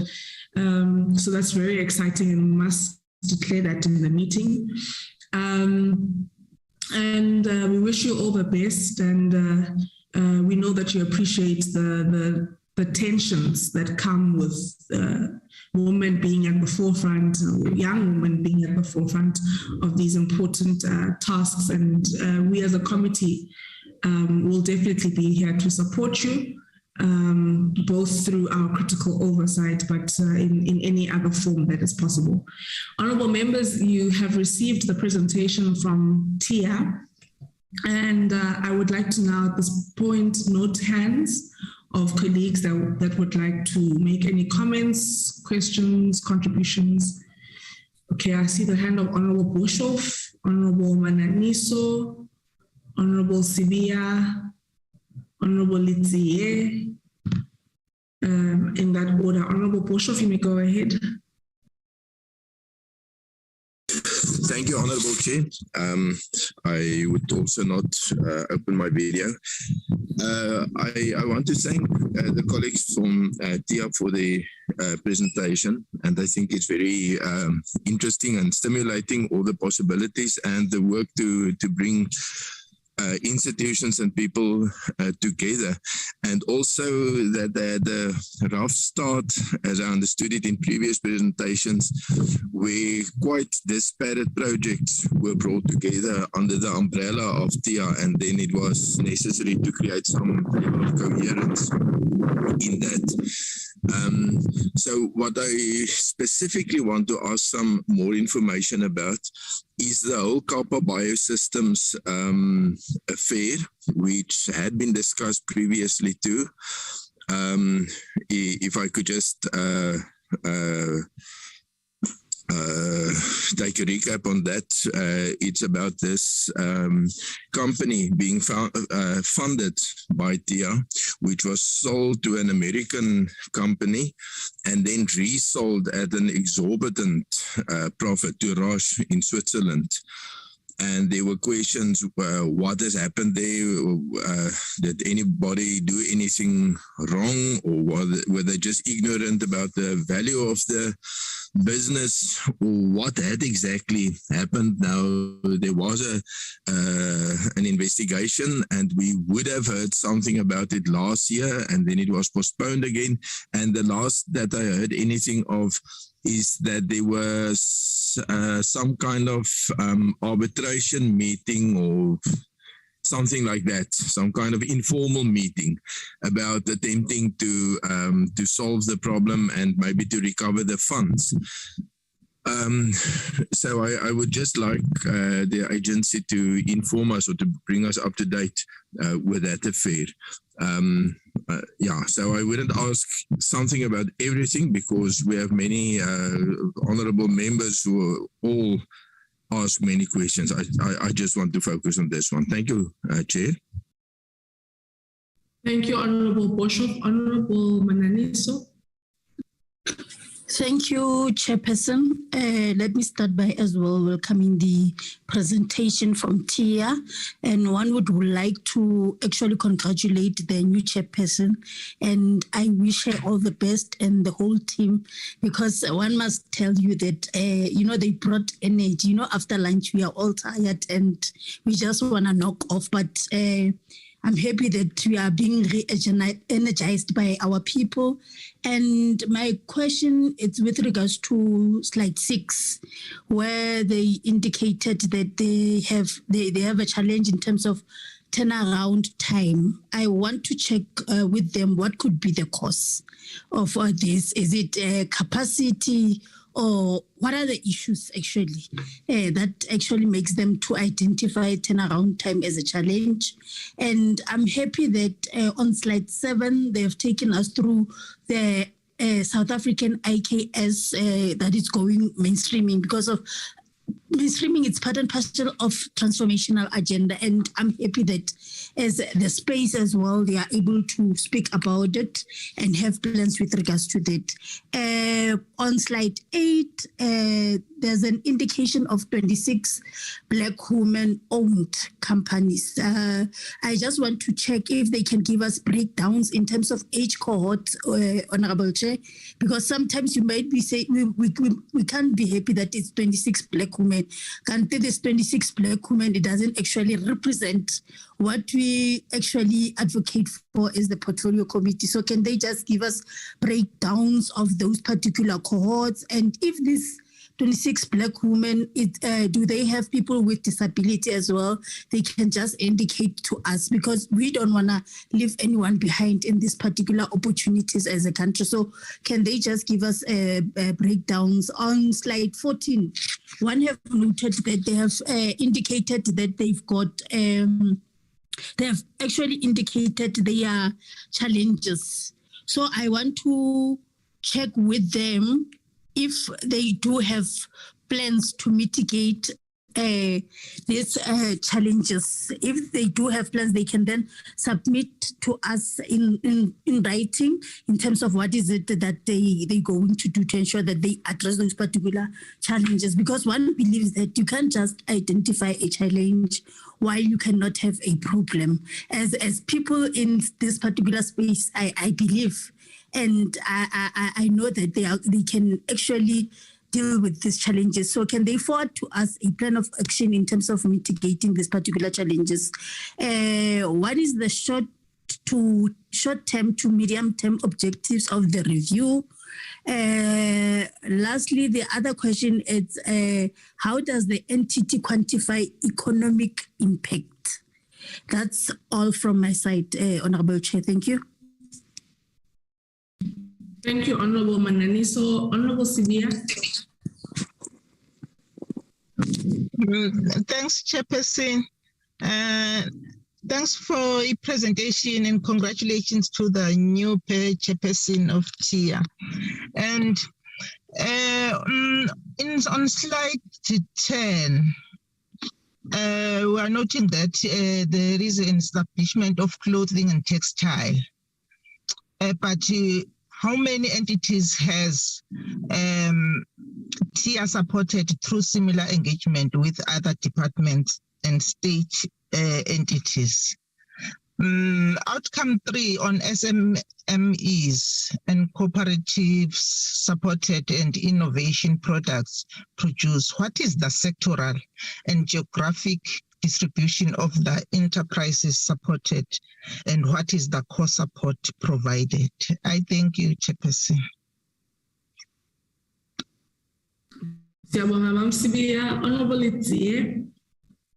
Thank you very much, Chair. Load shedding is scheduled for 2. It might go off at any minute, so I'll just be as quick as possible. I want to echo your sentiments on and that of Honorable Manani, so on the energy that TIA Chairperson and the team brought, especially after lunch, and want to congratulate Mamodise and your team for being appointed in the board there. Noting that the institutional review of TIA would have hampered the minister from appointing a full board, appointed yourself and 6 others instead of a full complement. Or just noting that part.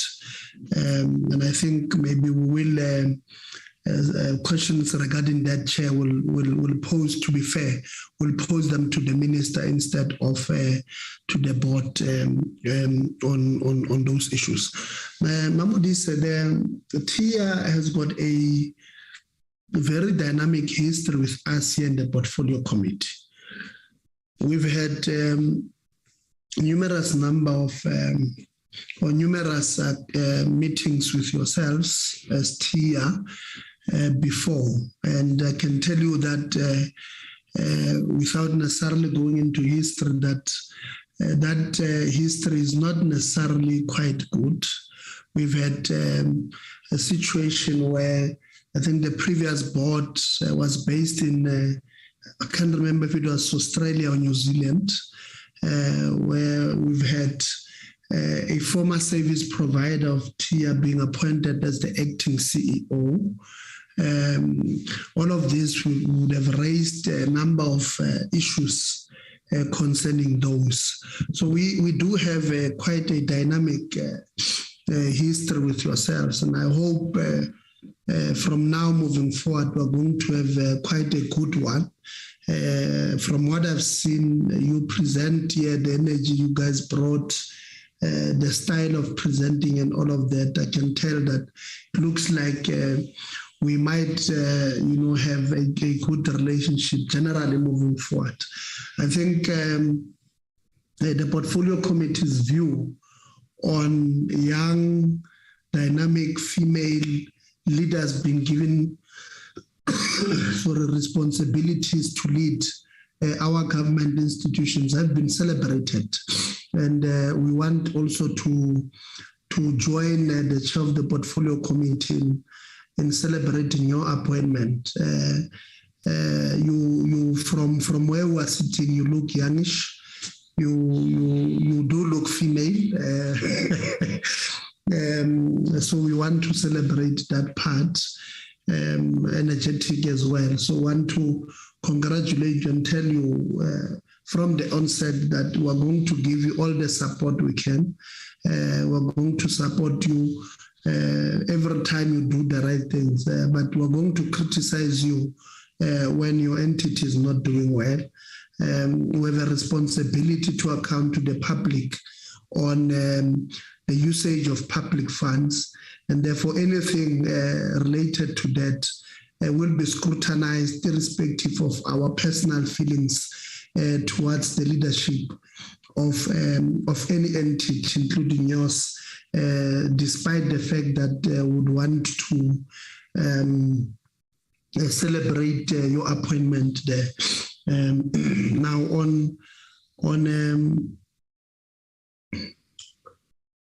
okay, one of the institutional review things that are hampering, I think, yourselves is that you can't appoint a CEO currently. I think you're waiting for the institutional review to appoint a permanent CEO. So I assume that you still have an acting CEO. I was cut off at some point during your presentation, and if you covered this, I really apologize. So I just wanted to note also that part. You also have a historical issues pertaining to your financial sustainability, which remains a concern, where your ideal budget for innovation project disbursement, as previously expressed by your entity, will be around R1 billion. And the level of the current budget restricts your appetite and by extension the sectors in which you operate.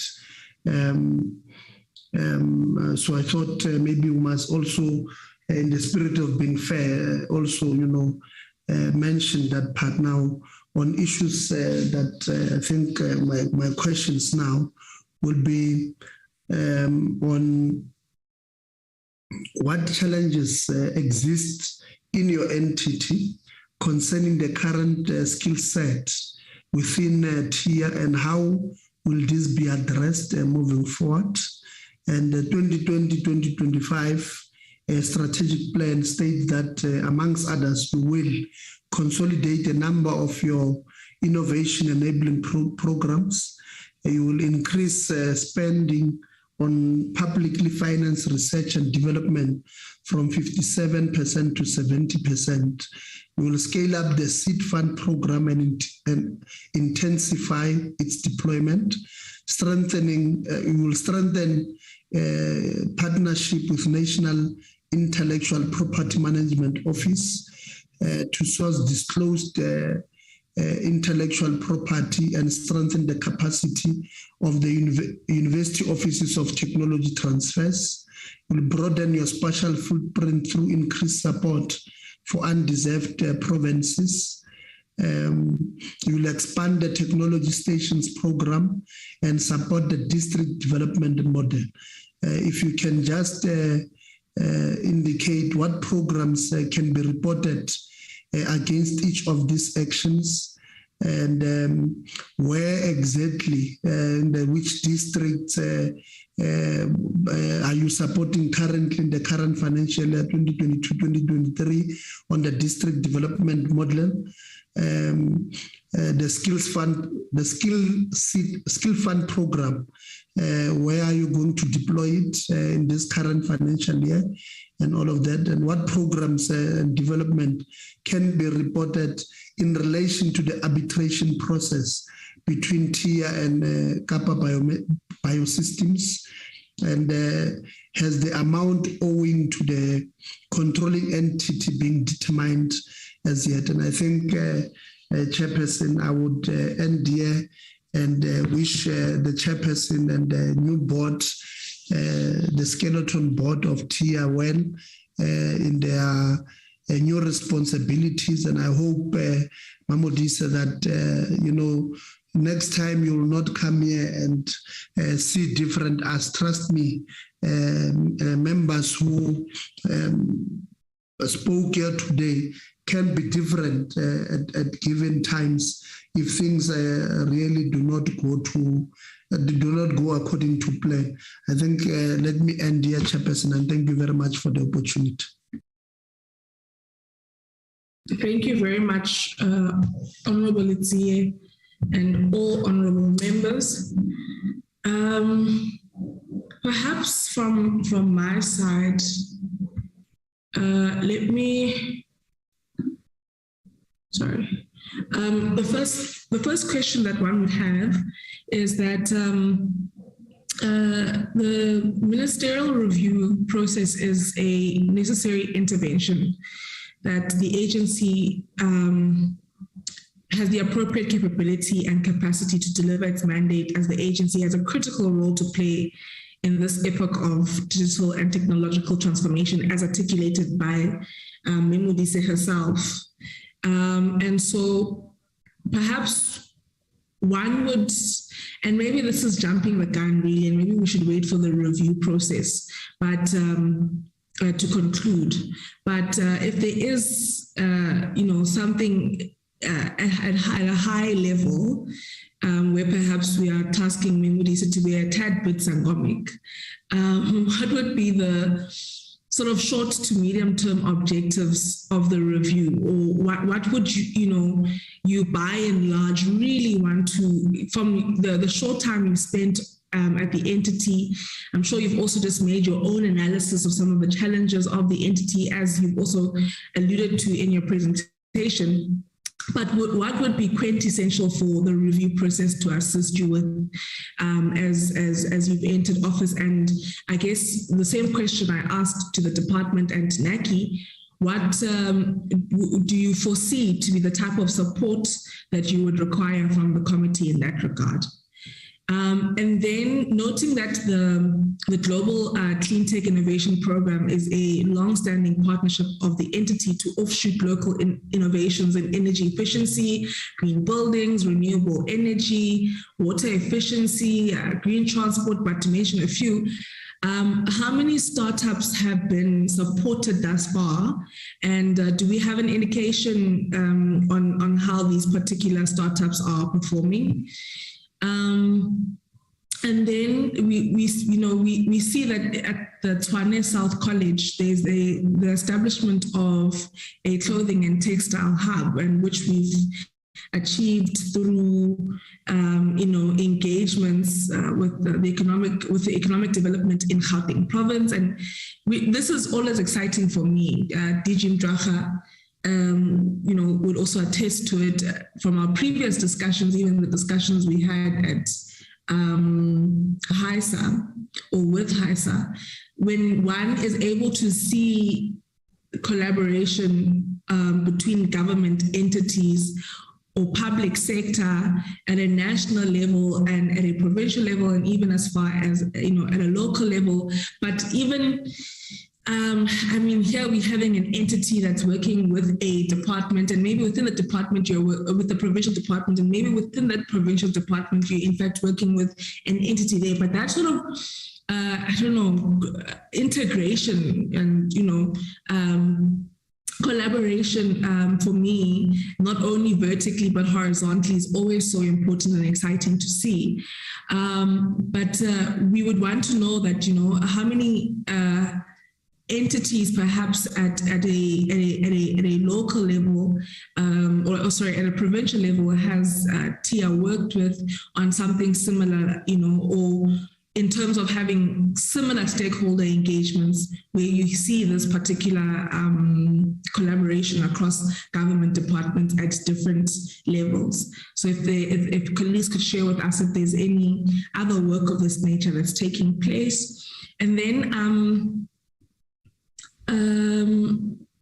perhaps also colleagues could give us an indication of how the entity provides continuous support and monitoring of the performance of innovations supported by TIA.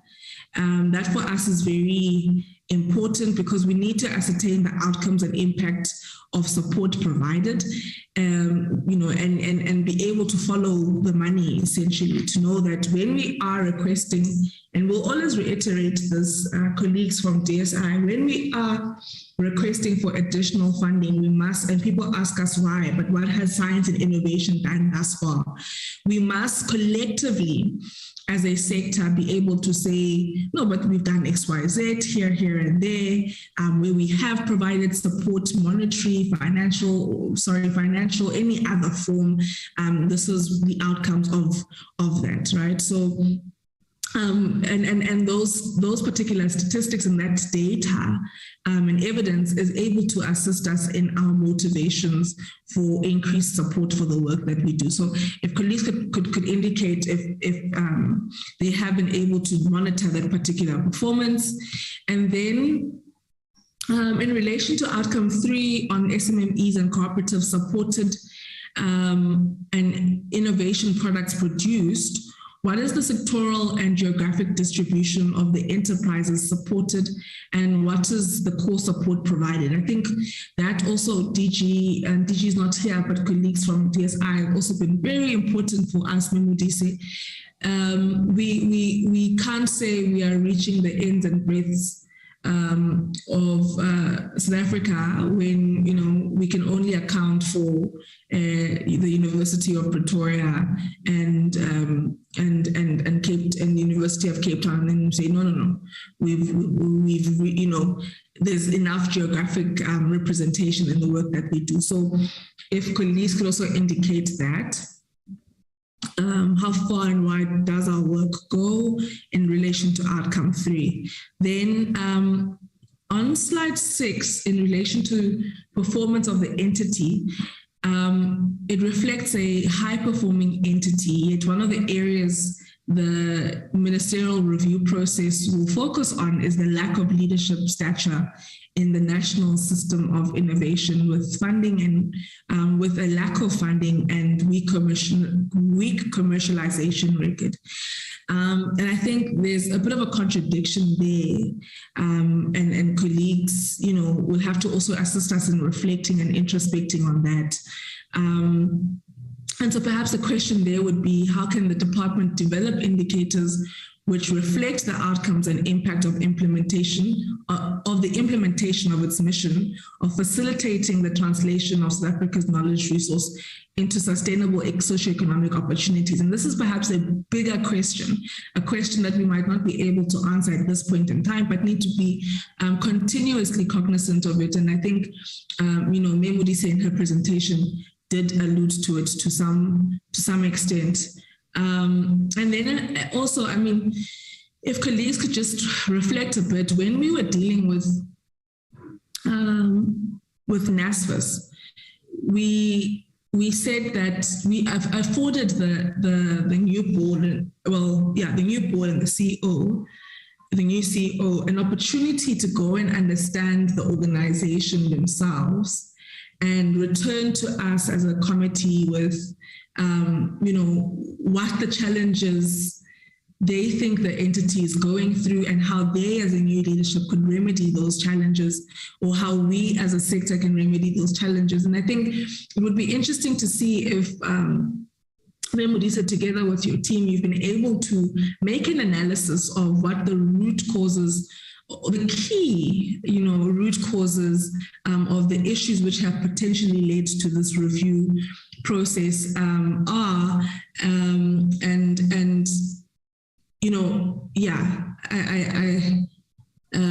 I think, if you've been able to sort of sensitize yourself to those issues, and that question for me greatly links back to the first question I asked, right, on what you would want the review process to achieve. But I think those are perhaps just some of the few questions, comments that would come from my side, and we will then be handing over back to yourselves for your responses. And some of the questions where you would prefer to give broader or elaborate more extensively on the matters, if they become a bit technical and require more data, please feel free to submit those in writing to the portfolio committee. We're more than open to that.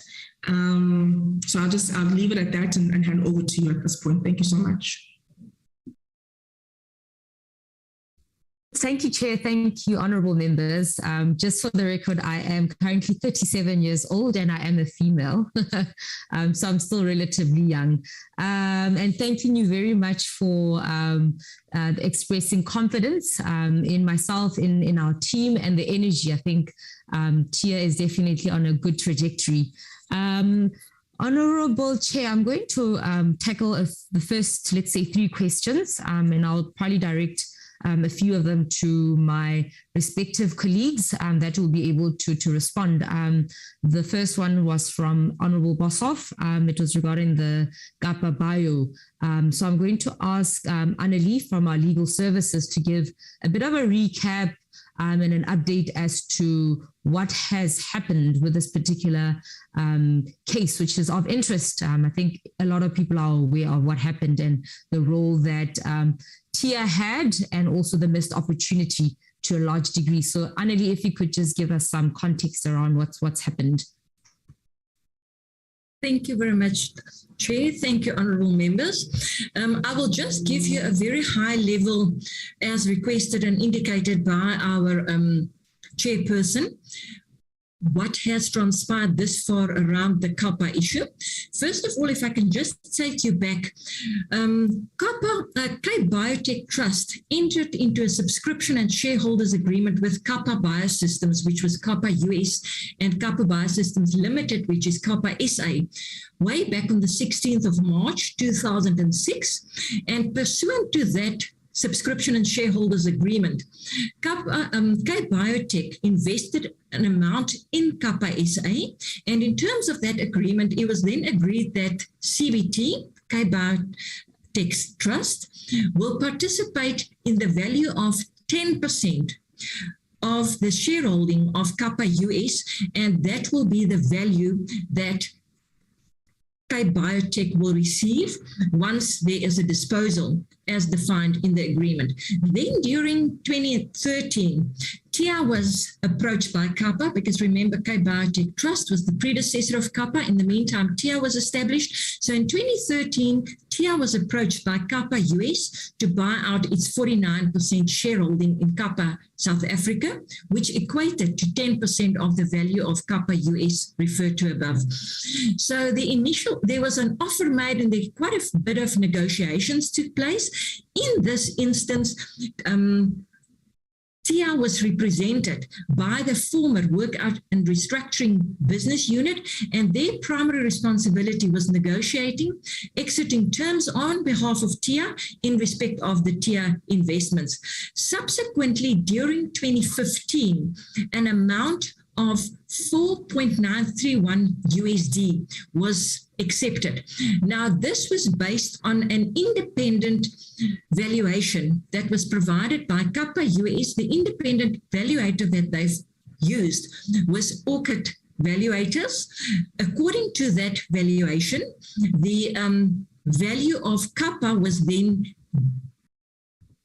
the value of Kapa was established, and it was then indicated that Kapa was worth at the time, let me just look at my number here, just bear with me, thank you for a moment. So then it resulted in the 10% was the value of Kapa at the time was valued according to the Orchid independent valuation at 49 odd USD. 10% of that amount was accepted by TIA in terms of our sales and of the shares agreement that was concluded on the 26th of March 2015. So that amount, 4.931 million, and amounted to nearly, in terms of the current exchange rate that was applicable then, to TIA receiving about 60 million South African rands. Then TIA subsequently learned through the media that about 8 months later, Kappa was sold to the Russia Group for 400 and just get that number, for $445 US, and this happened around the 30th of November 2015. Like I said, which was about some 8 months after TIA sold its shareholding in Kappa. Then when Kappa became aware of the transaction between Russia and Kappa US, it then investigated and legal proceedings was instituted against Kappa US, and the basis for that, the claims we instituted, and in this regard we are represented by Adams and Adams as our attorneys of record, and they then instituted on TIA's behalf 2 separate claims against Kappa US, namely firstly for misrepresentation and secondly for breach of contract, because it appeared from what they transpired, the initial value that was communicated to TIA that was done by an independent, the Orchid valuators, it meant that TIA suffered a loss of around 39.569 million USD because we calculated the 4 million that was already received, the 4 million USD. So based on that, TIA then instituted legal proceedings, misrepresentation and breach of contracts. In terms of the provisions of the sale of shares agreement that was concluded in March 2015, the dispute between the parties must be adjudicated by an arbitrator, and for that reason we are currently in the process of looking at this matter, and it is subject to arbitration proceedings. Now, the latest on that is, let me just go to my notes in that regard. The update currently, we had on the 6th of April this year, we had a pre-arbitration conference which was held between the legal teams of TIA, which is the claimant, and Kaya Biosystems, and Advocate Les Rose Innes was the presiding commissioner in this matter. And at the conference, the following outcomes was agreed upon. The arbitration hearing is set down for 2 weeks between the 30th of January 2023 and the 10th of February 2023, and this will be held in Cape Town. Then the Kappa US legal team confirmed that they will provide their responses on our request for disclosure and presenting information, the Rule 35.3 request, by the 6th of May 2022. Then furthermore, the parties agreed at this pre-arbitration conference on dates for completion of the outstanding processes in the arbitration for the exchange of papers and adjudication of interlocutories related to the issue of discovery. They further agreed that they would correspond via email to agree on a date for the hearing of the interlocutory application, provided that the date for the hearing shall not be later than the 19th of August 2022. Now, unfortunately, because this is a very complicated matter, the issue around sharing and exchange of papers was quite a protracted process, and also what delayed the process was the challenges around the COVID-19 lockdown that we've experienced. So currently we are now set, the arbitration hearing is set for to happen early next year, and the attorneys on our side are being monitored all the time. I'm in close consultation with them all the time. So we do believe that at that stage, the arbitration hearing will come to a conclusion of this matter. Thank you. Thanks, Annelie. Sure, and I think I appreciate the fact that Honorable Boshoff did ask this question. It's also shows what could go wrong. And TIA is in essence an organization that has been through a lot of transitions. I think one of the honorable members did mention that it's had a bit of a sticky past, a painful past, and a product of that is an example of Kappa Bio, where our interventions, our investments have not necessarily been safeguarded. And I'm sure it's something that we are learning from, given the processes that we have and the legal processes that we're going through. And it's also a lesson to be learned from the executive team around when they're making decisions on investments, that TIA should be able to leverage these investments, get the best out of these investments, and what's in it for us as a national organization, because what's in it for TIA is in it for the greater good of South Africa. But thanks so much, Annelie, for sharing an update on the Kapa Bio issue. Honorable Chair, the next question was around turnaround time. It has been quite a point of contention, a frustration within our various stakeholders, those who are applying for opportunities in TIA, and also those who would wish to apply have not necessarily expressed a sense of comfort and a surety that we will be able to expedite. And in essence, we now have to be, I also personally feel that we are the technology innovation agency of the country. We should be deploying technology to create efficiency and scalability in our processes.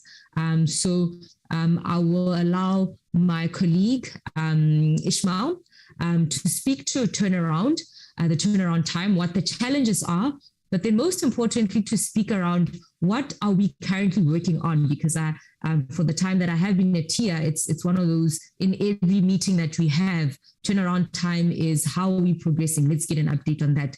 So Ismail will give a little bit of context around what the issues are, and then also talk to what the current solutions are that we're working on. Thank you very much, Chair. In terms of our turnaround time, and yes, I think the turnaround time has been, I guess, the challenge or the bugbear that's haunted us for a period in time. But over this last year, Chair members, we've spent a lot of time in analyzing and trying to identify the particular root causes in what's been causing or what's been the effective in terms of the timelines. There's been a few things that we've identified through this process and improvements that we've already effected. Some of those improvements that we've effected already are some revisions to our delegations of authority. And predominantly, if you look at our instruments that we provide and the value of instruments that vary, we realized that, number one, we were originally benchmarking, and there was an overall sort of benchmarking in terms of turnaround time. And what we've done this year for the first, what we've done this year in the APP is we've segmented the turnaround times by value of projects, so that there's certain projects that can and will be expedited fairly quickly, will receive a fairly speedy turnaround time. However, we do note, Chair members, that there are certain transactions that are of material value that are of quite complex nature, and based on the sort of complexity of it, it does require an extensive element of due diligence processes that need to follow. And some of the improvements that we've effected, as I mentioned, we've already made some changes in terms of our policies and processes, delegations of authority in order to try and speed up the turnaround times. We also face at certain times we face challenges where we are not able to progress with an application because the application that we receive at times is not fully complete. So there are information that's missing, and instead of restarting that process, what we do try and spend time with the particular project to try and help them and provide the necessary guidance and support so that the particular proposal can move forward. And that's obviously an essential support given the nature and complexity of the environment that we operate in. And it's almost in varied circumstances, it's quite valuable to the projects because we deploy our resources, whether they be engineers or specialists in IT, etc., to particular projects to try and help and guide and understand and even provide insights in terms of the market, etc. as well. In terms of additional items that we're looking to improve, as the chair has already spoken to, one of our key items that we will be implementing during the course of this year is an enterprise-wide system, or an ERS system as we call it, and we've set aside a certain amount of capex that we're wanting to invest in it. And what that will do is it will try and expedite and through from a technological solution, provide necessary solutions in order to to provide real-time feedback and to provide faster processing in terms of information that's required and necessary support tools across the various programs that we do try and support. Chair, I think as the chairperson mentioned, this is receiving focused attention and is being reported at every board meeting, at every EXCO meeting, and is receiving constant engagement. And I think the executive will work tirelessly to make sure that we do address that. And as such, we've included that as a target, as I guess our compact or our commitment to our stakeholders in our APP itself. Thanks, Chair.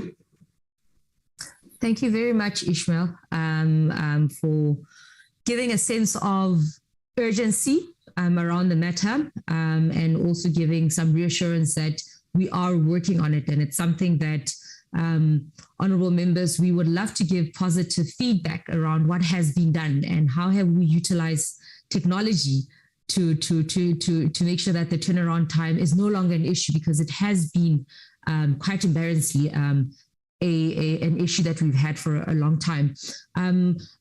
Honorable member also asked around when Brian shared the story on rare earth refineries, the 26% Black women owned. I think it's a very good question, because many times we can put numbers, right?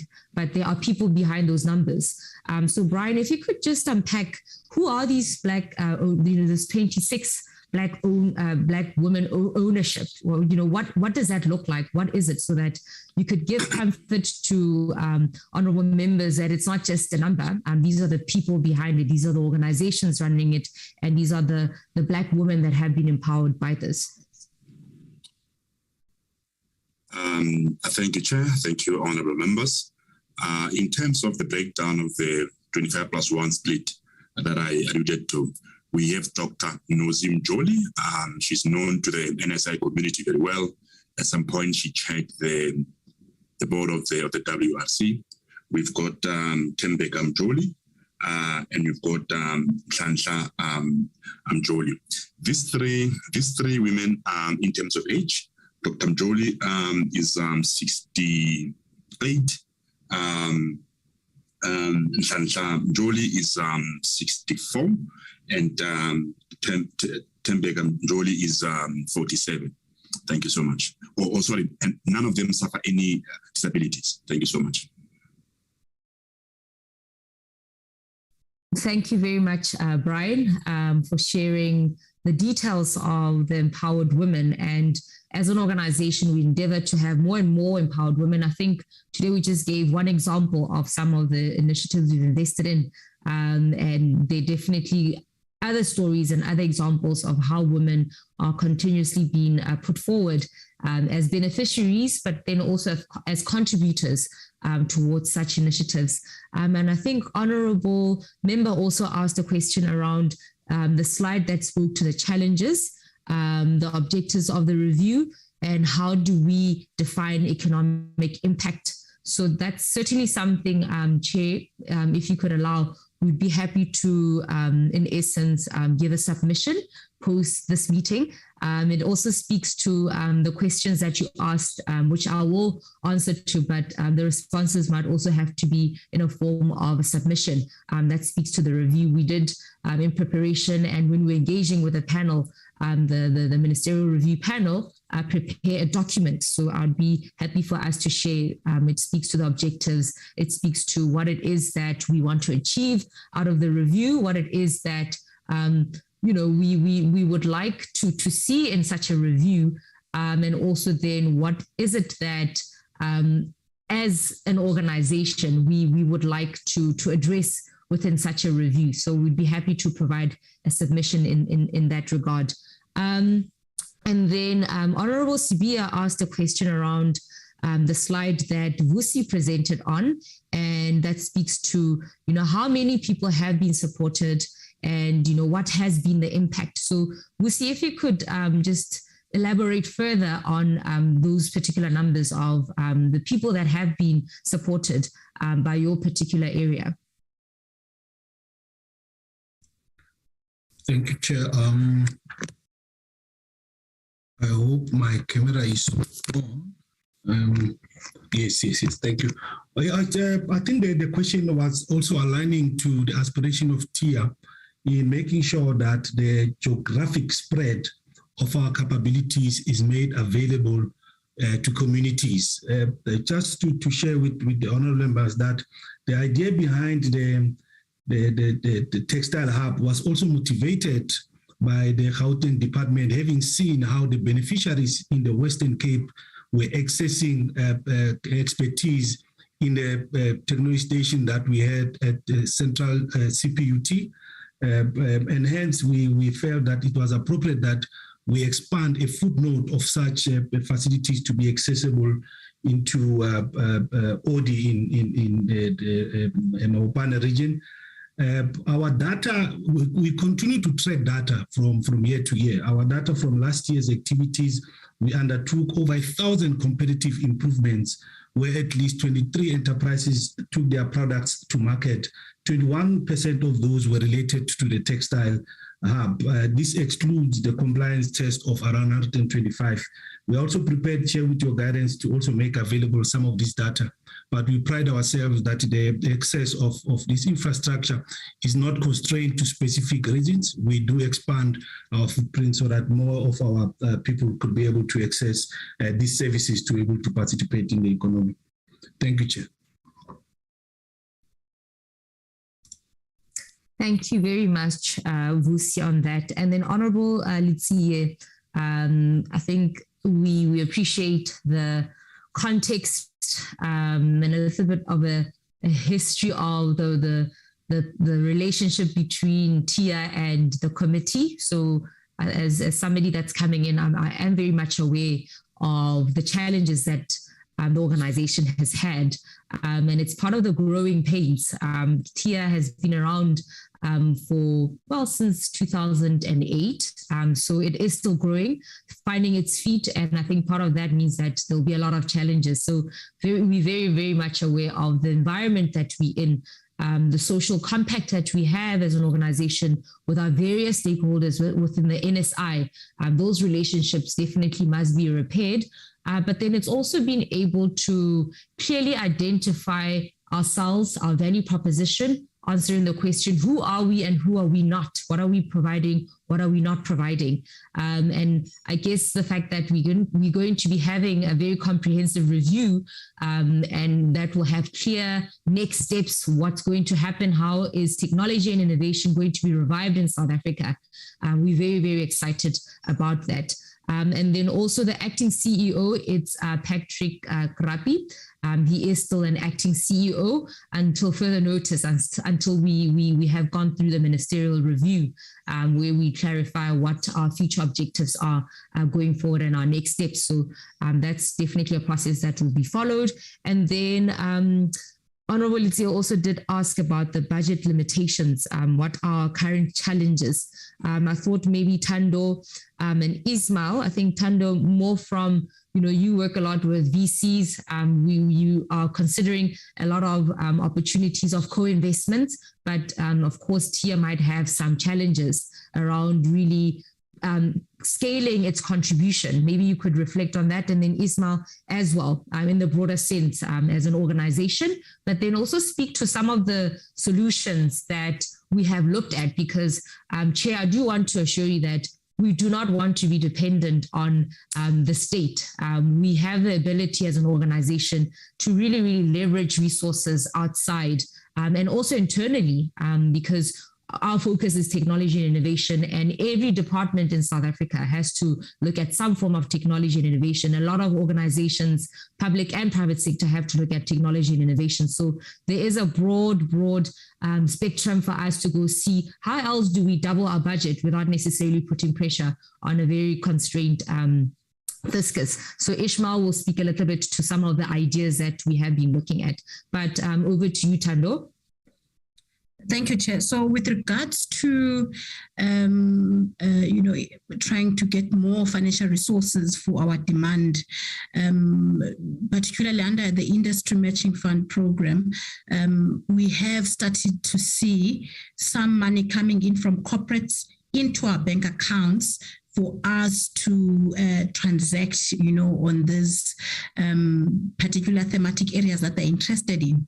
A classical example will be some of the work we're intending to do with one of the state entities. Unfortunately, I cannot mention it now, who are looking at innovations in the electricity sector. And they've seen our role and our performance and our expertise and our portfolio in the energy space. And they've now wanting to contract us to give us a certain amount of money for us to deploy that capital for them and to look for those innovations. So we are looking at different sources, capital sources to support our mandate. So as currently we primarily rely on the MTF allocation, the parliamentary grant through the Department of Science and Innovation, but we've started to expand our sources, hence the industry matching fund, where we're getting corporates and industry to start putting money into our business for us to go and look for those particular innovations. And this will also maybe enlighten to address the issue of sustainability as well, because some within the industry matching fund program, it allows us the opportunity to participate in the upsides of these transactions, where we can now start taking equity through the industry matching fund program, with seeing some income into the organization at a level where these projects can start making money. So and over and above this money, some money coming into our bank account for us diversifying our capital base is of course then the increase in our income from the industry matching fund, which then allows us to get more money coming in from proceeds or return on investment, and therefore sustainability. But thirdly, the core investment itself. So for instance, if a project comes to the Technology Innovation Agency and requires 20 million rands, within that structure we're able to say, instead of us giving it 20 million into one transaction on our own, we put in 10, the corporate or the industry or another venture capital fund or the IDC puts in 20. A classical example of this is not theory that I'm talking about, is work we're doing in the IKS space. We've established under the industry matching fund a fund with the Industrial Development Corporation called the Natural and Indigenous Products Program Fund, which is meant to again mainstream and commercialize natural products. And what we're doing there, we've put in a certain amount of money, and some of it comes from the innovation fund of the Department of Science and Innovation. We've put in about 25 million into that as a start, and the IDC has put in 36 million. So we leverage like that. So we are able to fund more with less. And in that structure of funding more with less, we are able to bring in the following investor that will then so if a project comes to us at tech dev level, it requires 20, but for the entire budget for it to start making sales and commercialize, it requires 100 million. We already by design within the industry matching fund or the structure we have with the IDC, bring them in because they will bring in more of the money to industrialize. Our money will come in to de-risk, but it is able to do a lot because we're able to bring in another person to share the capital with us. So that's one of the models we're using to try and deal with the budget issue over and above the quantum itself, but the succession planning of the project itself. Thank you, Chair. Thank you, Tando. Ismail, if you could just elaborate on the broader sense, how we're trying to go beyond dependency on the fiscus to be a self-funding or partially funded organization by the fiscus. Thanks, Chair. Thanks, members. I think Tando's covered a significant portion of what we've currently been working on and as part of our strategy. In summary, the first part of it speaks to the partnership models that we're exploring. One being the partnership with other funders through funds where we leverage off our existing funds to a greater proportion. And in the earlier presentation on the slide on the industry matching fund, that was a clear evidence that we're extending the little money that we have further to address the funding gap that we have. As we mentioned earlier, we have an approximate funding amount of 450 million, but that obviously then needs to meet our project requirements together with operational requirements. And if we look at the pipeline of the requirements within the system, that's much greater. An additional area that we are currently looking at and that has been noted within the presentation is as a potential solution is to look at potential funding models whereby we as TIA can attract additional funding primarily from the private sector. And I think it's important, as we mentioned earlier, to crowd in the private sector to try and work together towards the mandate of the entity itself. Lastly, committee, we also are currently also looking at our instruments that we're using, and we are conducting a benchmark in terms of some of the instruments that we're using and the terms that we provide to try and expand to ensure that where a particular project does reach a stage of commercialization and it has an ability to be able to perform some level of repayment, and then that we were able to achieve. And such funding is not used for the purposes of creating an element of profit or anything else like that, but what it is really intended, and all of these funding models are intended so that any funding or any returns that are generated are able to be put back towards the mandate of the entity, thus reducing the reliance on the fiscus itself. I think it's also important to note that based on the nature of the entity and the level and technology readiness level at which we play, that there will always be an element where we take much higher risk compared to what other funders will play. And it's important that we continue to play that space. And with that level of higher risk will come the element that there's a risk that there may not be as great returns as possible. However, noting that it's important that we also are looking at how we structure our funding and how we distribute our funding to ensure that we achieve that mandate. We fulfill the value proposition that we required, but also we crowd in additional funding through private sector and other leveraging aspects itself. Thanks, Chair. Thank you very much, Ismail and Thando, for speaking towards about the budget, how we have a vision really to turn things around.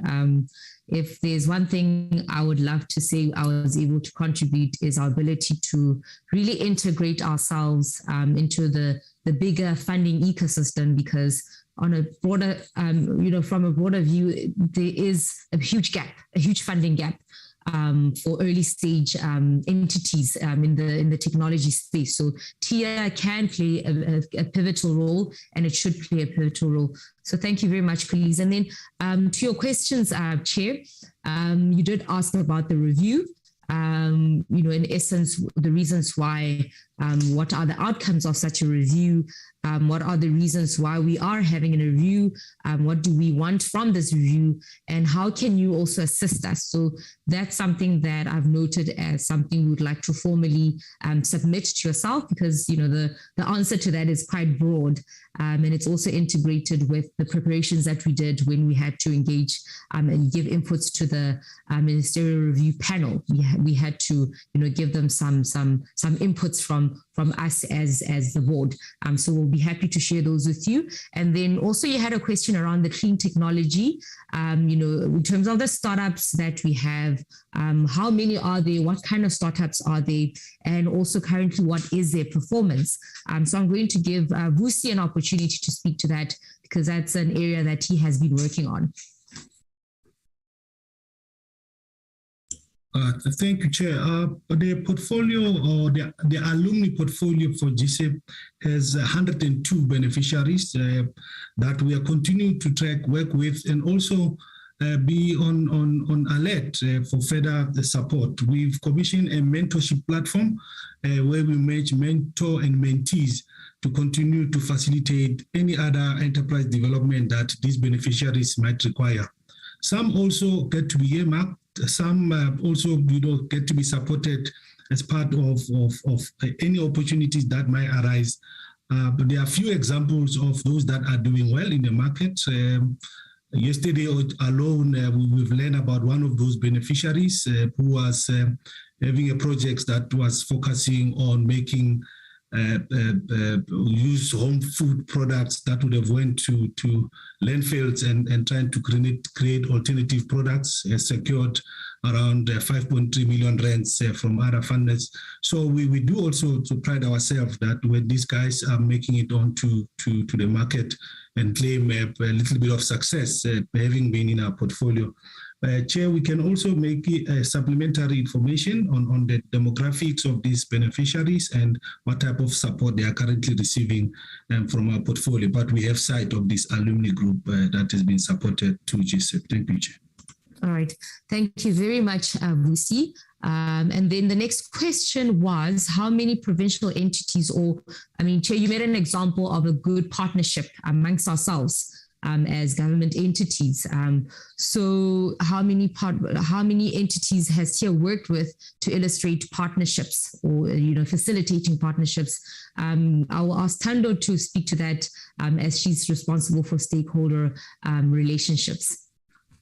Thank you, Chair. So I will just also name a few of the government departments that we've done work with. We've done work with the state-owned entities. We're doing work now again with the private sector. So with regards to government entities, we have put up a seed fund instrument with the Western Cape Department of Economic Development, particularly at the time of COVID. They were looking at supporting SMMEs in that space. And we've done work with the Department of Tourism. Of course, during the COVID period, there was a lot of downtime in that sector. So we worked with them on a program which was called the Tourism Innovation Support Program, where we funded SMMEs in the tourism sector. This was money transferred into our bank account, the same with the Western Cape government and in the Eastern Cape. And what we normally do when we work with these government departments, we look at it from a spatial perspective in terms of where they are and what are the sectors within that area that we need to support to help distribution and supporting that area based on the province or the capabilities of that province. So what we then did in the Eastern Cape, because we all know the Eastern Cape is rich in agro, we partnered with the Department of Economic Development in the Eastern Cape to help moving the province from primary agriculture to go into agro processing. We established an agro processing industry innovation program. We brought in Tiger Brands, we brought in the province, we brought in universities, we brought in the East London Industrial Development Zone to establish that program. It's a program we're now working on. So it will help to feed the market because we brought in Tiger Brands as the market-facing entity. So there's a lot of details around this program. We can share much more information. So our ability to partner with other government departments is growing day by day, and it's becoming quite organic because of just our work telling itself, and TIA being an instrument that can be used to drive innovation for service delivery as well. Then in terms of state-owned entities, doing work with ESCOM, the Just Energy Transition itself, we've got the flagship project of the Just Energy Transition. The flagship project from the presidential task team is the Komati Power Station. If you go to Komati today, TIA is there with two technologies demonstrating to the country how the just energy transition can happen. We've got two technologies that we funded that are sitting to create agrivoltaics. When we convert that power station to a clean powering station with the solar, those jobs that we think we will lose in the energy transition, we will actually be using innovation to keep those jobs with agrovoltaics. We can share more information about that as we move along. And that has even brought commercial banks like the Range Merchant Bank funding those partnerships. The last one that I think I want to mention, which has also brought in money into our bank account, it also ties into our capital raising efforts, is the SAP Foundation that is going to be transferring money to us. They are saying the university IP space is a space that they've been excited about, but they've been struggling with an instrument of how they can support it. Because the Technology Innovation Agency is a seed fund instrument to support universities, they're giving us money to really propel that particular sector, and of course other sectors as well. That is just to name a few, in terms of our partnering strategy. Great, thank you so much, Thando. From my few months at TIA, I just realized that there's so many great stories that are not being told. And that is something that's going to change because there are lots of wonderful stories of impact, exciting initiatives that TIA has involved itself in, and we need to find a way in which we can share those stories and also collect more of those stories. And Chair, your other question, which is quite a good question, is monitoring and evaluation. Very, very important. The money that has been spent, or the money that continues to be spent at TIA, how are we creating impact, and how are we measuring that impact and following and evaluating that impact? It's something that my team is happy to provide a submission on that, because we have various divisions and there are various ways in which we look at monitoring and development. So certainly we will provide a submission around measuring M&E. And then also you had a question around the SMMEs, the cooperatives that we have been supporting. What kind of support is it? How many and where are they, and what are they doing? Where are they now?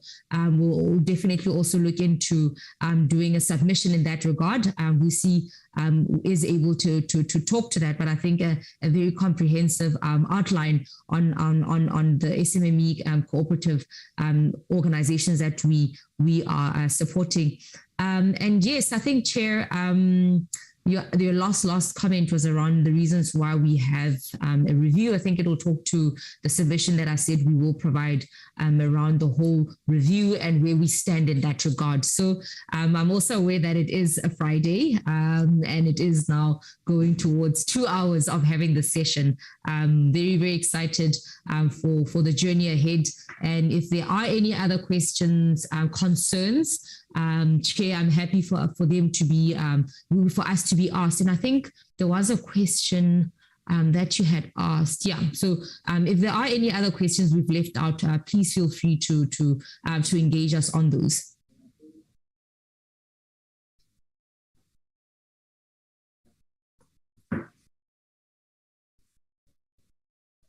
Thank you very much, colleagues. Apologies for that. I just struggled to open my mic. Thank you so much, colleagues. Memodise and team, thank you so much for your responses. And indeed, where you feel as though you would like to, elaborate more and have greater concrete contributions to your response, we are always open as a committee to written responses.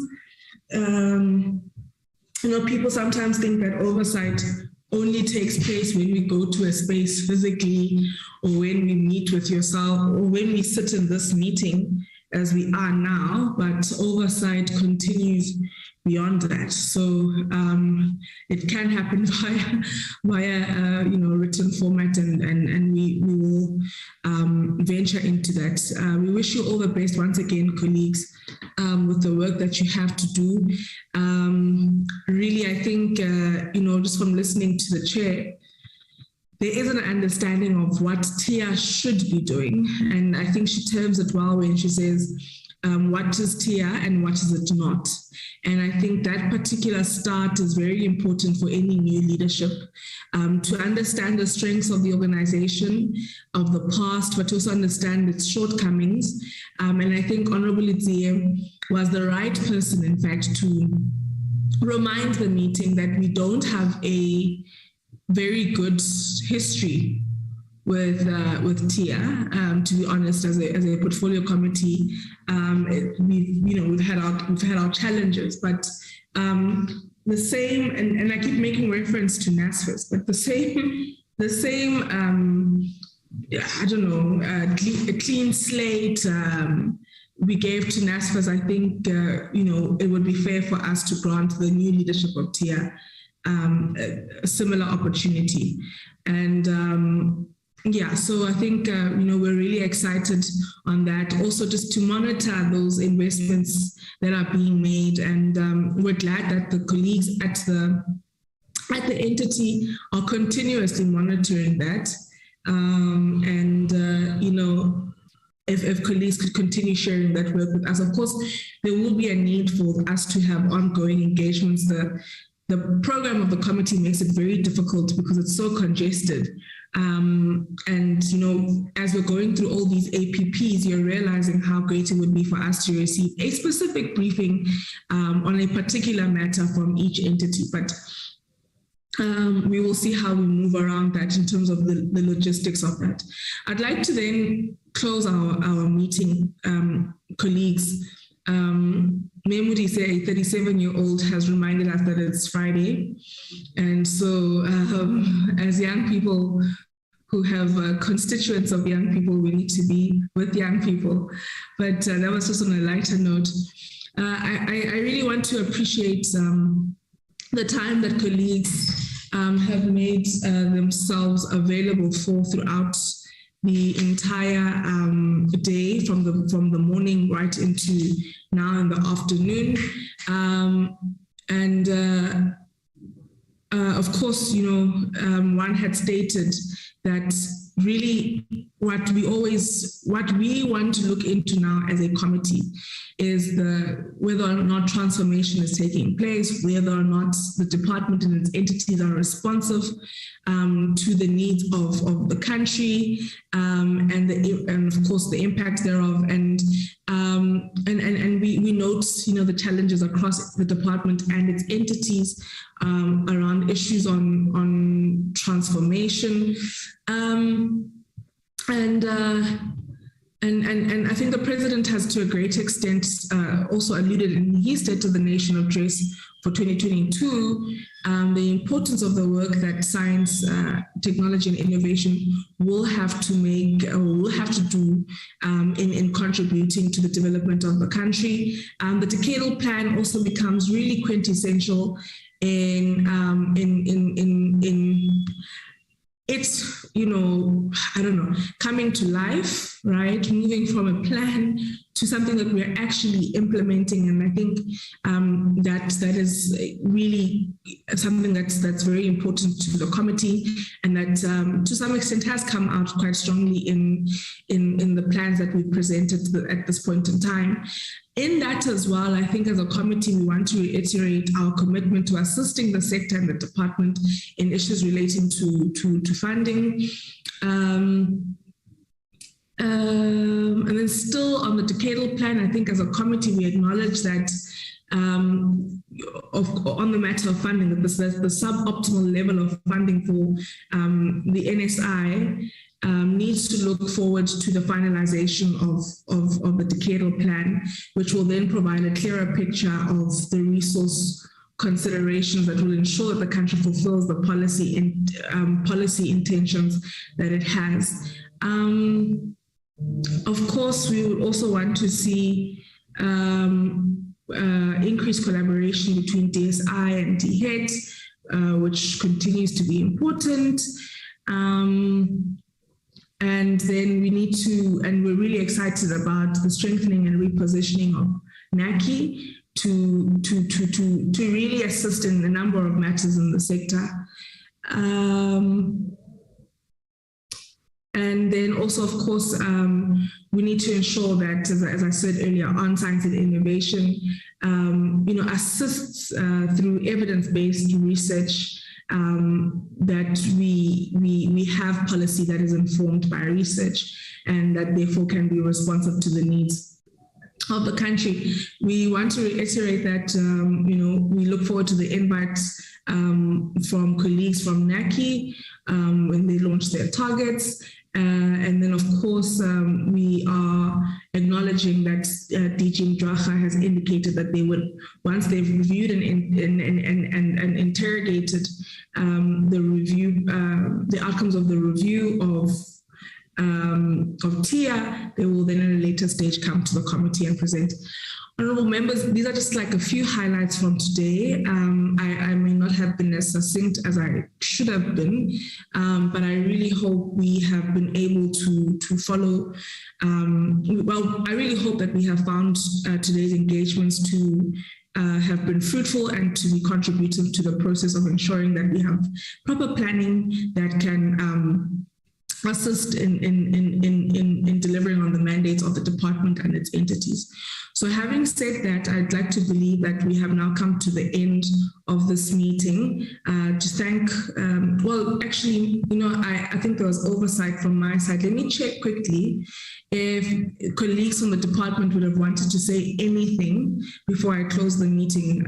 Ordinarily, the minister or DM would have been here to do so, if not DG, but they've all, communicated their apologies. So I'd like to check if there's anyone from the department who would like to say anything. If not, I think we can close the meeting.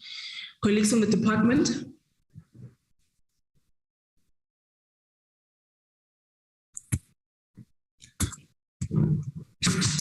Perhaps just, I see DG Zwane is going to speak, Honourable Chair. I think I'll defer to DG Zwane. Thank you, Chair. My network is quite bad. I was going to say there's nothing from our side. However, I'm not sure whether DDG Dan had something else. Thank you, Chair. No, I just wanted to really thank the TIA for the presentation, and then you, Honourable Chair, and the honourable members for a very rich and an informative the discussion, which will certainly contribute to enhancing the collaboration between all of ourselves for the common mission we share, and that's to put innovation at the service of the South African people. So on behalf of the department, our appreciation to TIA and the committee, and we've taken note of all the issues which will require our attention. Thank you. Thank you very much, Ms. Zwane and Mr. Dutoy, for that. I also want to just remind us colleagues that both these engagements we've had this week with DHET and DSI, reports will come out of them, and those reports will be engaged by ourselves before we adopt them, because this will be then brought to the House for us to debate. So we will make sure that in the reports that are provided, the observations that members have made today, together with the recommendations that we've made, will come out succinctly, and where there may be shortcomings, members will be afforded an opportunity to tweak those particular reports. So having said that, Honourable Idzie, I think the correct thing to say at this point is that the meeting has now come to closure.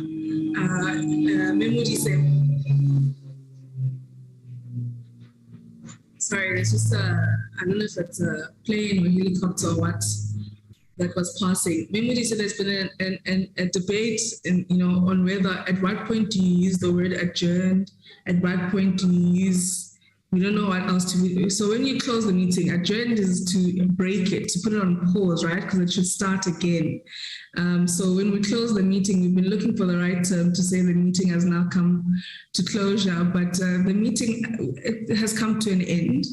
I think that's the term to use. So thank you very much, honourable members and colleagues. Please do have yourselves a restful Friday and weekend, and we'll see each other next week again. Or the week after that, sorry. We'll see each other the week after that. Next week is leave period for honourable members. Thank you so much. Thanks, Chair. Thanks, everyone. Thanks, Chair. Take care. Recording stopped.